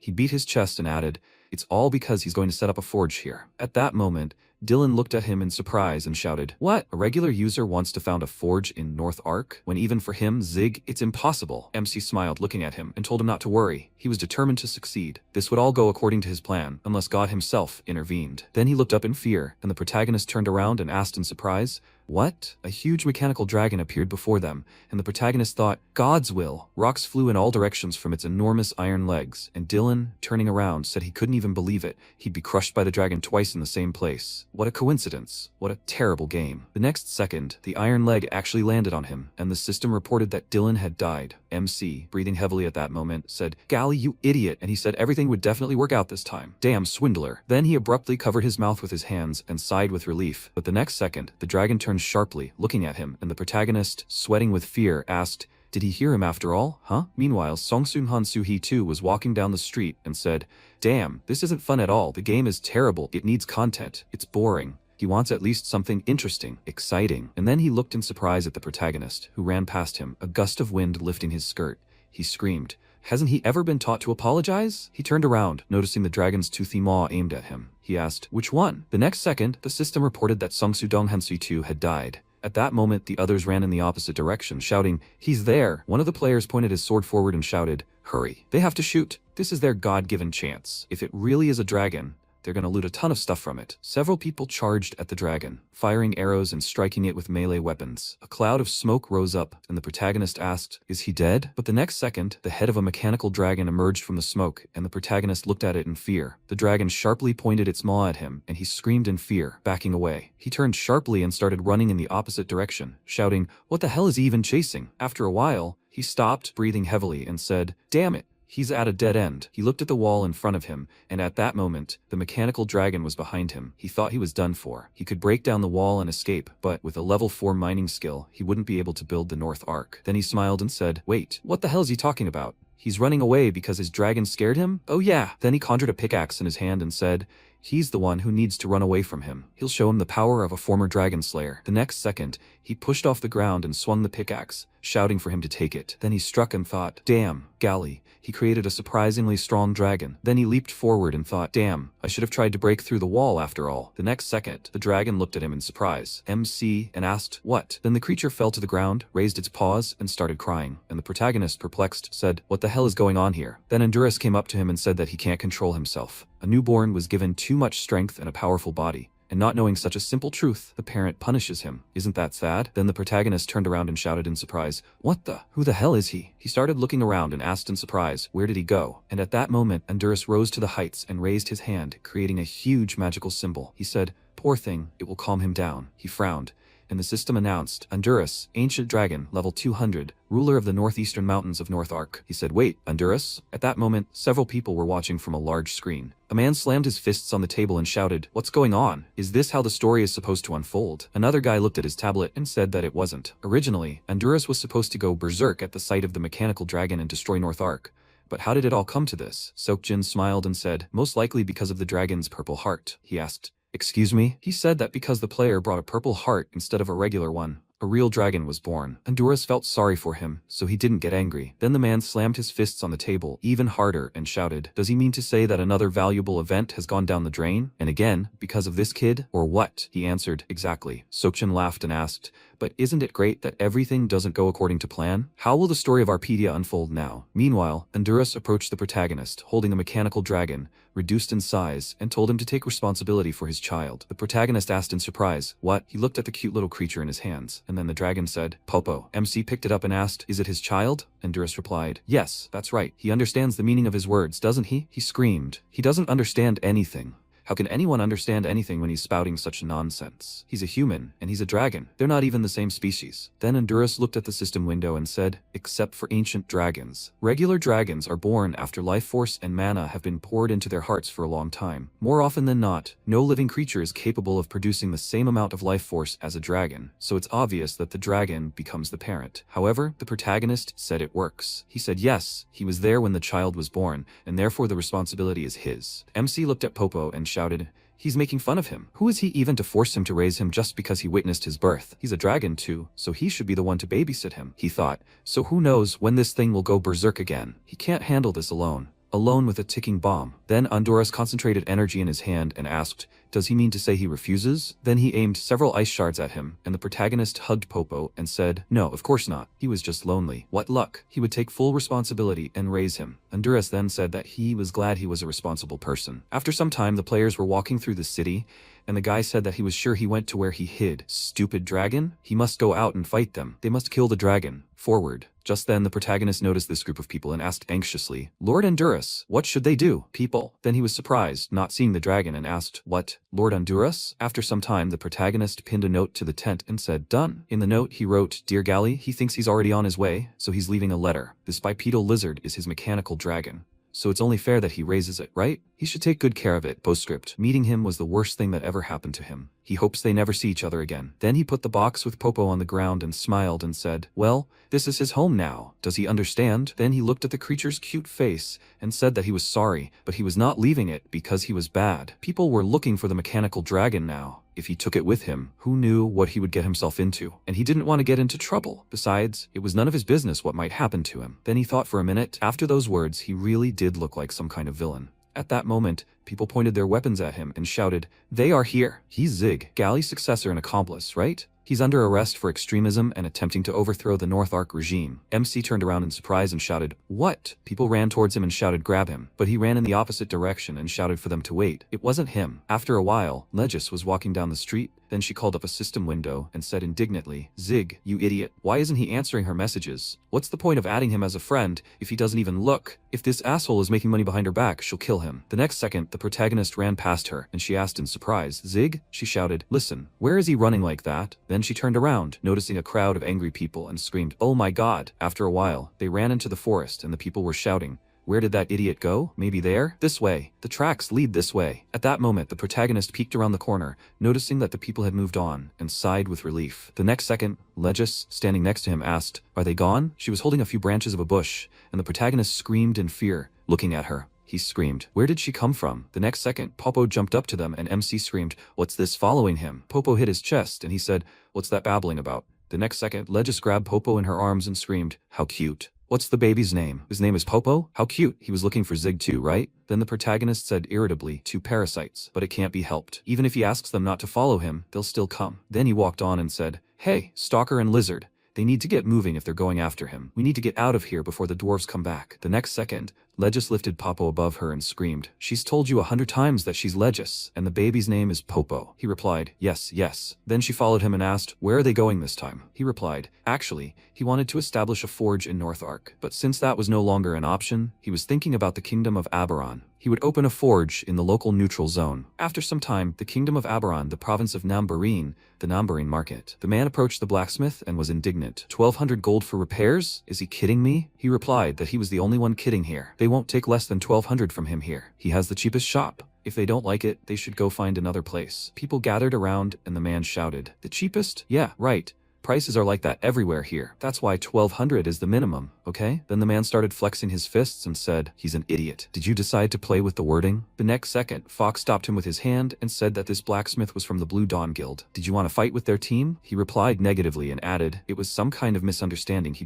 But before he could finish, Fox hit him in the neck, then walked on and said, "Then fine." He hoped there wouldn't be any more misunderstandings. The man rubbed the bruised area and said, "Assholes." His comrade put his hand on his shoulder and said, "This is a real ripoff. It's always been expensive here. But with the arrival of Blue Dawn, prices have skyrocketed. I wish there was an affordable forge here." Meanwhile, in the forest, MC stuck a note in the ground and, smiling, said, "Great, they're ready to open." After a while, whispers started around town. "Hey, has he heard the news?" "What news?" "They say a forge has opened up here by the mountain range." "He's talking about the Cat Mountains? Aren't there tons of monsters there?" "Yeah, that's weird, but rumor has it they don't show up there anymore." "Seriously? Is that even possible?" That's what he's telling him. But the most important thing is that blacksmith has incredibly low prices. Meanwhile, the protagonist and Legis were looking at the sign and simultaneously lost in thought. The protagonist folded his arms and said, "What nonsense." Legis hit him on the shoulder and shouted, "What nonsense? You couldn't have done it better yourself. Effect is important here. Does he understand? Effect. He, the idiot, doesn't even know the basics of business. This won't do. If this is it, then this is it. How about trusting her to promote the products?" He waved his hand and replied that he had already signed a contract with Gold Rush. She bit her thumb and said, "Damn, it's too late, so she'll find another way to make money off of this." After some time, MC was busy creating a sword and then he raised it up and, smiling, shouted, "The long sword is ready, and this is really done differently thanks to superheated coal." He bit the tip of his sword and added, "What's with that glow? And how hard it is." The next second, Legis slapped him in the face and yelled, "Stop messing around. No time to mess with things. Can't he see?" With these words, she pointed her finger at the crowd of people, gathered one by one. They were chatting. Do they really have dwarf-level armor for only 3,000 gold? So, they don't have to sell a kidney to pay for repairs anymore? That's awesome. And Legis yelled, "The people are waiting." The protagonist looked at her with irritation and said he was working. She yelled at him to work faster. "Quick, grab the hammer and get moving." She looked indignantly at MC as he returned to work, and then turned around and yelled, "Miss." She walked up to the girl and asked, "Does she want an iron ingot?" She looked surprised. "An iron ingot? Why would she need that?" The next second, she pointed at Popo, who was chewing on an iron ingot, and the people who noticed him squealed with affection. The girl shouted, "What a cutest creature." And then Legis told them to come over. Popo's favorite food for 500 gold. Only 500 gold. They said, "Food for Popo?" Then a man stood at the front and shouted that he'd take 10. The others told her to give her 100. The protagonist looked at her and thought, damn swindler, 500 gold for an iron ingot the size of a peanut? She clearly has no conscience. At that moment, Guilford approached him, and the protagonist cried out in fear. Guys! Guilford lifted him up, grabbing his face, and he screamed at them to let him go. Guilford asked how dare he open a shop without their knowledge? As punishment, he would repair all their equipment for free. He said, Red Tiger. He looked at the man and added, if they want to fix it, they have to pay. He thought that's why he didn't say. How did they even know where he was? Then Guilford threw him aside and asked, he wants them to pay? The bastard decided to disobey the trainer. Now he'll teach him another lesson. With these words, he reached for the sword behind his back, and MC shouted, what's wrong with this old man? He's completely lost his mind. Then the man laughed and said that he was jealous. He found out that he was playing with Charon. The protagonist was surprised. What? Then the trainer attacked him, and he shouted, so why take it out on him then? At that moment, Guilford remembered his daughter saying that she didn't want to play with him, tears streaming down his eyes. He was throwing punches in front of him, and then smoke rose in front of him, and an explosion thundered. And then the protagonist looked ahead in surprise, and Loki was standing in front of him. He said, Brother Loki. Then Guilford said, by the way, he also played with Karen, right? Jaehoon? He won't forgive them. If he can't do it, then neither can the others. At that moment, the man grabbed him from behind and told him to calm down. He knew Jaehoon had a duel soon, and then MC looked at Loki and thought that he would never grow up like him. Never. After that, Loki handed him a note and said that he wanted to give this to him. He thought it might come in handy. Then the protagonist looked at the Guardian blueprint, one of two. The system said that after completing the blueprint, he would be able to create the black iron that Deborah was trying to develop. He presented the box and said, the second half of the blueprint that he found. He was just going to give it to him? He looked at Loki with admiration and said that he was grateful to him, brother. But where did he get this? At that moment, Loki remembered all the trials he'd gone through and then said he'd stumbled upon it by accident. He was surprised. And that was it? So that's his whole story? Oh, he found it while doing the Mycenia quest. He nodded and said, yeah. The protagonist thought, yeah, he really isn't much of a talker. Then Legis appeared from the window and shouted indignantly, hey Zig, what's he doing there? Can't he see people waiting? Get to work. He replied that he was already working, actually. Then he looked at the people and said, so did everyone hear her? They should go. Meanwhile, the kingdom of Aberon, the province of Nambarine, the castle of Lord Nambarine. Sitting on the throne in the castle, Cage asked, have the taxes gone down? How so? Fox sat on one knee and said, it's all because of the new forge that opened near the mountain ridge. They offer high-quality weapons and repairs at low prices. That's it. He asked, is that it? Can't they charge him taxes? He replied, but it's a neutral zone. Then Cage pointed his hand at him, concentrating his energy in it, and said, Fox. Magic chains bound the man by the neck, lifted him up, and he told him to answer. The system reported, Lord Nambarine, Cage, rank 78, swordsman. After some time, a note appeared on the sign saying closed. The protagonist said desperately, finally finished. Then Guilford approached him, holding a sword in his hands, and asked what he meant by finished. He still had to repair their equipment. The protagonist fell to the ground and screamed that he was terribly tired. Can't he see? He replied that he could see, and then he grabbed his legs and said that if it was so hard for him, then one lesson wasn't enough. With these words, he lifted the protagonist and began spinning him around while he screamed loudly. Meanwhile, Loki approached Popo and said he was cute. He extended his hand toward him, and then Legis abruptly snatched the dragon from his hand and shouted, what the hell is he doing? Popo doesn't like it. At that moment, blood gushed from Loki's finger, and Legis added that he shouldn't touch it without permission. Loki looked at his hand and then, holding out a huge bag of money, told her to give him all the ingots that were left. She screamed, this very minute. Meanwhile, the red tigers laughed loudly, and then one of them turned sharply, hearing a voice. There he is! He looked in surprise at Fox, who placed his hands on his waist and said, yes, he is Fox, treasurer of Nambarine. At that moment, several guild members ran in the opposite direction, and meanwhile, MC put his hands on Loki's shoulders and wondered what was wrong with him. Is he okay? Where did all that blood come from? He replied that he was happy. The protagonist asked with what? Then Guilford pointed at Popo, who was being held by Legis, and asked, what kind of lizard is that? And Loki said irritably, he himself is a lizard. The baby's name is Popo. He likes metal things, iron ingots or equipment, and he also speaks Po. He has sharp teeth, and when he bites, it feels like he's been pierced by a spear. But even that is cute and adorable. He is the most adorable creature in Arpedia. He has no idea where he comes from, but Guilford looked at him and asked, is he broken? The man next to him said, Loki just likes cute things. At that moment they heard a scream, attention. Fox approached them and shouted that he, martial artist Fox, treasurer of Nambarine, had come to collect taxes from a blacksmith who had opened a shop here without permission. He must come forward and obey the Lord's orders. Then the protagonist said, they've completely lost their minds there. This is a neutral zone. This doesn't belong to Nambarine. That's all. If he can count, he should look at the main page and read it. With these words, he approached. Fox pointed at him and said, the only one without a brain here is him. This place is recognized as indirect territory of Nambarine by a special law, and in Nambarine, blacksmiths are required to pay taxes. He thought, what? The next second, Fox pulled out a flag and shouted that if he refuses to pay, they will declare him an enemy of the Blue Dawn Guild. Those present were surprised. Blue Dawn. Blue Dawn is a subsidiary guild that emerged from the high-ranking Iron Cross. They're aggressively expanding their territory at the expense of their patrons' prestige and capital. Thanks to the Iron Cross's support, the guild has gained a large number of members and mercenaries. Because of their extremely aggressive stance, few dare to stand in their way. But MC said, okay. He thought he'd heard that Nambarine had a new ruler. Apparently, Blue Dawn had taken his place. Getting into trouble with a major guild is bound to cause problems, especially when that guild rules the surrounding territory. Then he walked forward, scratched his head, and said, okay, how much do I need to pay? Fox said the entry fee for forges is 200,000 gold. The monthly protection fee is 100,000 gold, and 40% of the income is paid daily. Oh, and they also need to provide weapons if they need them. The next second, the protagonist slammed his fist in front of him and shouted indignantly, they've completely lost their minds. He jumped aside. MC added, this is too much. Even hardened bullies leave money for travel, picking pockets. But these idiots are crossing all boundaries. Then Fox thrust his fist forward and said that he meant well, but he decided to challenge Blue Dawn. What, would he really dare fight him? The mad dog of Blue Dawn? In response, the protagonist pointed his sword at him and shouted, of course, you idiot! He'd rather close the store than pay all his taxes. In response, Fox smirked and said that he would make him regret this. Sometime later, his face was covered in bruises. He sat on the ground and screamed. They overwhelmed him with numbers. Shameful cowards. MC thought that they had done nothing. Then Fox lowered his head and thought, damn, if he comes back empty-handed, Lord Cage will be furious. He needs to think of something. Then he glanced sharply to the side and noticed a man putting his hand on the protagonist's shoulder and asking, hey Zig, have you been gaining strength or something? He replied, well, the training at the dojo has paid off. The next second, Fox snatched Popo from Legis's hands and raising his hand shouted, attention, do they see this cute lizard? He pointed his energy-coated hand at the dragon. He added that if they didn't pay their taxes voluntarily, he would kill it. But before he could finish speaking,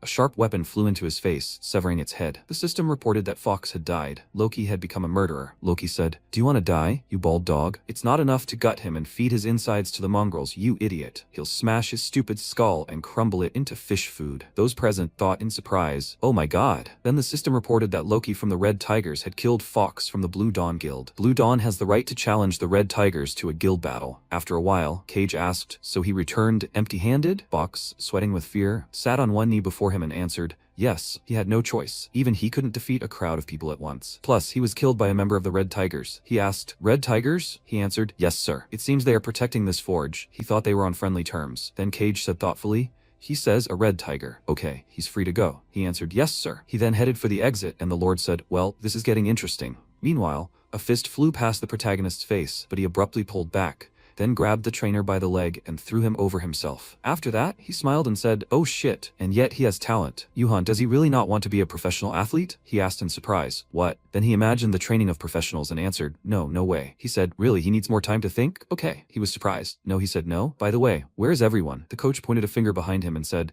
let's go to the Capsule Cafe. Go do it. The protagonist asked, Capsule Cafe? He said they have a guild battle next week. So the boss rented an entire cafe for them all to gather there. He said, ah, so that's it. Then he asked in surprise, wait a second, do we have to repeat that? After a while, the representative of the Iron Cross Guild, Moon Youngtaek, asked, guild battle? They already paid for their last territory war. Now they're asking for help with a guild battle? Are they completely out of their minds? Cage waved a finger and said, this isn't just a whim. Didn't he see that their opponent was none other than the Red Tigers? He was surprised. Red Tigers? They wouldn't have agreed to a guild battle so easily. He said, didn't he see that one of their members had PK'd one of their subordinates? And they all knew the rules, right? In that case, the system simply wouldn't let them refuse if they challenged them, although he was surprised that they'd agreed to a fight of extermination. Then he looked at Behemoth and asked, he remembers, right? Every time they tried to take the Central Territory, that damned Central Alliance got in the way, squealing afterwards that the Central Zone was for beginners, and the Red Tigers were their main fighting force. If they defeated them, retaking the center would be much easier. He didn't think so? Behemoth, Guildmaster Iron Cross, crossed his legs and said, fine, if he could destroy the Red Tigers once and for all, he'll write off all Blue Dawn debts, including support for the guild battle. Cage asked, really? He said, but if he fails, he'll be held accountable. Understood? He nodded nervously. Sometime later, the Tazar Plains, the Wanderer's Tavern. Dylan abruptly opened the door, entering the room, and apologized for being late.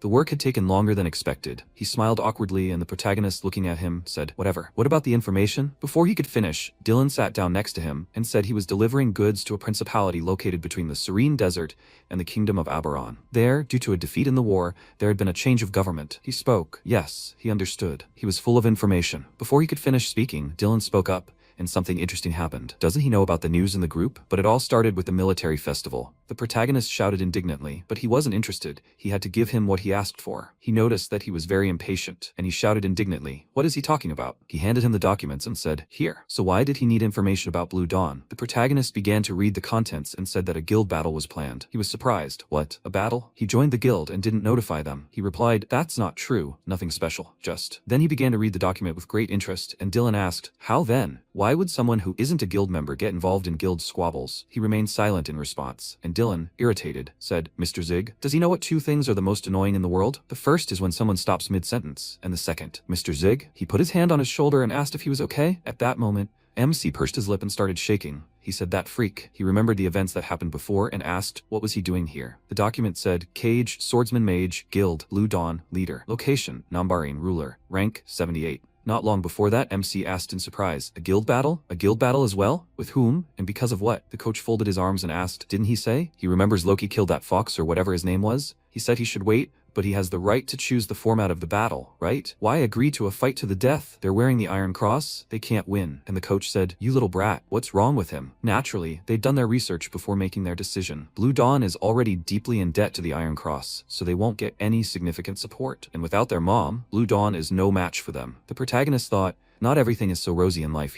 Then the coach asked, "He's with them, right?" He was surprised. What? Why would he? But before he could finish speaking, the coach grabbed him in a chokehold and asked, "He says he'll go because they're from the same dojo." He knew it. That's why he'd already added his name to the contract list. The protagonist, perplexed, shouted, "What?" In the present tense, he inhaled loudly and said something like that. And Dylan put his hand to his face and said, "Red Tigers versus Blue Dawn. That sounds harsh." Yes, Blue Dawn owed Iron Cross a lot, but when it came to extermination, everything changed. Iron Cross would never miss a chance to get rid of the Red Tigers forever. At that moment, the protagonist's hands began to tremble, and Dylan, noticing this, called him over and asked, "What about official guild membership?" He looked at him and said that now was not the time to discuss such things, and he said that even though he was partly to blame, he had nothing to do with it. If he became a guild member, they would be able to officially protest their participation as a mercenary on the Red Tigers' side. MC looked at him in surprise, and he added, "It seems like he really wanted to participate, but he just can't, like that. Well, how does he like the offer?" Then the protagonist said, "Cage." He was surprised. "Who?" He asked, "Will Cage also take part in the guild battle?" He answered, "Of course. After all, he is the guild leader." Then the protagonist said, "Mr. Dylan." In the present tense, Sia shouted, "Daddy." She entered the hall and said that he forgot his lunch. No one was there. Meanwhile, Dylan laughed and shouted, "Great. The day has finally come." He folded his arms and added, "Everyone knows, right? A real fight awaits them today. They simply cannot lose." He stood in front of the guild members and added, "So, everyone is required to fight, as always, and return unharmed." "Who are they?" "They are the Red Tigers." Meanwhile, the guy approached Youngtaek, who was standing behind the counter, and asked, "He apologizes. How much is 2 hours?" He replied that those guys had rented out the entire cafe today. He's sorry, he should come next time. Sometime later, Abaran Kingdom, Belfast Square. Many people gathered in one place, and then a huge screen began to broadcast in front of everyone, from which Nam Gunhyuk pointed his finger and shouted that he welcomed everyone. Where there is a fight, there he is. His name is Gunhyuk, and today he will be broadcasting a guild battle. He was in a hot air balloon while a cameraman was filming him. He pointed to the side and said that right before them right now is none other than the strongest of the Arpedia world. The battle between the Red Tigers and Blue Dawn will take place here. Here they are, the great Red Tigers, the strongest mercenary guild. It looks like the entire guild will be fighting. More than 100 people have come out. Then he looked ahead and said, "And on the other side is Blue Dawn." His mouth opened in surprise and shouted, "It can't be. They must see such a huge army." The cameraman said that according to their team, they have about 1,200 people. He clenched his fist and said, "They must present to 100 members. As far as he knows, the guild has about 200 people. If that's true, that means they've attracted 1,000 mercenaries. Those are truly impressive numbers." He's amazed. Meanwhile, Cage slung his sword over his shoulder, walked forward and said irritably, "There's no need to buzz and make a fuss. What's so special about mercenaries bought with money?" He thought what was truly astonishing was the armor he already had from Behemoth. He also had a chestplate, one of the few mythical items on the server. Thanks to this alone, he could easily defeat an opponent 30 levels higher than him. He was no longer the weakling Guilford had cut in half in the war for the Barca's territory. If he could win this battle, his future would sparkle with the brightest colors, and he would destroy him, the Red Tiger. Then the host announced, "Only 5 minutes left until the battle began. Will the Red Tigers be able to defend their title as the Invincible Guild?" At that moment, Guilford said, "Only cowards rely on numbers, but a real man knows how to deal with even 1,000 opponents." The man next to him said, "This only applies to him, Captain, with his 45th place, or Cage, with his 78th. He thought that he didn't expect them to have so many people. A complete failure." At that moment, Guilford looked to the side and shouted, Leave your fears behind. This is a fight for the honor of the Red Tigers, right, Loki? At that moment he thought, bad people, they tried to steal Popo. Then Guilford asked, by the way, where is Zig? He sent them equipment, but he himself was nowhere to be seen. The man next to him said that he definitely said he would come, but he still hasn't responded to the message. Then Guilford smiled and said, that bastard got scared and ran away. I'll have to teach him a lesson again after the battle. Okay, they'll start soon. Everyone prepare for battle. There were 30 seconds left until the battle. He said, it's time, go guys. He walked forward determinedly, and Legis, watching everything from the big screen, held Popo in her arms and said, Zig. She remembered walking into the room and saying, hey Zig, what's he stuck there for? We need to hurry. Huh? Where did he go? Then she walked forward and stepped on a note. She bent down to pick it up and asked, what is this? The note said he apologized, Zig.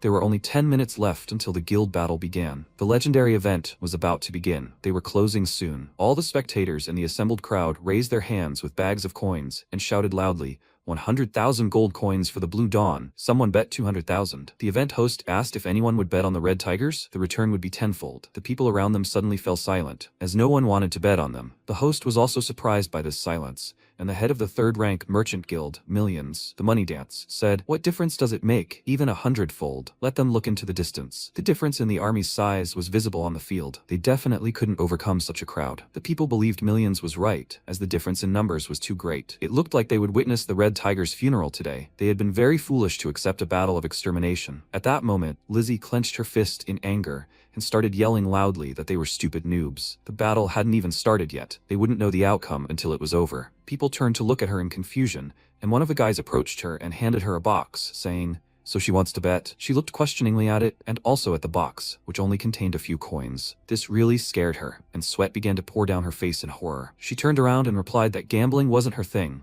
The guy realized she wasn't so sure about this guild. Suddenly, someone raised a huge bag and shouted, 1 million. It was Dylan, who had bet 1 million gold coins on the Red Tigers to win. He was happy, and the people who noticed his smile were dumbfounded. He really wanted to bet 1 million on them? This was Dylan from Gold Rush, right? Why would he take such a risk? The guy who took the bag was barely holding it in his hands and asked in confusion, he knows there will be no returns, right? Dylan replied, of course. And at that moment, Millions turned to him and said he was losing his grip. Dylan smirked at his words and suggested they wait for the result. Then they would know the truth. At that moment, he turned to Lizzie and asked, is he right, lady? She asked again, is he talking to her? He must be right. At that moment, a system window appeared in front of many people. Everyone was waiting, including Lizzie, who was still holding out hope. She prayed that he had returned. If the Tigers lost, she would have to close her shop, and she really didn't want that. At that moment, Guilford activated Berserker mode and swung his sword once, initiating the battle. This sudden movement caused everything around to ignite. Many people from the opposing army were attacked and fell to the ground from such a powerful blow. One of his guild members spoke up. There he is, their boss. With this kind of success, they can win, right? The battle continued, and both sides fought back. One of them slammed his fist into the ground, sending several chunks of earth flying. He smiled and asked how long they would last. They hadn't seen each other in a while, and it was time to settle the score. Just then, a member of the Red Tigers approached him and announced, it's him. The boy realized they recognized him. In peacetime, he's in charge of finances and numbering, but on the battlefield, he's known as the Mad Dog of the Blue Dawn. He's the strongest martial artist in Arpedia, and his name is Fuchs. But before he could finish his sentence, he was suddenly struck in the face with a sharp weapon, causing the system to report him dead. The boy shouted, that was a great hit, Loki. All these actions were visible to the crowd, who were shouting in amazement, demanding everyone pay attention to the Tigers' continued attack. Is it really quality, not quantity, that matters? But what kind of quality could it be? On the other team, a single cage is worth something. Rank 76 is no joke for them. At that moment, Cage used his powers and struck, shouting, Purgatory. With a single blow, he was able to attack an incredible number of opponents. After that, he used a 10-slash combo and continued to kill everyone around him. Guilford burst into tears at the sight and was stunned. He realized where he was, and Cage began laughing loudly and screaming for them all to die. At that moment, he sensed something was wrong behind him, as Guilford pounced on him from behind. Turning sharply, he managed to move a little further, and moments later, their powers collided, causing a bright explosion to appear in the sky. When the dust cleared, Guilford stood before his opponent and told him he shouldn't have reacted to his attack at his current level. He'd ripped off some decent equipment. Cage smiled and asked again, this is their first meeting since the Longboat War, isn't it? The system reported he had a flaming chest plate and a special skill called Explosive Defense. It activates a barrier that protects the wearer from deadly attacks and consumes mana. At that moment, he swung his sword again, but Guilford said this time it would be different. Cage jumped to strike from above, and Guilford managed to shield himself with his sword before suddenly looking around and realizing his subordinates were being scattered in all directions by the explosions. He cursed and realized that if he dealt with this kid alone, the others could wipe them out.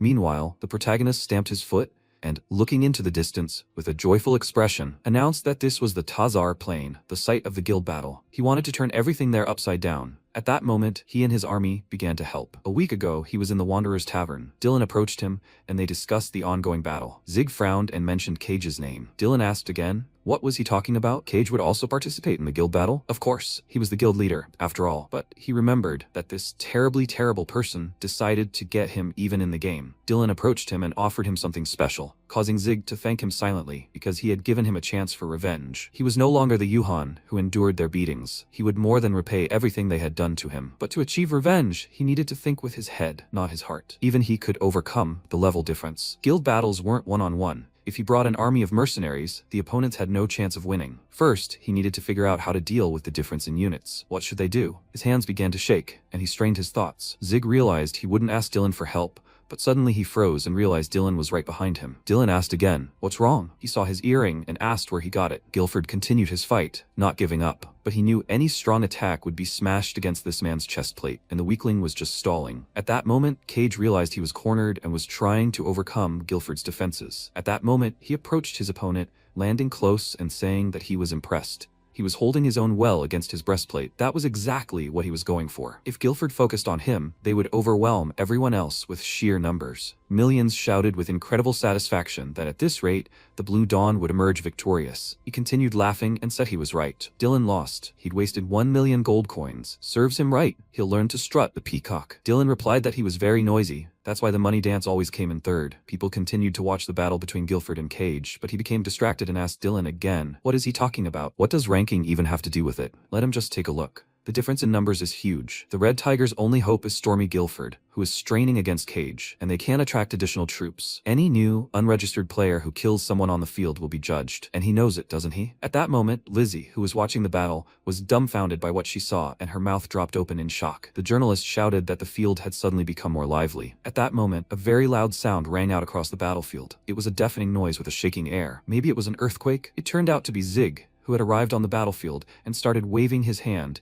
shouting that he apologized for being late. He left a letter, so everything was fine, right? Guilford, who saw his arrival, was dumbfounded and asked again. Zig, he certainly appreciated that he finally came, but he didn't have time to finish his sentence. Cage wondered, who is this kid? He feels like some kind of noob. The protagonist started shouting that the Blue Dawn freaks better get ready, because he's the Red Tiger's trump card. Cage asked in confusion, he's the trump card? Guilford shouted back, no, that's not true. He wasn't even amused. He swung his sword sharply and demanded that someone quickly get rid of this idiot. His subordinates shouted that they'd heard his order and began to carry it out. Zig laughed loudly and replied that if that's the case, he'd suggest getting started, if they didn't mind. Suddenly, he noticed something was wrong and asked again, what? Cage pounced on him with incredible speed and was already right up close. At that moment, Zig remembered his previous conversation with Dylan about the earring on his ear. As he'd already said, after the Kiev Principality lost the war, their government had changed, and now all power was in the hands of the Lizardmen. So he'd grabbed a souvenir from there. The Lizardmen apologized to Zig and said he'd like to help, but they needed to recover from the war. He was truly sorry. Zig was stunned by the memory and couldn't move as the tip approached his eye. The Lizard King announced that he could only send 1,000 soldiers to help him now. And at that moment, that very same lizard man from his army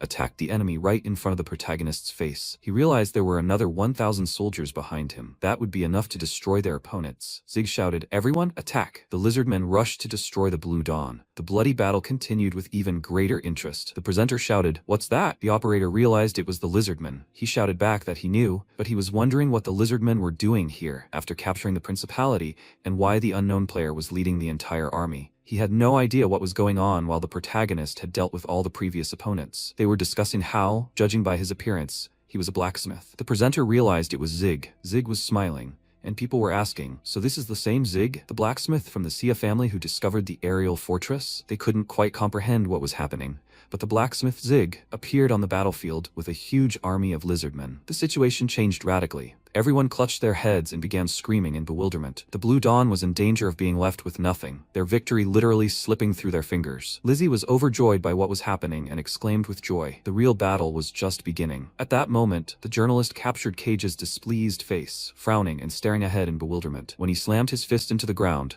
The entire earth shook. At that moment, people cried out in fear. Is everything alright with Mr. Hyun-il? Blood appeared in his hand and he grinned and apologized, as it seemed he had overindulged a bit. If they allowed it, he would go to the restroom and return to them. Hyun-il left the VIP room and grabbed his phone. He replied that it was him. They asked, Behemoth, what do they owe him? He replied that they should begin Plan B immediately. At that moment, one of the journalists shouted that he couldn't believe his eyes. The lizardmen were helping the Red Tigers, and they were also monsters, so they wouldn't get banned for killing characters in the war. People shouted in shock. How could this be? Was he a trainer or something? Did he have a special skill? Dylan turned mockingly to Millions and said that, as far as he could tell, he couldn't guess the outcome of the war until it was over. Lizzie exclaimed in horror. What was this? Where did they come from? So, in the note he apologized for being late. He should write her normally, the idiot. She knew that would happen. At that moment, one of the knights asked Zig how he managed to pull this off, and didn't he run away? What kind of monsters are these anyway? Zig replied that he would explain everything later, but that they should end the war first. The knight agreed when he noticed an enemy attacking behind him. Their swords clashed, but the lizard immediately destroyed his opponent, thereby protecting the knight. He continued to stare at what was happening in bewilderment, and suddenly asked, did he just help him? Thank you. The lizardman replied that his ally's ally was his ally, so no thanks were needed. After these words, he ran off to help the others in the battle. The guy was shocked by what he saw and realized how cool it was. Meanwhile, Guilford continued to fight and shouted that he didn't know what Zig had done, but thanks to his lizard friends, the situation had radically changed. Cage shouted back, has the situation changed? That's crazy. He saw only a pathetic attempt to even the odds. The battle continued between them and bright flashes of light spread everywhere. Numerous lizard men continued to kill people,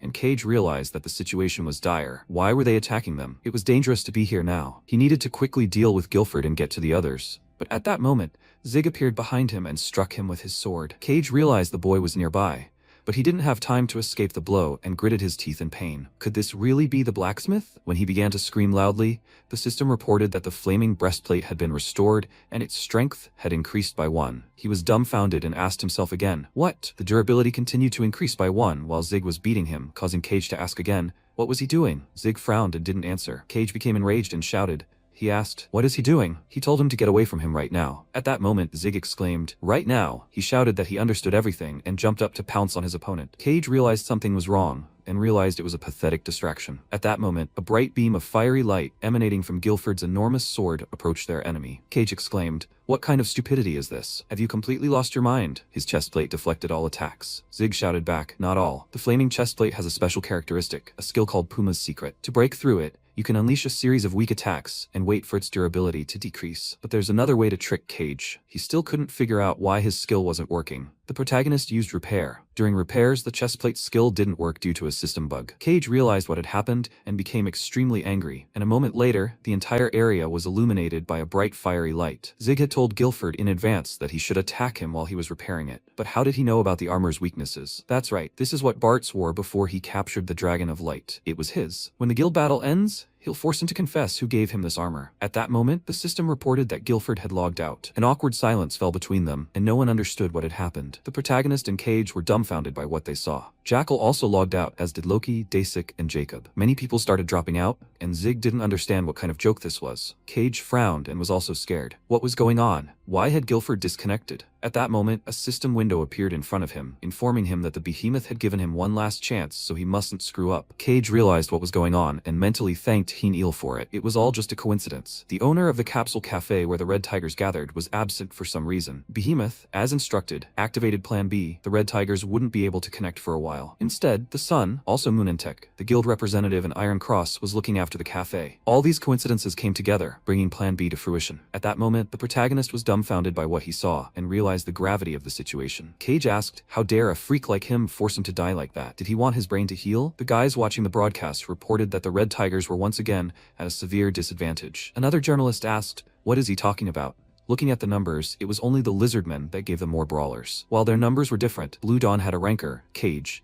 At that moment, he defeated Zig, who jumped back. And given that Guilford wasn't on the field to stop him, the Red Tigers were in a very unenviable position. Sia, noticing what was happening, was terrified. Moreover, the battle conditions are such that it will end as soon as one side has no brawlers left. The Red Tigers currently have only one official player left, the mercenary Zig. Lizzie ran off in fear in an unknown direction. In other words, as soon as the blacksmith Zig dies, the Red Tigers will disappear. At that moment, Zig was wrapped in various chains and clutching his neck to keep from suffocating. At that moment, Cage asked, did he hear that? If he dies, they will lose Blacksmith. Zig didn't understand what was happening and where the leader had gone. Was this some kind of death sentence? Why did everyone suddenly split up? And how is that even possible? And what about the guild war? People kept shouting that as soon as the blacksmith Zig dies, the Red Tiger's defeat is guaranteed. He realized that it would all end with his death, but he couldn't die. The system reported that his mana was low, and the skill Hand of Death was deactivated. Because of this, Zig fell to the ground, and Cage, who approached him and looked down on him, thought about how he had wasted everything while messing around with Guilford. He didn't care. He didn't need any special skills to take down this noob.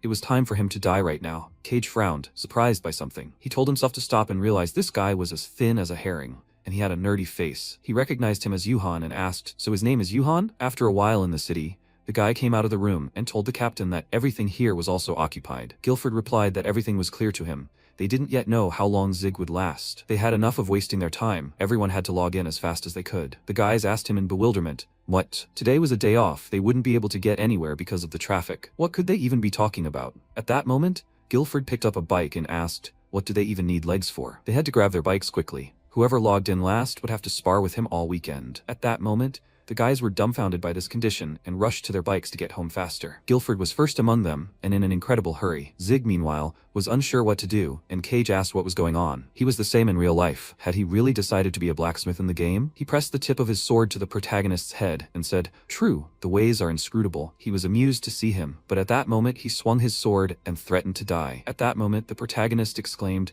the weapon shattered, and struck his opponent directly. He was stunned by the horror he felt, and his sword shattered into pieces. Zig started to run, turning around sharply, and realized that first he needed to get away from here. He wanted to hit Cage over the head, of course, but if he left now, he would lose the war, just like the Red Tigers. The lizard men who had risked their lives to help him would be dishonored. Because of this, he tried to deftly shake off the knights attacking him with various sharp movements and run as far as possible. Cage became angry and shouted that they should grab this freak. Everyone around him started running after him. The presenter asked with surprise, what was going on there? They should see how Zig is escaping. Even his heels were flashing. The battle suddenly turned into a chase. The knights caught up with the protagonist and tried to strike him with their swords from a distance. He deftly jumped in different directions to avoid being hit. People called him a nimble blacksmith. What a thrilling sight this was. Cage ran off with his subordinates to attack Zig. He shouted to attack him from a distance and shoot, calling them mindless cretins. Zig ran in an incredible hurry and wondered if he would now have to outrun them forever, or should he give up and lose if his friends never returned? There had to be a way out. He turned around and realized he could try this method. Suddenly, he stopped and looked up at the arrows approaching him. They flew at incredible speed,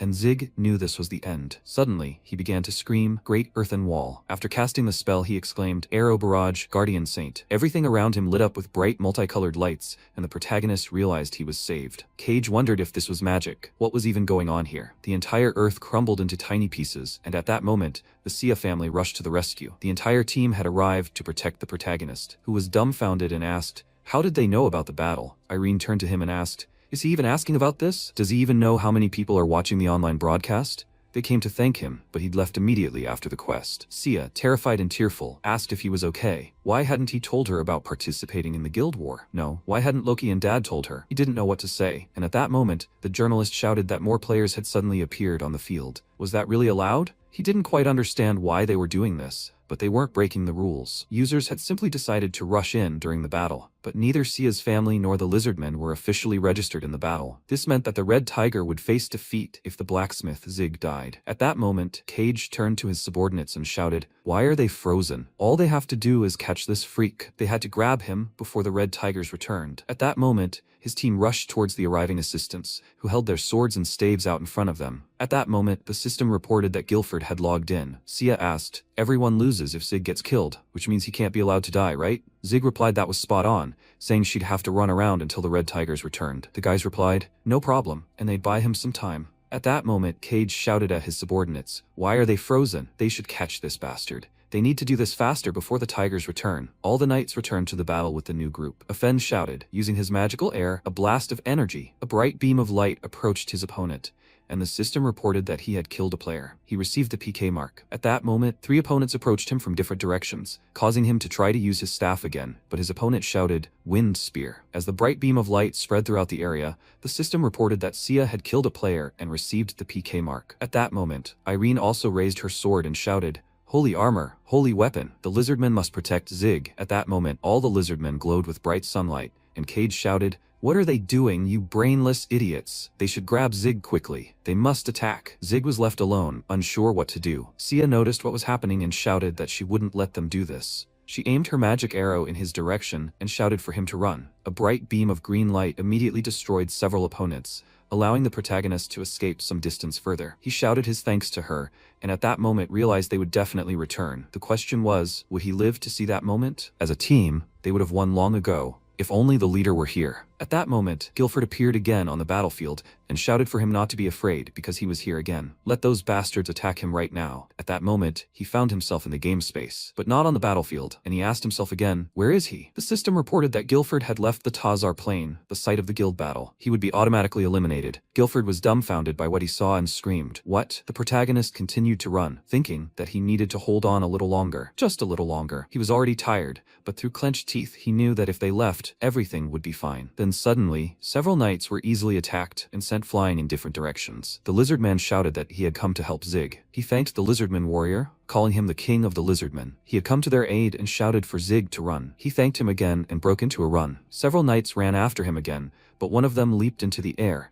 which the protagonist noticed and turned around. A moment later, a bright blue magical force shattered the group into pieces. It was Lizzie, who had defended her friend. Zig was very surprised by her arrival and asked what she was doing there. She shouted at him not to turn around and to run. When people noticed what was happening on the battlefield, they cried out in surprise. Dylan exclaimed that he should run. Meanwhile, the knights who had found themselves in the middle of the city continued to ride their bicycles as fast as they could. Guilford fled in an unknown direction, terrified. Zig knew he had to run, and Dylan shouted that he only had a little while to go before the Red Tigers arrived. At that moment, he froze and thought. Cage, who was in his way, asked, did he think he could play tag forever? Checkmate. Zig found himself right next to a cliff, completely surrounded by his opponents.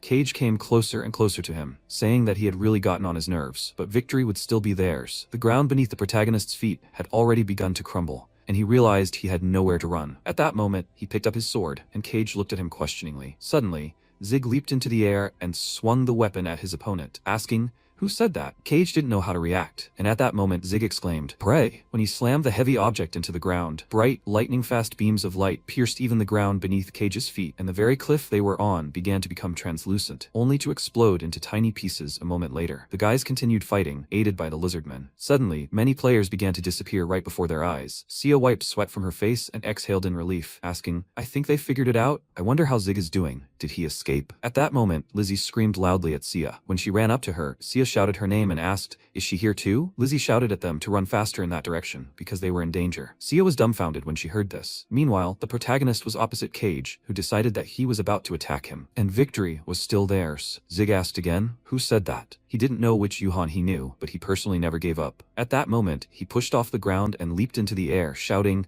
"Pray!" When he struck the ground with his weapon, it began to split into small pieces and disintegrate into tiny pieces, after which, due to the bright rays of light, it began to disintegrate. Cage, along with his subordinates, couldn't stay on their feet and also began to fall. Had he really broken the ground under his feet? What was he planning now? Cage tensed up and screamed. Was he trying to escape from them again? What a coward he was. He hasn't changed a bit. He'll keep running for the rest of his life. But no matter how hard he tries, the outcome will never change. At that moment, Zig tensed up, and Cage yelled for the guys to grab him. He leaped high into the air and rushed straight toward the protagonist, shouting that there was a swamp of despair below. They would take almost no damage from the fall, and if they continued to catch up, this dumb idiot would only back himself into a corner. He blocked his own path, the moron. Cage was approaching his opponent, shouting that this way they would definitely win, when he suddenly stopped and asked himself again, a swamp of despair? Why did he even throw them off? At that moment, Cage yelled for everyone to stop, frightened, but it was too late, and Zig punched him right in the face. At that moment, after the attack, Zig replied that he had never intended to run away from the start. He came here on purpose. When he stepped on the ground, a bright magical hand began attacking the rest of Cage's subordinates, who tried to figure it out but were unsuccessful. Zig responded that it was a trap. Idiot. He gave him the middle finger, as Cage continued to fall into the swamp. Cage became so angry that he called him names, and the system reported that he had left the Tazar plane, the the location of the guild battle. The player will be automatically eliminated. The Blue Moon Rover left the plane, the location of the guild battle, along with Eviko Summerland, along with Rosa, Paul, and Dok Sumcheon. The player will be automatically eliminated. When the protagonist realized he had won, he raised his hand and thought he had already dealt with his pursuers. If no one remained above, the Red Tigers would win. He continued to climb on the rope when he suddenly heard someone shout at him to stop. It was Cage, who activated the dead hand skill and grabbed his leg. Zig was dumbfounded by the sensation and was pulled down. He started falling and didn't understand how to fix it. Cage screamed that he couldn't do it and that he wouldn't lose. He climbed out of the swamp and continued screaming with incredible hatred that he would never lose to him. Zig understood that if he fell now, would it be considered a draw? No. Even if there was just one left, they lost. He continued falling headfirst and understood that this situation was dire. Cage also screamed with hatred, and when Zig got as close as possible to the swamp, the people froze. They didn't know what would happen next, and at that moment, Sia offered him her hand to catch him, and they held on. Zig was surprised to see her in front of him. Sia had saved him. She screamed at him to hold on tight, and all the guys came to his aid, grabbed his legs and arms, and pulled him along with them. They began to pull the protagonist and pulled him onto dry land, much to his surprise. They exerted incredible effort to pull Zig to the ground. The journalists were stunned and speechless, as were Dylan and millions. The system reported that the Red Tiger Guild had survivors. The Blue Dawn Guild had 0 survivors. All members of the Blue Dawn Guild had been eliminated. Red Tiger had won, and the protagonist was overjoyed. At that moment, Often exclaimed with equal joy that the Red Tigers had won. Zig smiled and couldn't believe it. Everyone started clapping at the sight. Millions frowned and said that it was simply impossible. His money was gone. Dylan laughed and replied that Zig really did have a talent for surprising people. Zig, seeing the screen in front of him, realized that he had truly won and was overjoyed. Lizzie cleared her throat and turned the attention to herself because it was all thanks to her. He turned to her in confusion and asked, "What does this have to do with her?" Irene bumped into her and said, "Exactly. She didn't do anything." Lizzie got angry and started screaming, saying, if it weren't for them, he would have clearly died. They were completely out of their minds. At that moment, Sia approached Zig and touched him with her finger, and he looked at her with delight. Sia asked him to tell her next time if something happened. Did he understand? Zig felt embarrassed by the closeness and said, "Okay." Suddenly her hands began to shake from the force with which she squeezed his shoulders out of anger. He cried out, and Sia said she couldn't hear anything, and that he should speak louder. He replied that he would tell her. He promised to warn her. The lizard said that Zig was young, and youth was a good thing. Often asked, "So should they go now?" Suddenly, Cage climbed out of the swamp and stood straight up on the ground, yelling at them to stop. They were all so happy, the bastards. He was so angry that he managed to climb up and said that he wanted to close his eyes, but they were asking for it. Why did they even interfere in his fight? He turned to Zig and said, "Is he completely out of his mind? Let him come here, right now. They need to remember the good old days when he got his ass kicked." The guys were surprised that he said the name Yuhan. How did he know his real name and what did all this mean? They asked Zig if he knew Cage. He didn't answer for a while and Cage screamed. Of course, they hung out together a lot, didn't they? Looks like his buddies don't know a lot of things. All the guys were dumbfounded by what they heard, and Cage continued to say that the real name of this blacksmith was Yuhan. He was his toy. What a great punching bag he was. He remembered how they had a hard time finding the rope that time. They tied him to a chair with ropes in terrible condition. Did he want to play this game again? At that moment, Cage exclaimed loudly, and Zig shouted, "Enough, they should play. Let them do it his way." But if he lost, he would tell him where he got that armor. Cage asked with a smirk, did he think he could win? At that moment, Sia and everyone around him were stunned and waiting. Zig frowned and realized he must be disappointed. Sure, he was a dragon slayer, the strongest king, the new conqueror of the world. And no matter how strong and cool he was in the game, it didn't change who he was in real life. He knew everything was fine and he had nothing to worry about. He hadn't planned on making friends here anyway. Friendships only got in the way of playing and moving towards his goals. His goal is to catch the hacker, and all he needs to do is defeat the idiot and track down the location. Zig gritted his teeth in anger and abruptly took off, swinging at his opponent with incredible anger. But at that moment, Sia lost her temper and aimed her fist straight at Cage's face, landing a powerful blow. He flipped several times in the air and cried out in horrific pain. When he landed among the rocks, he clutched his head in pain, and Sia blurted out that she thought Yuhan was a nice, sociable guy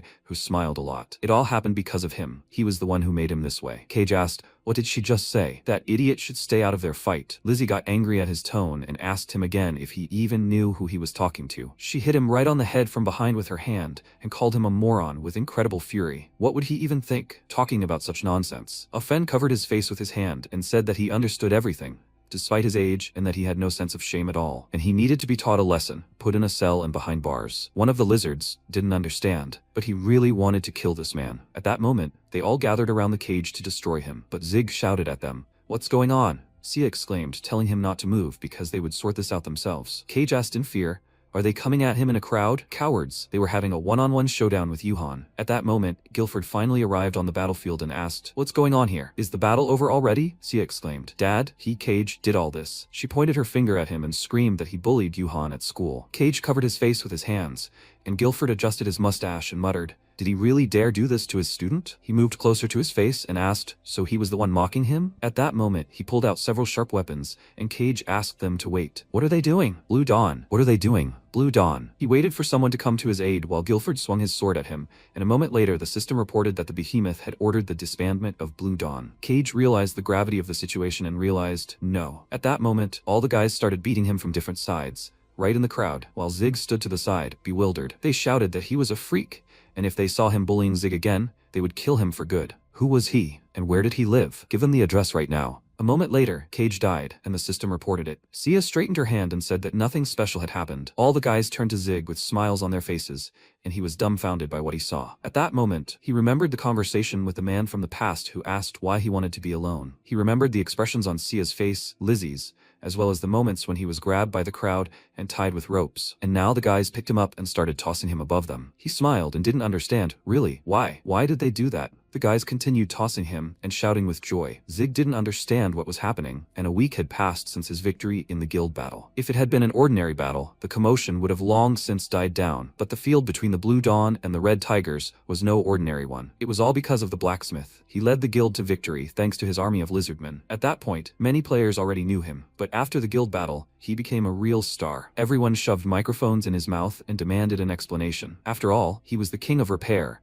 the discoverer of Mycenaean, the general of the lizardmen, the battle tactician, the killer of the Blue Dawn. "Let them greet Zig." The journalist held the microphone to his mouth again, and the protagonist greeted him and announced that his name was Zig. The journalist said they'd skip the introductions and get straight to the point. How? How did he command the lizardmen? Zig replied that he didn't command them, he simply asked them for help. His friends exclaimed in surprise because it was so cool. He's a genius blacksmith, and he even communicates with monsters. And he's good. The whole gang laughed at what happened. After a while, they approached the cafe and asked, "Is this the cafe? The capsule cafe that the Blue Dawn knocked out?" Sia replied that the owner apologized profusely and hired a new employee to replace his son. When they entered, they were invited in with smiles, and the guys were dumbfounded by what they saw. Lizzie was there, in human form, her mouth hanging open in astonishment. Zig frowned and asked who would have thought she would be the new employee. Lizzie asked again, why was he whining? What difference did it make where she worked? He replied that there was no difference. She just looked a little different. Lizzie replied, "Well, of course. Coloring and makeup cost money, actually. And time is money too. If that's enough for a chat, then let him go make gear." Zig replied, "Fine." After the battle, Millions made an unexpected deal with Dylan. They signed a contract according to which they would split Zig's gear supplies 50-50. And when Zig's reputation and Millions' business acumen came together, he could no longer sell weapons because there simply weren't any. And everything seemed to be going well. But when he resumed his work as a blacksmith, he remembered what happened on the battlefield. When Cage disappeared, all that was left was his armor. The guys noticed this, and Lizzie said that he decided to make excuses to the end, a typical example of a third-rate villain again. Cage muttered through the armor that he was mocking him, and it seemed to him, but he did everything against his will. Lizzie asked, what nonsense was he talking about? Was he not good with the word sorry? Was he really going to show off his pride until he melted? At that moment, he exclaimed, "Behemoth, ranker, 4th place in the top. Behemoth, it's all him." Sia asked, "Is that the one from the Iron Cross? But what does he have to do with it?" Cage replied, "Yes, even though the behemoth is Hyun-il." Zig was dumbfounded by what he heard and asked, "What?" After all, he was the student council president at their school. Cage replied, "Yes, and Hyun-il is the grandson of the Haklim Foundation chairman. He came to him and asked him to discipline him for snitching on the school. And where did he get that armor? He took it from that jerk. It's all his fault, and he didn't do anything wrong." At that moment,